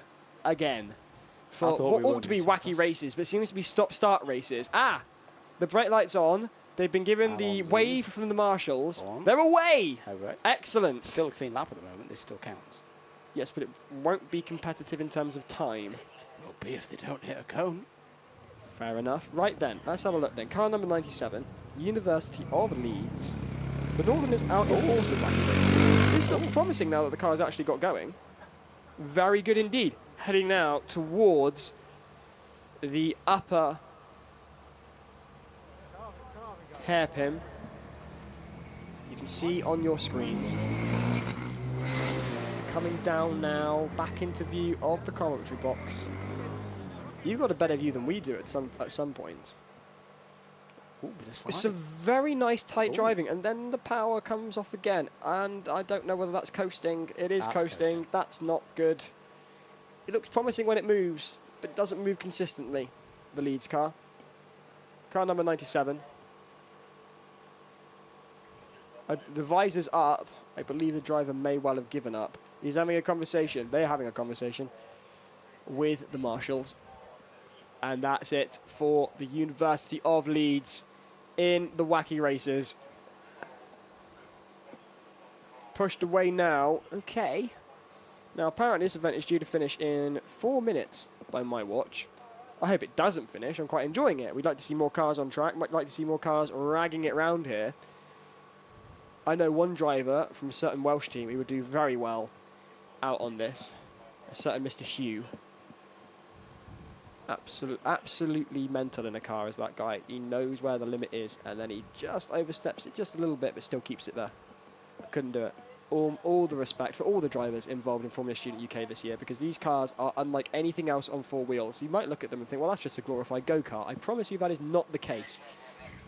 These cars vary wildly depending on the design. Remember, they're all designed by students, so all aspects. It's a real Bugsy Malone operation here. Every aspect of the car is designed by students. Faculty only advise or mark them on their designs. You've got to remember to keep it simple, and yet the requirements of Formula Student are that a major design change is made year on year so you don't enter the same car. So not only did these teams have to design them, they've also eventually got to drive them. And that's the end of the driving today, isn't it? Yep, we're done. No more cars. What a but it was fun whilst it lasted. More cars next year, please. Yes, absolutely. So this Right. has been Formula Student UK 2022. Yep. He's been Andrew. I've been Giles. You can follow us on the social medias. One final shameless plug, I think. At @MM across everything. And at Giles_Cosgrove across everything. Giles next weekend on the commentary front, Shennington Super Prix up the road. That'll Very be good. nice. For me, I'll be back on the radio next week. You can tune into my radio show, The Alternative Show. It's new and alternative music, bands you've never heard of. turnfm.co.uk from 7 o'clock on Wednesday. Do join me. But for now, we have been Andrew Mather and Giles Cosgrove here in the commentary box for you, live from Silverstone at this Formula Student UK 2022. Andrew, thank you for having me. It's been an absolute pleasure. No, it's been a pleasure. You've done very, very well. And thank you to everybody. Thank you to the marshals. Thank you to all of our volunteers. Thank you to the team from Hypers Media Group putting on. Yeah, it's been a good competition. Good to have a full-scale competition back. We'd like more cars next year. Yes, we would. A lot of work to be done. And we're going to finish with a thank you video to Lucy Killington, who's our chief of all things Formula Student. And thank you very much to everybody. Thank you for watching. We'll see you next year. Bye-bye. Has looked after Formula Student since 2017, but unfortunately this is her final year, as she'll be moving on to a new challenge in a couple of weeks' time. She's a first-rate event operations manager and an outstanding leader and motivator. She's taken the event to new levels of professionalism, and people love working for her and with her. Lucy is a great loss to the IMechE and Formula Student, so we're sad to see her go, but we wish her all the best for the future. Just want to say a massive, massive thanks to you, Lucy. You are an incredible inspiration to me, both as an events professional and a woman in the motorsport industry. I have so enjoyed working with you at the Institution of Mechanical Engineers over the years. I have loved working with you at Formula Student. Thank you so much for giving me this opportunity to project manage it. And if I do half as a good job as you have done over the past years, I will be very, very happy. And I wish you all the best at Red Bull Racing. Lucy, it's been an absolute pleasure working with you over the last 5-6 years on Formula Student. We'll be so sorry to see you go. You'll be very sorely missed, but all the best for your new adventure in Formula One. And yeah, we'll be continued, well, no longer colleagues, now competitors, but all the best for the future. Best of luck. Thank you. Lucy, it's been amazing working with you for the last 6 years. You are amazing at your job. I wish you the best of luck in your next venture. I know you're going to rock it. And on top of respecting you massively in what you do with work, I love you dearly as a friend as well. Good luck. Hi Lucy, been asked to say a few kind words to you, which are very, very easy for me. I think you put Formula Student back on the map where it was, and it's been a pleasure working with you over, I can't remember how many years now, but I hope you enjoy your life back in the other side of motorsport. Thank you. Thank you, Lucy, very much for 6 great years when you've really taken Formula Student to different heights. It's been wonderful working for a difficult client from time to time, but yeah, you usually get your way. It's been great, and good luck in the future.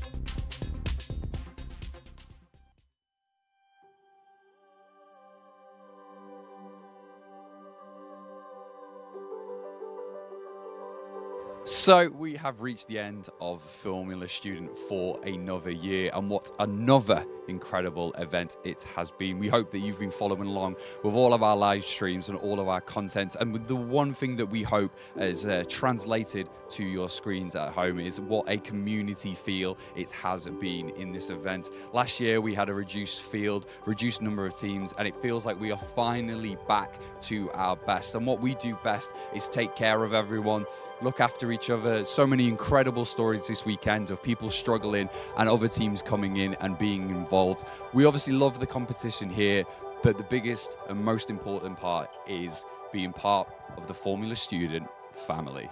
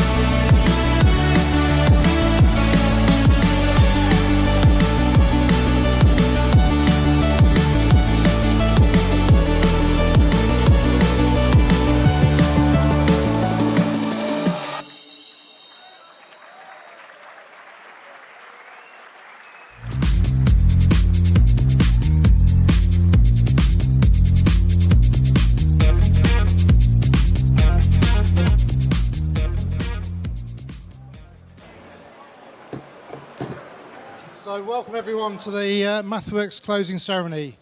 What a great event it's been. We couldn't ask for better weather, which has been superb. I'm Dr. Andrew Deakin, the Formula Student Chair. I've done this for about 5 years now, but back in, first of all, in 1994, I was like you guys, out in America, entering my first competition. And then ran the Leeds team from 98 to 2004. Looked after many of the rules through the years, and then more recently trying to make sure this event improves and delivers for you guys, gives you the education that you get out of this, and then ultimately gives you the careers that you guys want in, whether that's motorsport or engineering or whatever.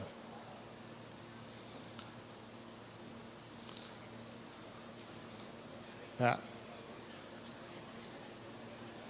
Just a bit about Formula Student in history. So this is the 2022 event. We first ran an event in Myra back in 1998. We did about 3 events at the NEC in the early 2000s, then moved to Bruntingthorpe, and then got quite big. And Silverstone has been our home for the last 15 years. It's a truly great venue. We also follow the British Grand Prix. Yeah, it's good to be back here after all the COVID things that have been going on. The first year we ran Formula Student, there were only 7 teams. Now we're up to more than 100 teams every year, about 3,000 students per year. And I think 40,000 students overall, it may be closer to 50,000 students now, have had the Formula Student experience like you guys today. And then worldwide, there's now over 1,000 Formula Student teams. So it's a huge experience, a huge thing for you guys to get out of it. Clearly, there's been many challenges with COVID over the last couple of years. Many of the teams reforming, having had virtual lectures all the time, and that sort of thing. And it's been I see a real challenge to get here, get your cars designed and everything else. But we still managed to get 100 teams participating from 19 countries, with 59 from FS class, 34 from concept class, and 9 competing in the FSAI events.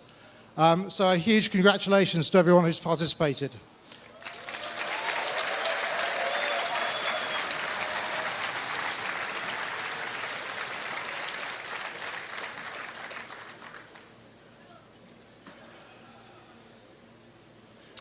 Just a quick mention on the FSAI competition, which is growing. There's 2, actually there's now 3 ADS driverless vehicles here. 9 teams took part in it, and there are 2 teams that completed the whole of the track drive, which was very good to see. All 10 laps being completed completely autonomously. In terms of a bit more on Formula Students, so it's been great fun this weekend. Everyone's had some heartache and pain throughout the weekend, getting through scrutineering and the like, but seeing the cars on track today was awesome fun. It's also going to be an awesome educational experience for you guys, working as teams to build a very complicated product, getting it on the racetrack and seeing what fails. Not only a focus on performance, but all the new technology with the AI side of things and EV vehicles. And we hope and we expect many of you guys will become the top engineers of the future, as many of the alumni have over the years who've graduated from Formula Students. So we wish you all the best in your future as you take this education into your engineering careers. Next, I'd just like to do some thank yous. So first of all, thank you to our event sponsors, event partners. We've got Autodesk, Babcock, IPG, MathWorks and Bentley. Without these guys, we wouldn't be able to fund the event and put on the show we do. So can we have a big thank you to the partners from you guys?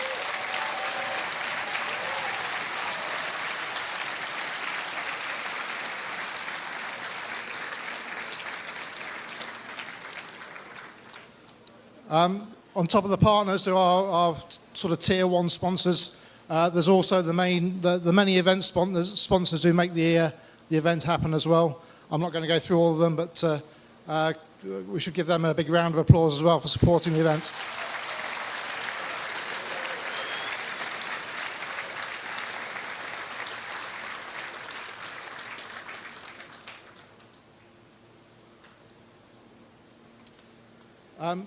So then thank you to all the faculty advisors and universities. Without those guys, these teams wouldn't be here. So I want to thank all those universities that support these students and make all this happen.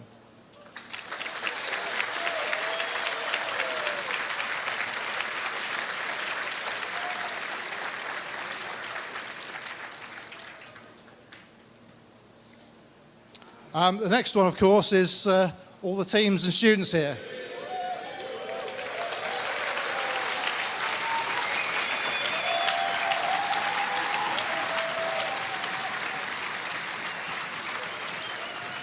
Because of course, you're the guys that really make it happen. That's what this event's all about. There's a few more thank yous after that. So there's the IMechE team who work tirelessly throughout the whole year.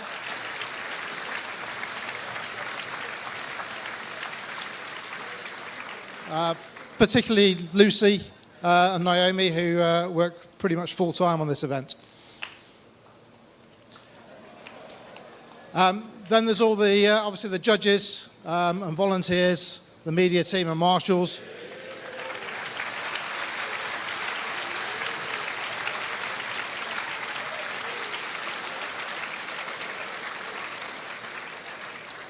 You'll see a lot of the judges here all weekend, but many of the judges and volunteers, they're marking all the SES reports and design reports and everything else and give up a huge number of hours throughout the rest of the year to make all that happen and to make sure you get the feedback to design your vehicles to meet the rules and all that sort of stuff. So a real big thank you for those that put their time and dedication into that.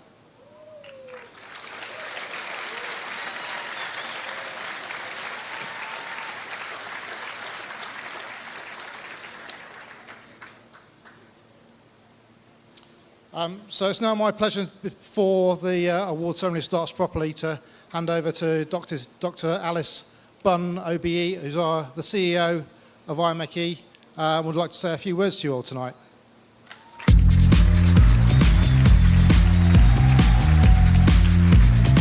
Thank you.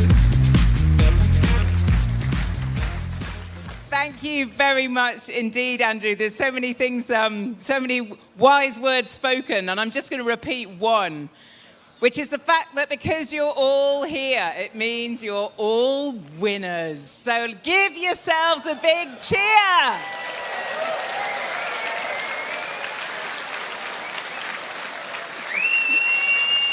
That's more like it. That's more like it. So fantastic. I know it's been an incredibly tough few days and everyone's been working really, really hard. So sincerely meant, well done all of you. I just wanted to say a few words really just to talk about how this event and all that you're doing here just fits so well with the institution. So we're delighted that we just launched a new high-level strategy. And that confirms that we just do two things really at the institution. Right? Just two things. Doesn't matter what anyone else tells you. We only do two things. And that is either developing and supporting engineers, taking part in events like this, all the way through to, for some, professional registration, and maximizing their positive impact on society. And I think on that first one, what we've seen today, what I've seen today, is so much of that learning happening out here. Because learning happens in many different guises. It's not necessarily just, you know, the formal taught bit. What I saw out there today was a tremendous amount of learning through teams. Oh, come on, I thought it was going to be louder than that. I've been promised when I say team.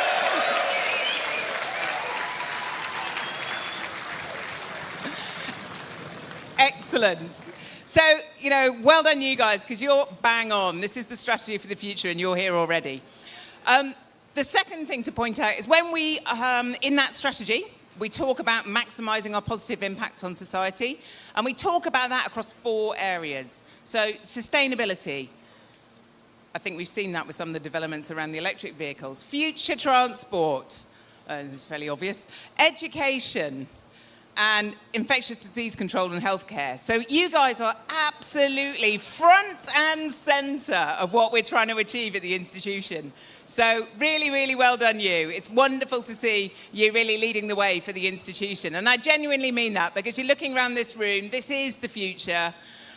This is the generation that will make those great steps towards sustainability, towards future transport. So well done all. And then, yeah, why not? Give yourself another clap.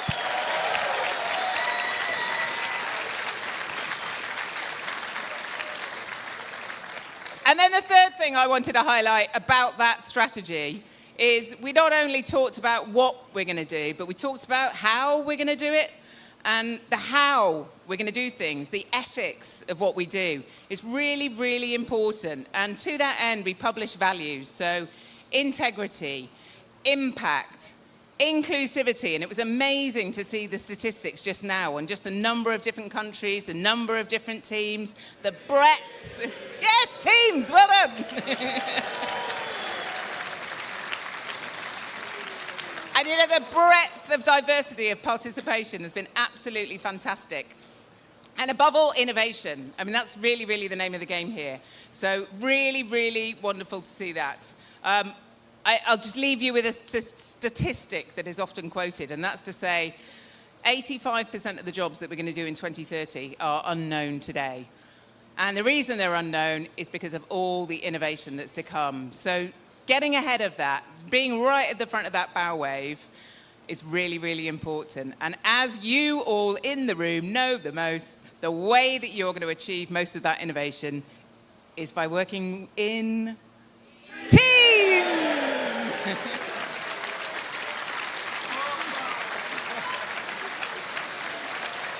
Fantastic.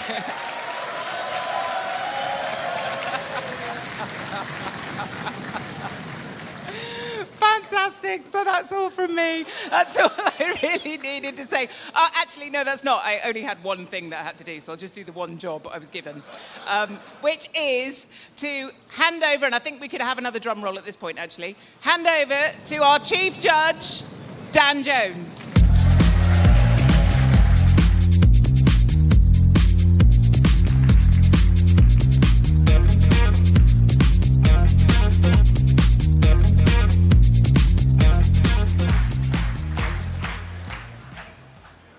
Thank you, Andrew. Thank you, Alice.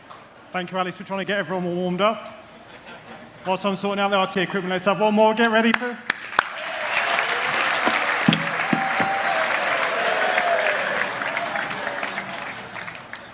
Oops.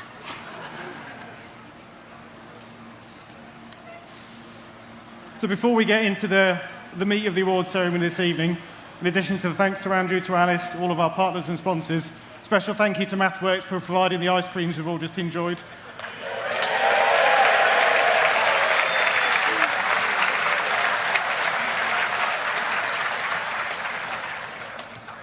After the heat we've had today, I don't think an ice cream's ever been more welcome, so thank you very much. We've got many, many awards to get through this evening. There's some surprises and some very, very close finishes between first, second and third. Before we get into that, there's a couple of housekeeping points. So first of all, same as last night. If you weren't here last night, where were you? The procedure for, if you're fortunate enough to be receiving an award, please come up to the stage, collect your award, make as much noise as you possibly can. I actually had a complaint from the stage builders last night. We specially reinforced the stage, and you got nowhere near to stressing the stage anywhere to what we've done it for. So sure, you're going to be able to do loads better this evening. Everybody loves a challenge. And then once you've had the first photo with your award on stage, as you leave the stage, you'll be escorted off to have a second photo at the rear of the pavilion. Before we get into the awards, I'd just like to remind you that whether you're celebrating or commiserating tonight, the skills and experience that you've gained and the friends you've made along the way will last a lifetime. On my lounge wall at home, I've got pride of place is a photo of me driving in endurance in 2006. And it's still, every day I walk past that, and it still reminds me it's one of my proudest achievements of my life to date. And you guys And girls, you're going to carry that memory with you for the rest of your life. So big round of applause for everyone.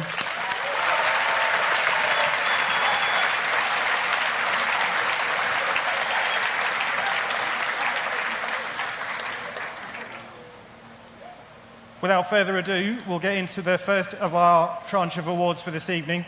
And these are for the awards where it's joint categories between Formula Student and Concept Class. That starts off with lap time simulation, which I am the event captain for, one of my many hats. So let me go get the pots.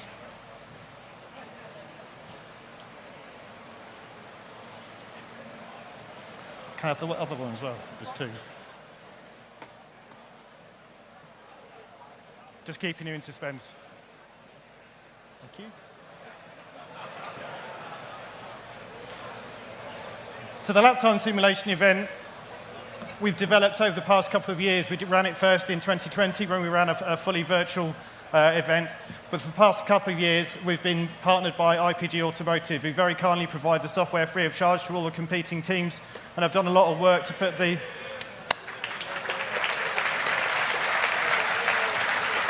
Why didn't I see that one coming? Mental note. And the first prize is for the FS class, lap time simulation. In addition to the trophy, for this, the winner of this event has been invited to experience AB Dynamics Full Dynamic Vehicle Simulator. So our winner achieved the maximum possible event score of 20 points, but we must have honourable mentions for the University of Hertfordshire with 19.54.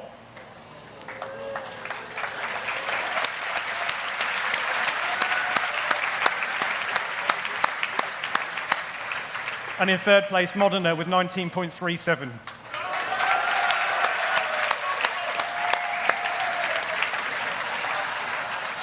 Unbelievably close. So well done to those teams. There was a clear spread. Those top few teams, you really obviously took it very seriously. It was very tight between them.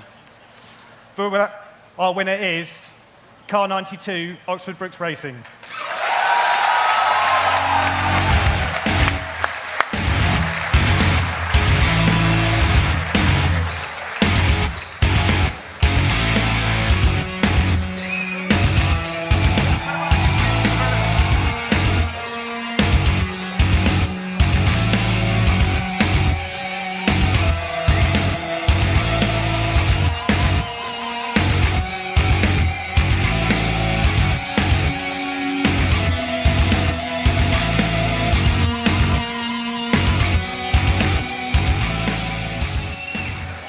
That was good, but you can do better. More jumping, more noise. Please. So on to the concept class section for the lap time simulation. And in this category, in third place, with 30 points, we have Car 250, Iron Shams University.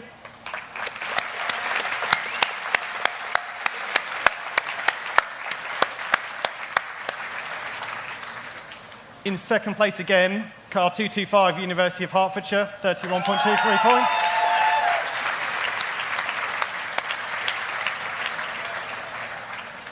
But our winner in first place, Car 202, Ghulam Ishaq Khan, Institute of Engineering Sciences and Technology.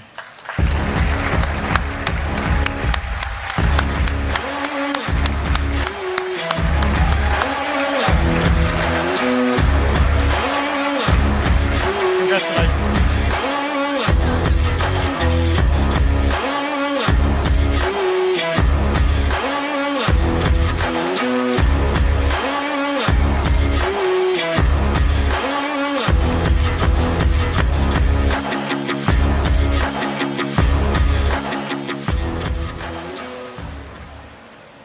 Our final award in this section is the McKinsey Business Plan presentation. McKinsey & Company are a new sponsor to Formula Student this year, and we're grateful to have their contribution to Formula Student, along with the rest of our partners and sponsors. I'd like to invite Ivo Nikolov, the solution leader from McKinsey Academy, up to stage, please.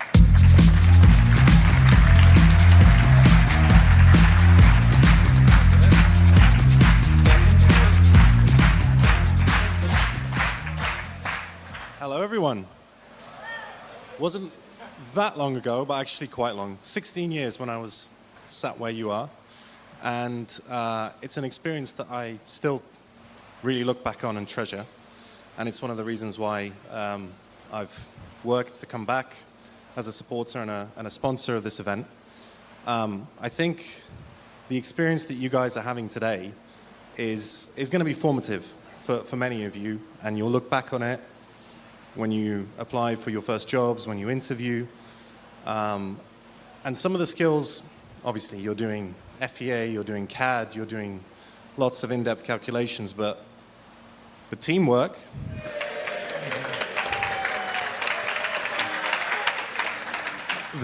will apply whichever function you go on to work in.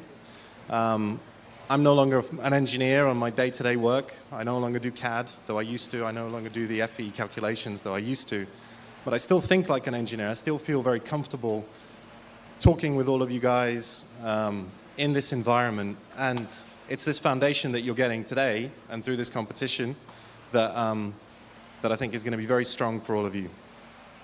I think the fact that this is a very holistic competition that also gets you to look beyond just the technical side is massively important. And that's why a company like McKinsey has decided to sponsor this event, sponsor you and your development, because you're learning skills that are transferable across lots and lots of different industries, lots and lots of different functions. And yeah, I commend you all. You've all worked very hard to get here. You've done a great job, and very proud to announce this award today. Thanks, Ivo. It's worth mentioning.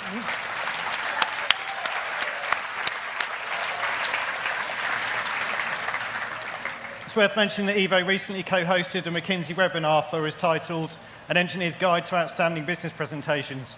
It's up on YouTube on the Formula Student channel. It's worth watching on catch up if you want your team to be in line for accepting this award next year. So unlike the other static events, the business plan presentation is a combined event for both concept and Formula Student classes. And we had both classes of entry in our 3 teams who took part in the final yesterday. In third place, a concept class entry, the Formula Student,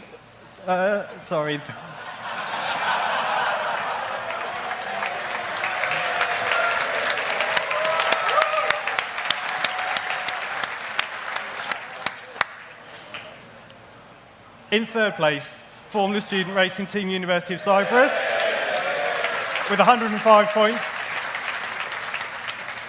In second place, Car 20 Warwick Racing with 110 points.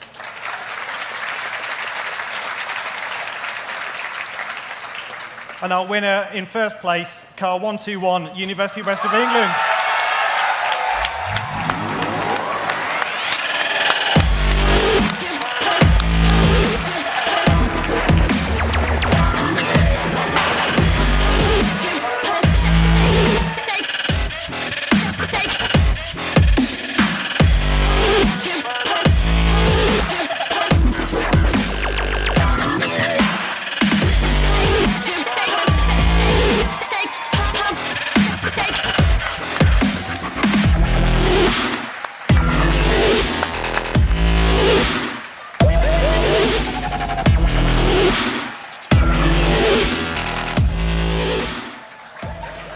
Congratulations, Yuri. I'd now like to invite John Dangerfield, our head coach up to the stage, please.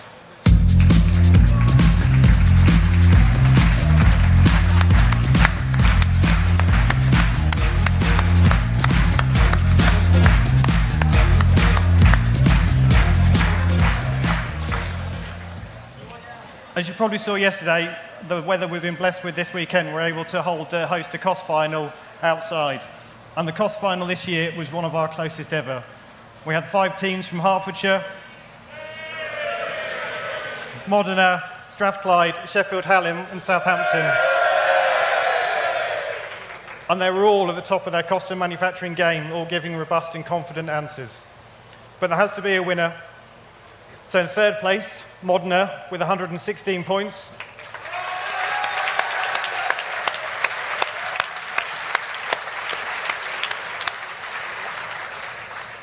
In second place, with 118 points, Sheffield Hallam University.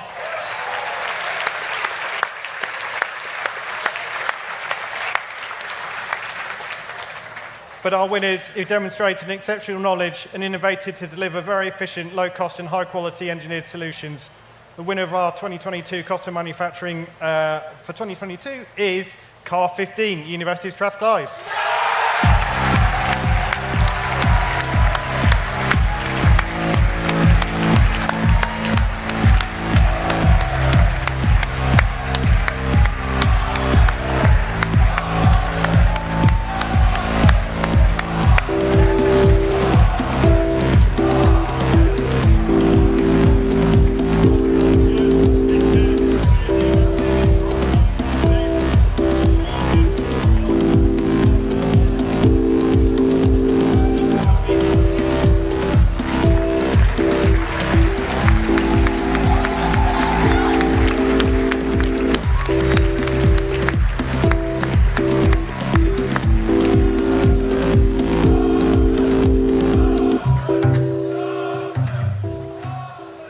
I'd now like to welcome our head design judge, Neil Anderson, to the stage, please.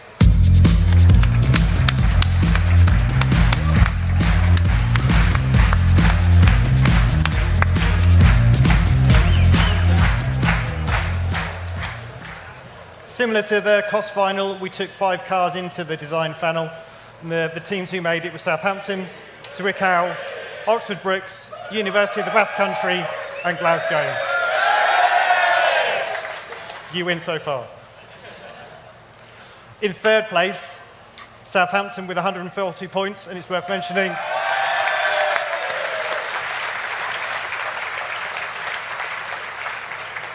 that's both of the first year EV and the first year monocoque, so very impressive to deliver that in 1 year. Well done, guys.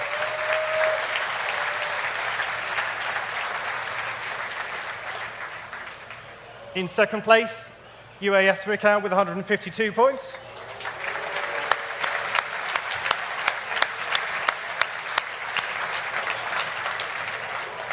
And for our winning car, the judges noted they had a well-rounded engineering process, including benchmarking and potential point score model to inform their design decisions. They used previous historic data to sense-check future performance and had a good test and validation approach. For example, their suspension and brake parts were physically tested. They also demonstrated good aero knowledge, and the judges were especially impressed by their air-cooled battery pack. Overall, they were a very well-organized team with great risk analysis and good knowledge transfer. Our judges were very impressed, and that's not something we hear too often. So please, congratulations to our winners of the design event 2022, Car 92, Oxford Brookes Racing.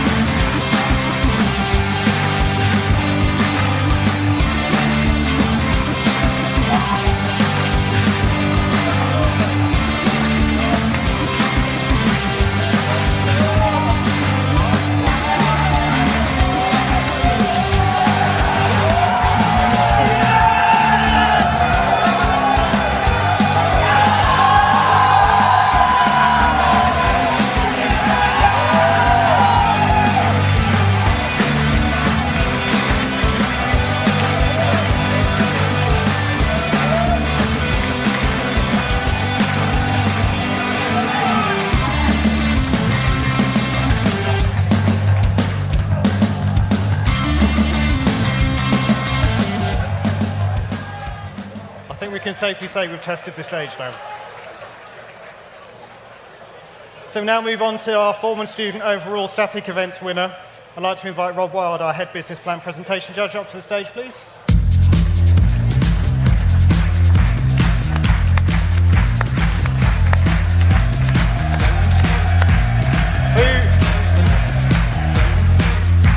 Who appears to not be here. Andrew, can you do the honours, please? Andrew Deacon, Rob, fine.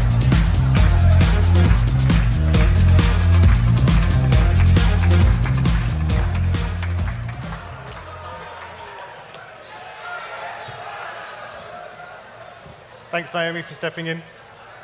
So interestingly, for our overall static events winner, none of our individual static event winners made it into the top 3 for the overall, which is unusual, but gives us some different results to announce.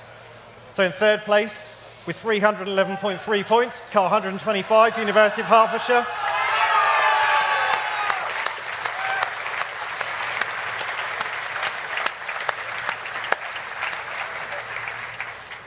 In second place, with 331 points, car 48, University of the Basque Country.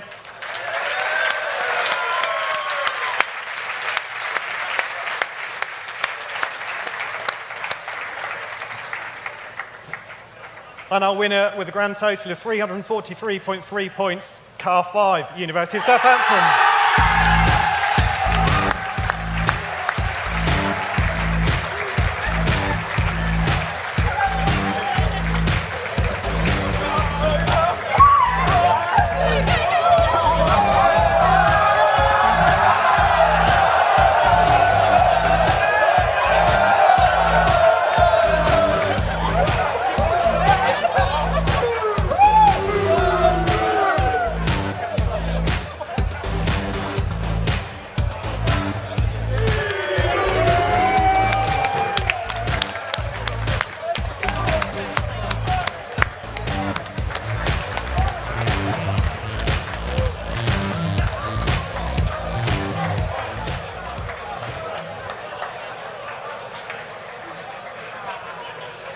That's definitely the best effort so far to break the stage. That's just about right. So we now move on to our Dynamic Awards, and we start off with our most efficient car. I'd like to invite Sam Dauncey, our Chief Technical Scrutineer, to the stage, please.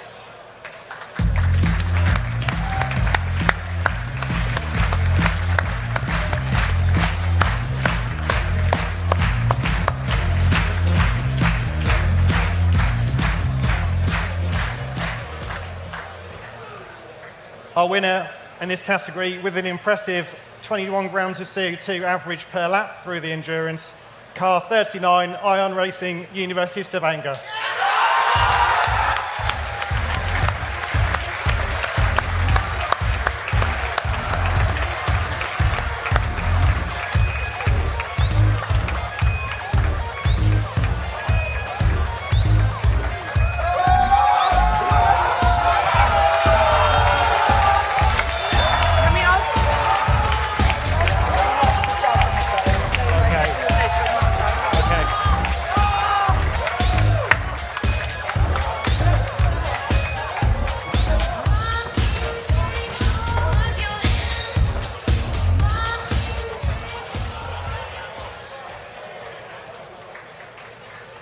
Before we go on to the next award, serious message.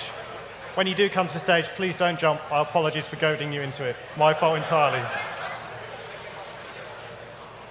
Our next award is a Formula Student in Endurance Award, and I'd like to invite Ben Stevenson, our co-event captain for the Endurance, up to the stage, please.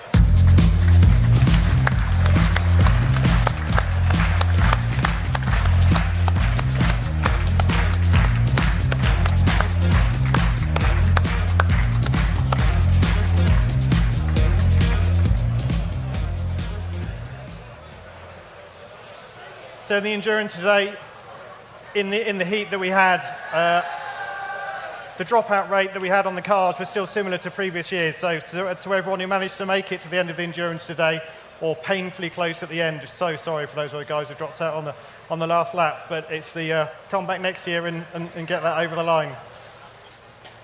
But our endurance finishes in third place. We have car 8, University of Glasgow, with 221.5 points.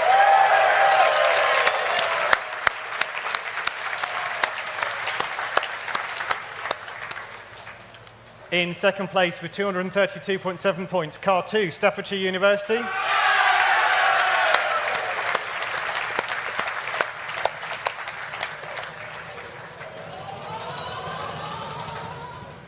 But our winners with a maximum event score of 250 points, an impressive only single cone penalty for the entire endurance event, car 55, University of Malta.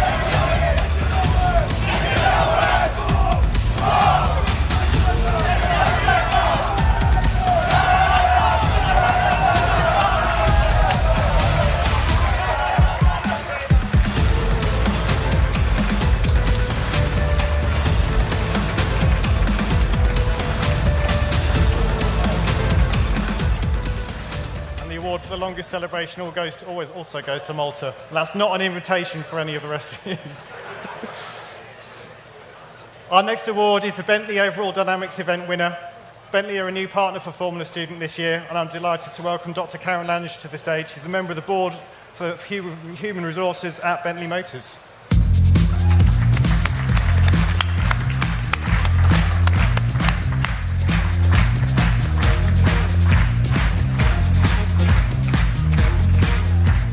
Thank you all. We are really absolutely thrilled to be partner of this event, and I would like to second Alice, what she said before, seeing all this passion and this dedication and this great teamwork you all have shown. I'm absolutely not worried about the future generation of engineers, and I strongly hope we will see some of you in the future at Bentley. Thank you.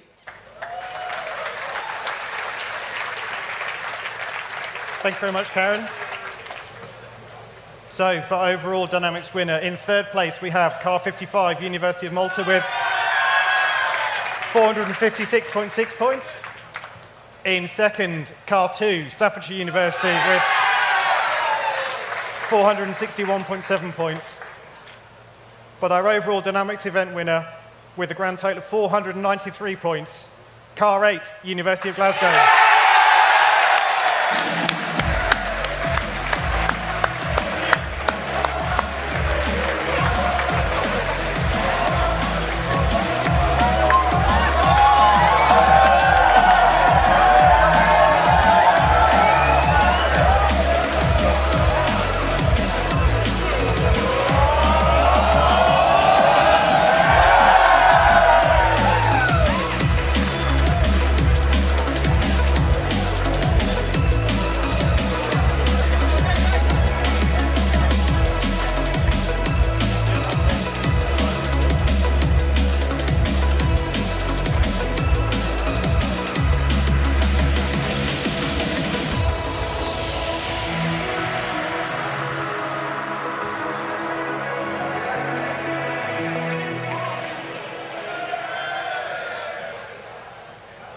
Next year we need a bigger stage. So as you know, today we had time on our schedule to put on a special event. We had our fastest lap shootout. I'd like to invite Andrew Mather, both our scrutineer and commentator, up to the stage, please.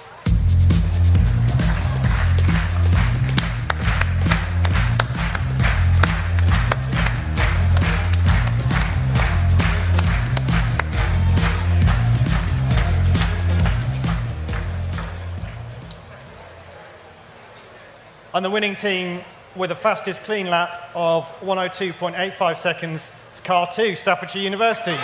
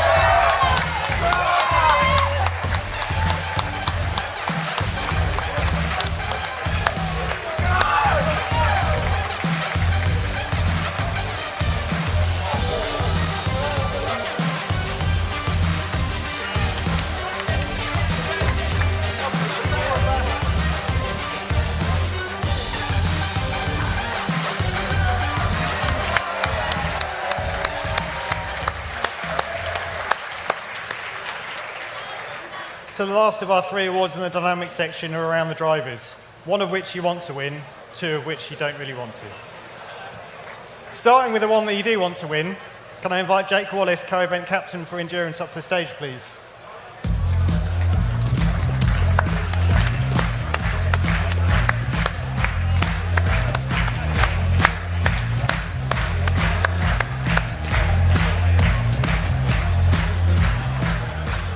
So this is the award for most entertaining driver, and it's an award that's nominated by the marshals who have the closest seat in the house to observe the drivers pushing the limits of their cars out on track. This year's winner impressed the marshals with their consistent strong pace and flamboyant driving style. Congratulations to Driver E, Cleven from the University of Malta.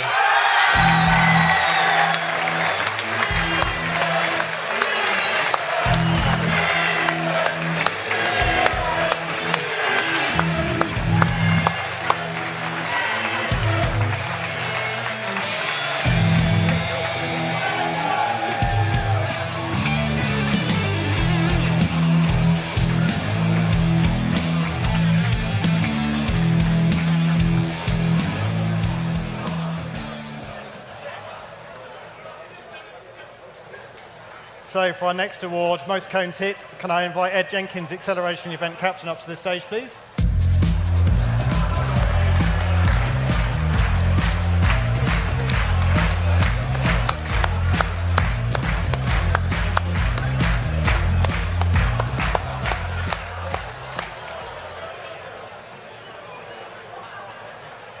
And our winner of this award managed an impressive 22 cones in 13 laps, which is not far from an impressive 2 cones per lap. So congratulations and commiserations to driver B, Andreas Bischoff from the University of Stavanger.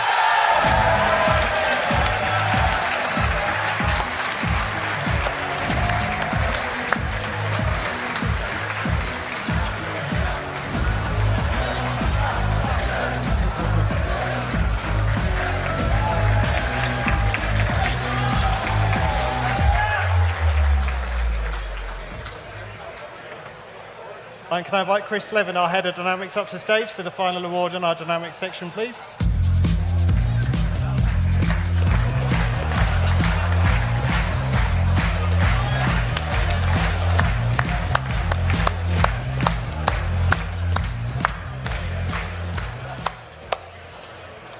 So, having clearly not been satisfied with collecting 22 cones, Andreas also managed to drag at least one for more than 100 metres.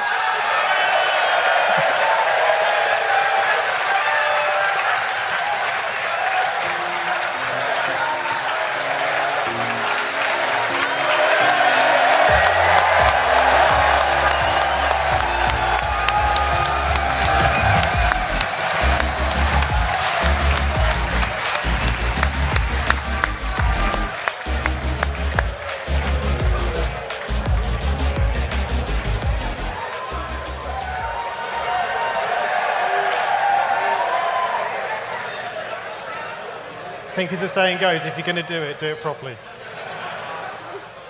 So, on to our special awards section for this evening. We start off with our Alan Staniforth Award for the Best Newcomer. I'd like to invite Naomi Rolfe, Senior Projects Executive, up to the stage, please.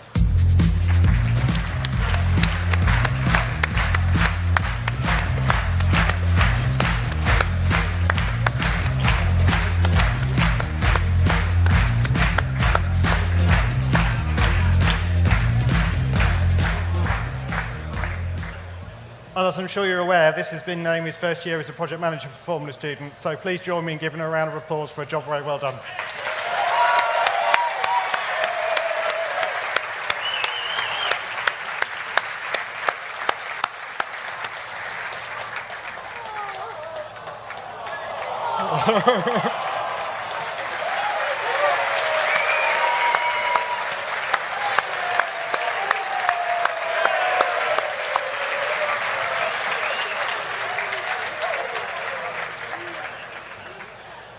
Stitch up part 2.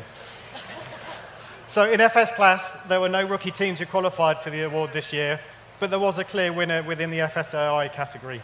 So our winners are newcomers to FSAI, and also they stepped up to FS class this year, having competed in concept class for several years.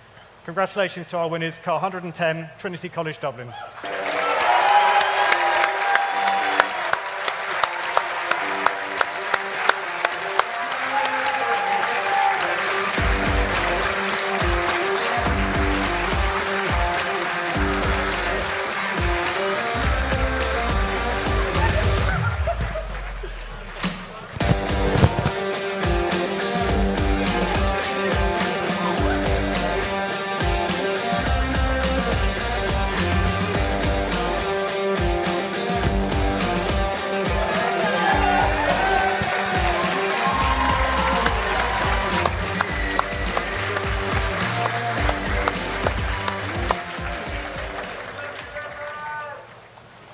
Our next award is the Faraday Institution Best Newcomer EV Award. As you've seen throughout the event, we're planning steps to encourage the further uptake of EV powertrains, and we're delighted to have the Faraday Institution as a sponsor. Faraday endeavours to make the UK the go-to place for the research, development, manufacture and production of new electrical storage technologies. And I'd like to invite Fran Long, Head of Training and Talent Development from the Faraday Institution, up to the stage, please.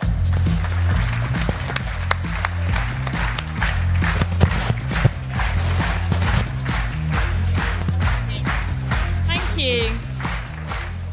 So it gives me great pleasure as the Head of Training and Talent Development at the Faraday Institution to announce the winner for the Best Newcomer EV Team 2022.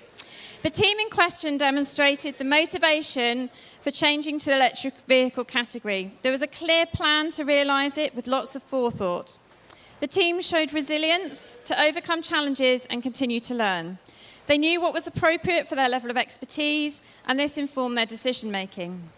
We, the judging team, which included experts Rob Miller, Head of Electrical, and Melissa He, Senior Engineer of Advanced Battery Technologies at Williams Advanced Engineering, were incredibly impressed by what was achieved for year one. Many congratulations, and we wish you much success in the weeks and months ahead as you continue to refine and optimise the design and performance. Congratulations to the University of Southampton.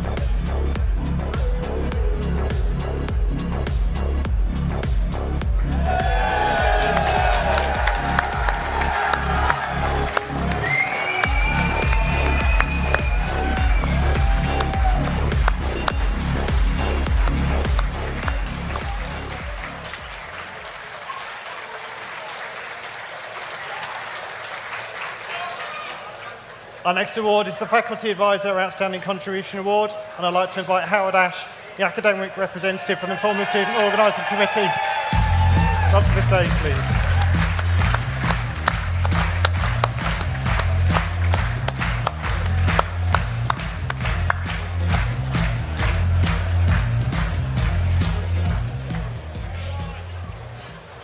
So as Howard and all of you teams and other faculty advisors out there know,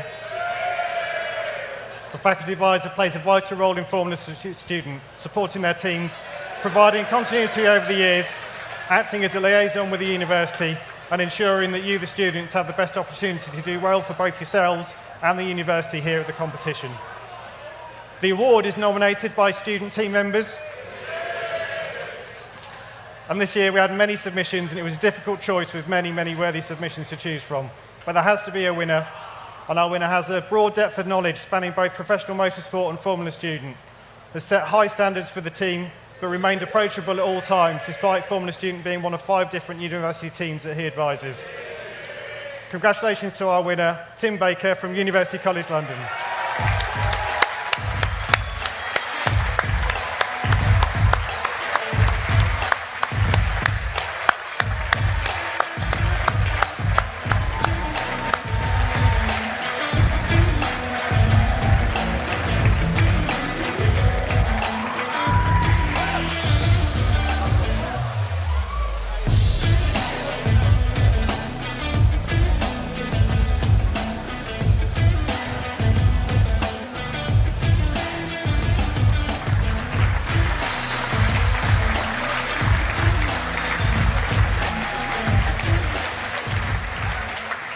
Well done, Tim. Congratulations.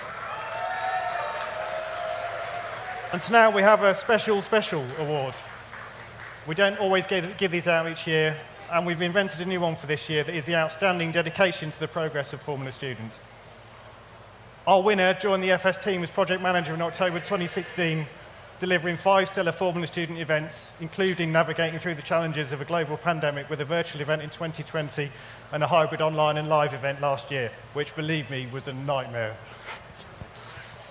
Her efforts did not go unrecognised, and in December last year, she was promoted to be the manager for event operations and competitions, covering many other events in addition to Formula Student. Her new role included travelling around the country with the chair of the IMEC Design Challenge, who also happens to be the technical director at Red Bull Powertrains. Ben, who is the technical director, used to be my boss at Mercedes-AMG HPP, and so I'm fully aware of the high standards he expects. So I wasn't surprised to hear at all that he tempted Lucy away to work for him as they build a new organisation from scratch in Milton Keynes. We couldn't let Lucy's stellar work over the last 6 years go unrecognised, so please join me in giving a huge round of applause to say thank you and wish Lucy all the best on her exciting new adventure.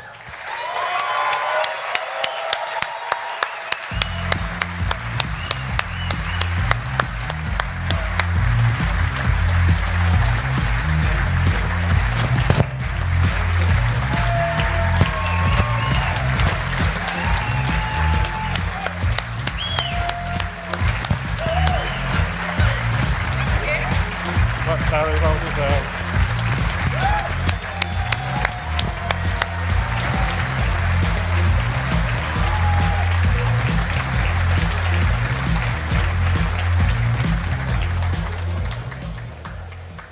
Stitch up part 3, there are no more. So we now move on to the FSII Dynamic Awards section. I'd like to invite Abdul Hafiz up to the stage, please.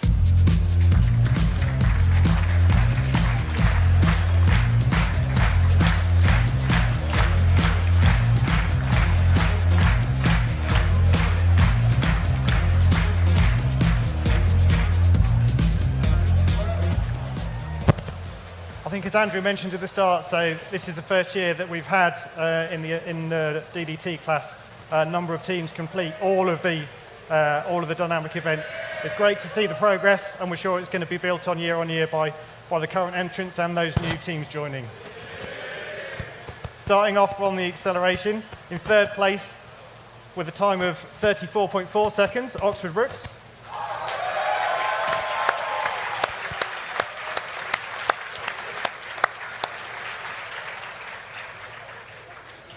It gets closer. In second place, Coventry University with a time of 6.459 seconds.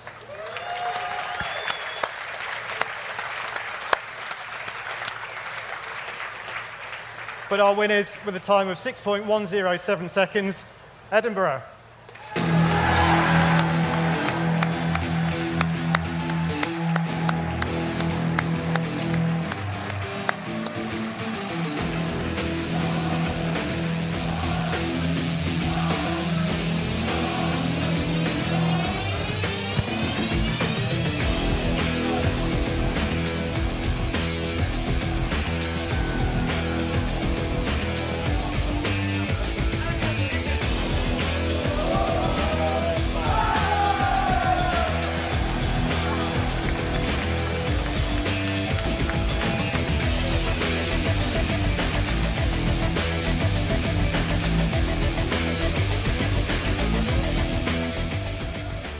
Our next award.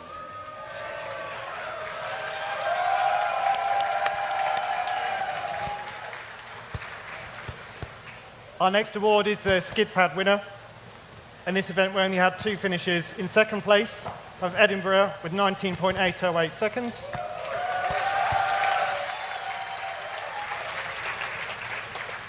But in first place, a clear winner, Coventry University with a time of 8.116 seconds.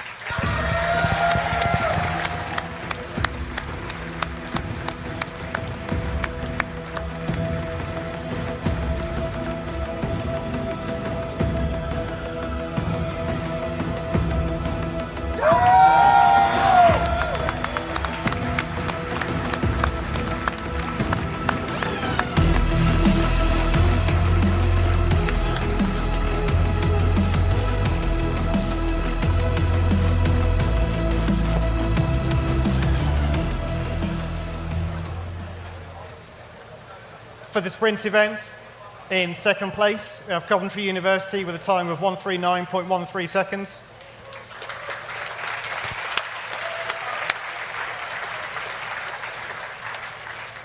But our winning entry with a time of 57.51 seconds, Edinburgh University.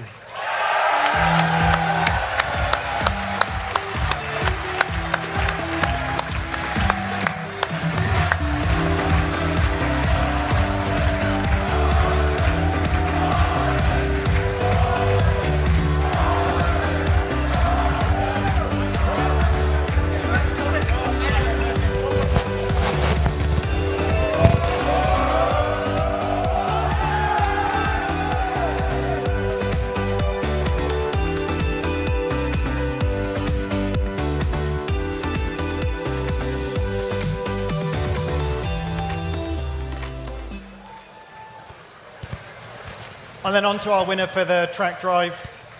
In second, completing all 10 laps with an average lap time of 142 seconds and scoring 100 points, University of Edinburgh.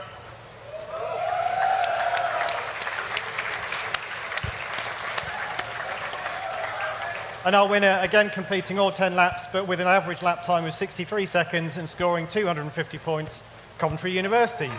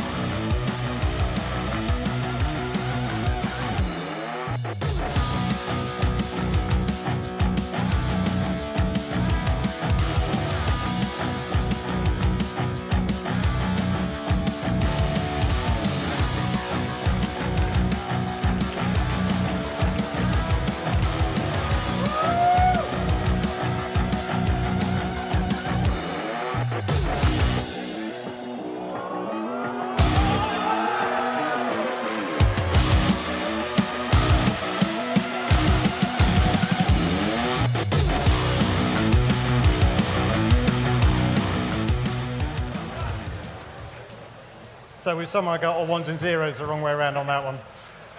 Congratulations to both Coventry and Edinburgh for impressive performance in all of the dynamic events. I think with that being the other way around, I'm now not entirely certain that we've got the right winners for the next two events. So rather than announce them now, we'll double check behind the scenes and we make sure the right winners get their trophy at the end of the event.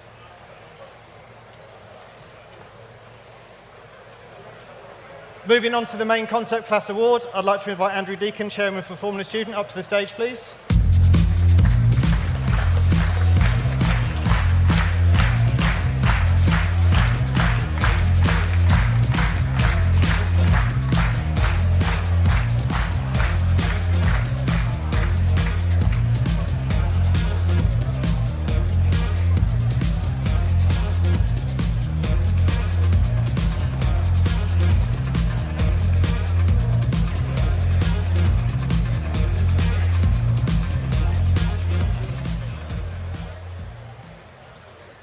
In third place, Swansea University, scoring a total of 317.3 points.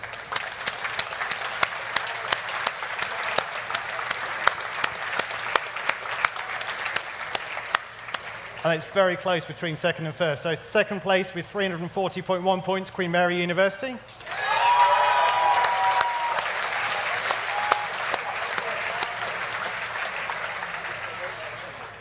But our winners with a grand total of 343.9 points, car 320, Universidad de Porto.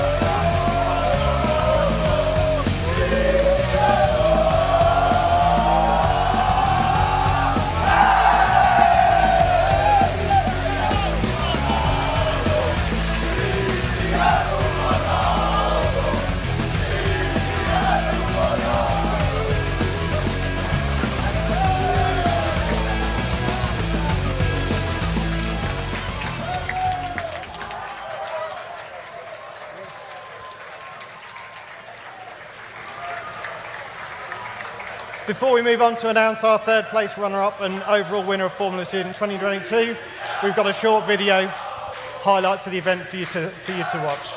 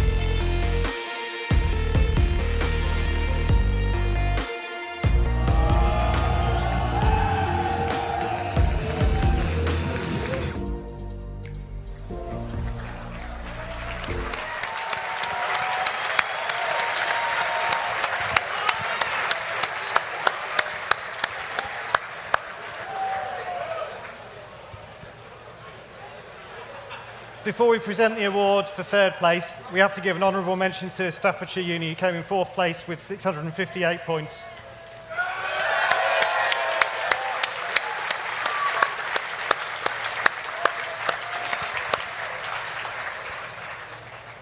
But in third place, Formula Student 2022, it's the University of Malta with 675 points.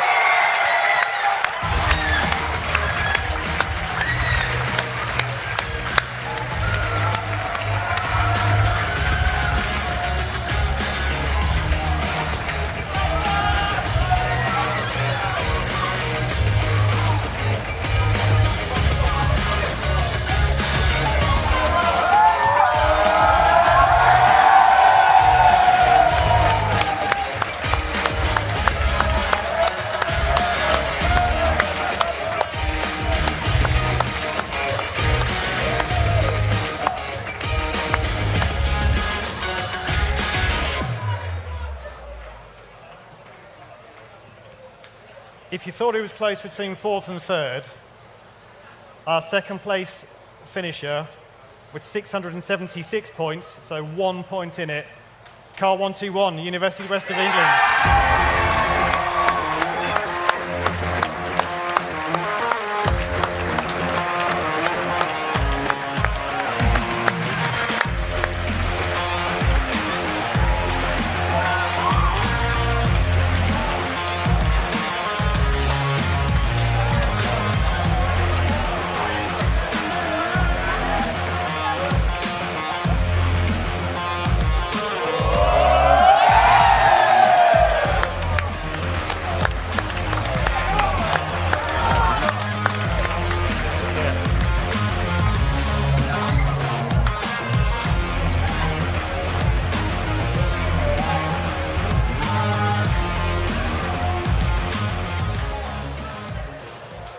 I don't know whether they had any lateness penalties or not, but that's a prime example of why lateness penalties and every single point that you can make sure you don't give away those 3 points. Every point matters.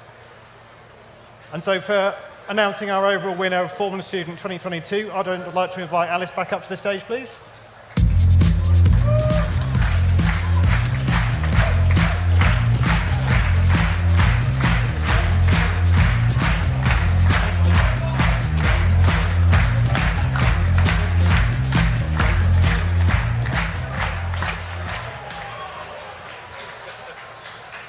And so our winner this year, it's another first for Formula Student.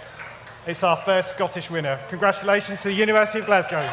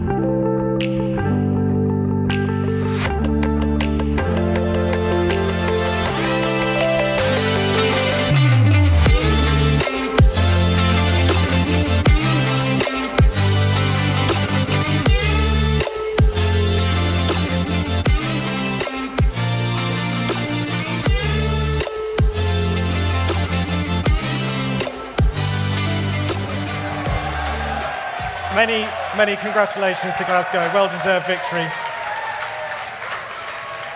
And we're nearly there. It's nearly the end of another fantastic year of Formula Student. But before I draw the awards ceremony to a close, I'd like to invite our current president of the institution, Phil Peel, to the stage to say a few words.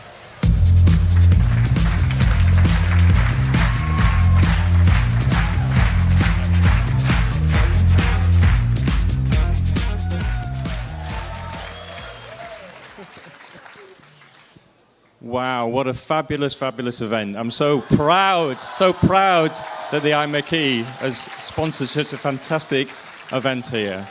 And it's all thanks to you guys. So I think for the last time this evening, I'm going to ask you, have you had a good time? Good. Have you had a good team time? Yay! That's the right answer. And it's great to see so much talent here gathered together, providing such a fantastic environment for you to compete together against each other, but also to support and help each other in the activities that you're doing. You are the engineers of tomorrow. You will solve the problems and the challenges that we have worldwide going forward. And it's the activities that you have been involved in over the last few days will help you in your engineering journey. I've been helped with so many things during the walk that I've had in engineering over the years, but to take part in an event like this is a milestone event that you will look back on and will actually motivate you and drive you to greater things in your engineering career into the future. And I'm so proud that the IMechE provides the opportunity to you guys to do that. So I'm just going to conclude now. Come back next year, super motivated to compete again, super motivated to give the best you can as you have over the last couple of days. So many thanks to all of you. Have a super time and a safe journey home.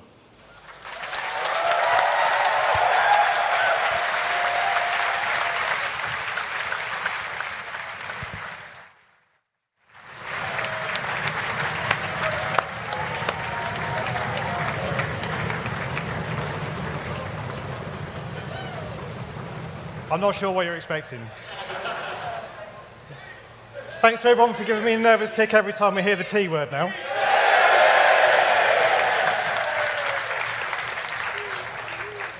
And again, a big thank you to everyone who makes this event possible. Big round of applause, please.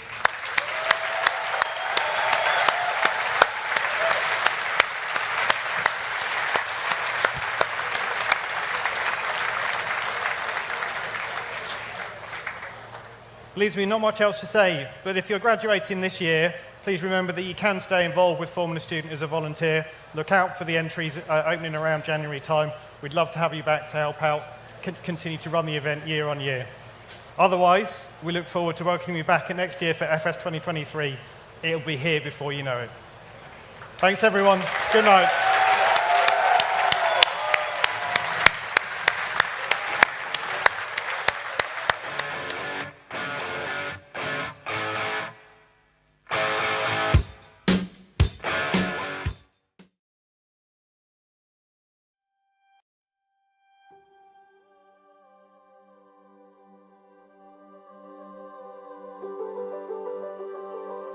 So we have reached the end of Formula Student for another year, and what another incredible event it has been. We hope that you've been following along with all of our live streams and all of our content, and with the one thing that we hope is translated to your screens at home is what a community feel it has been in this event. Last year we had a reduced field, reduced number of teams, and it feels like we are finally back to our best. And what we do best is take care of everyone, look after each other. So many incredible stories this weekend of people struggling and other teams coming in and being involved.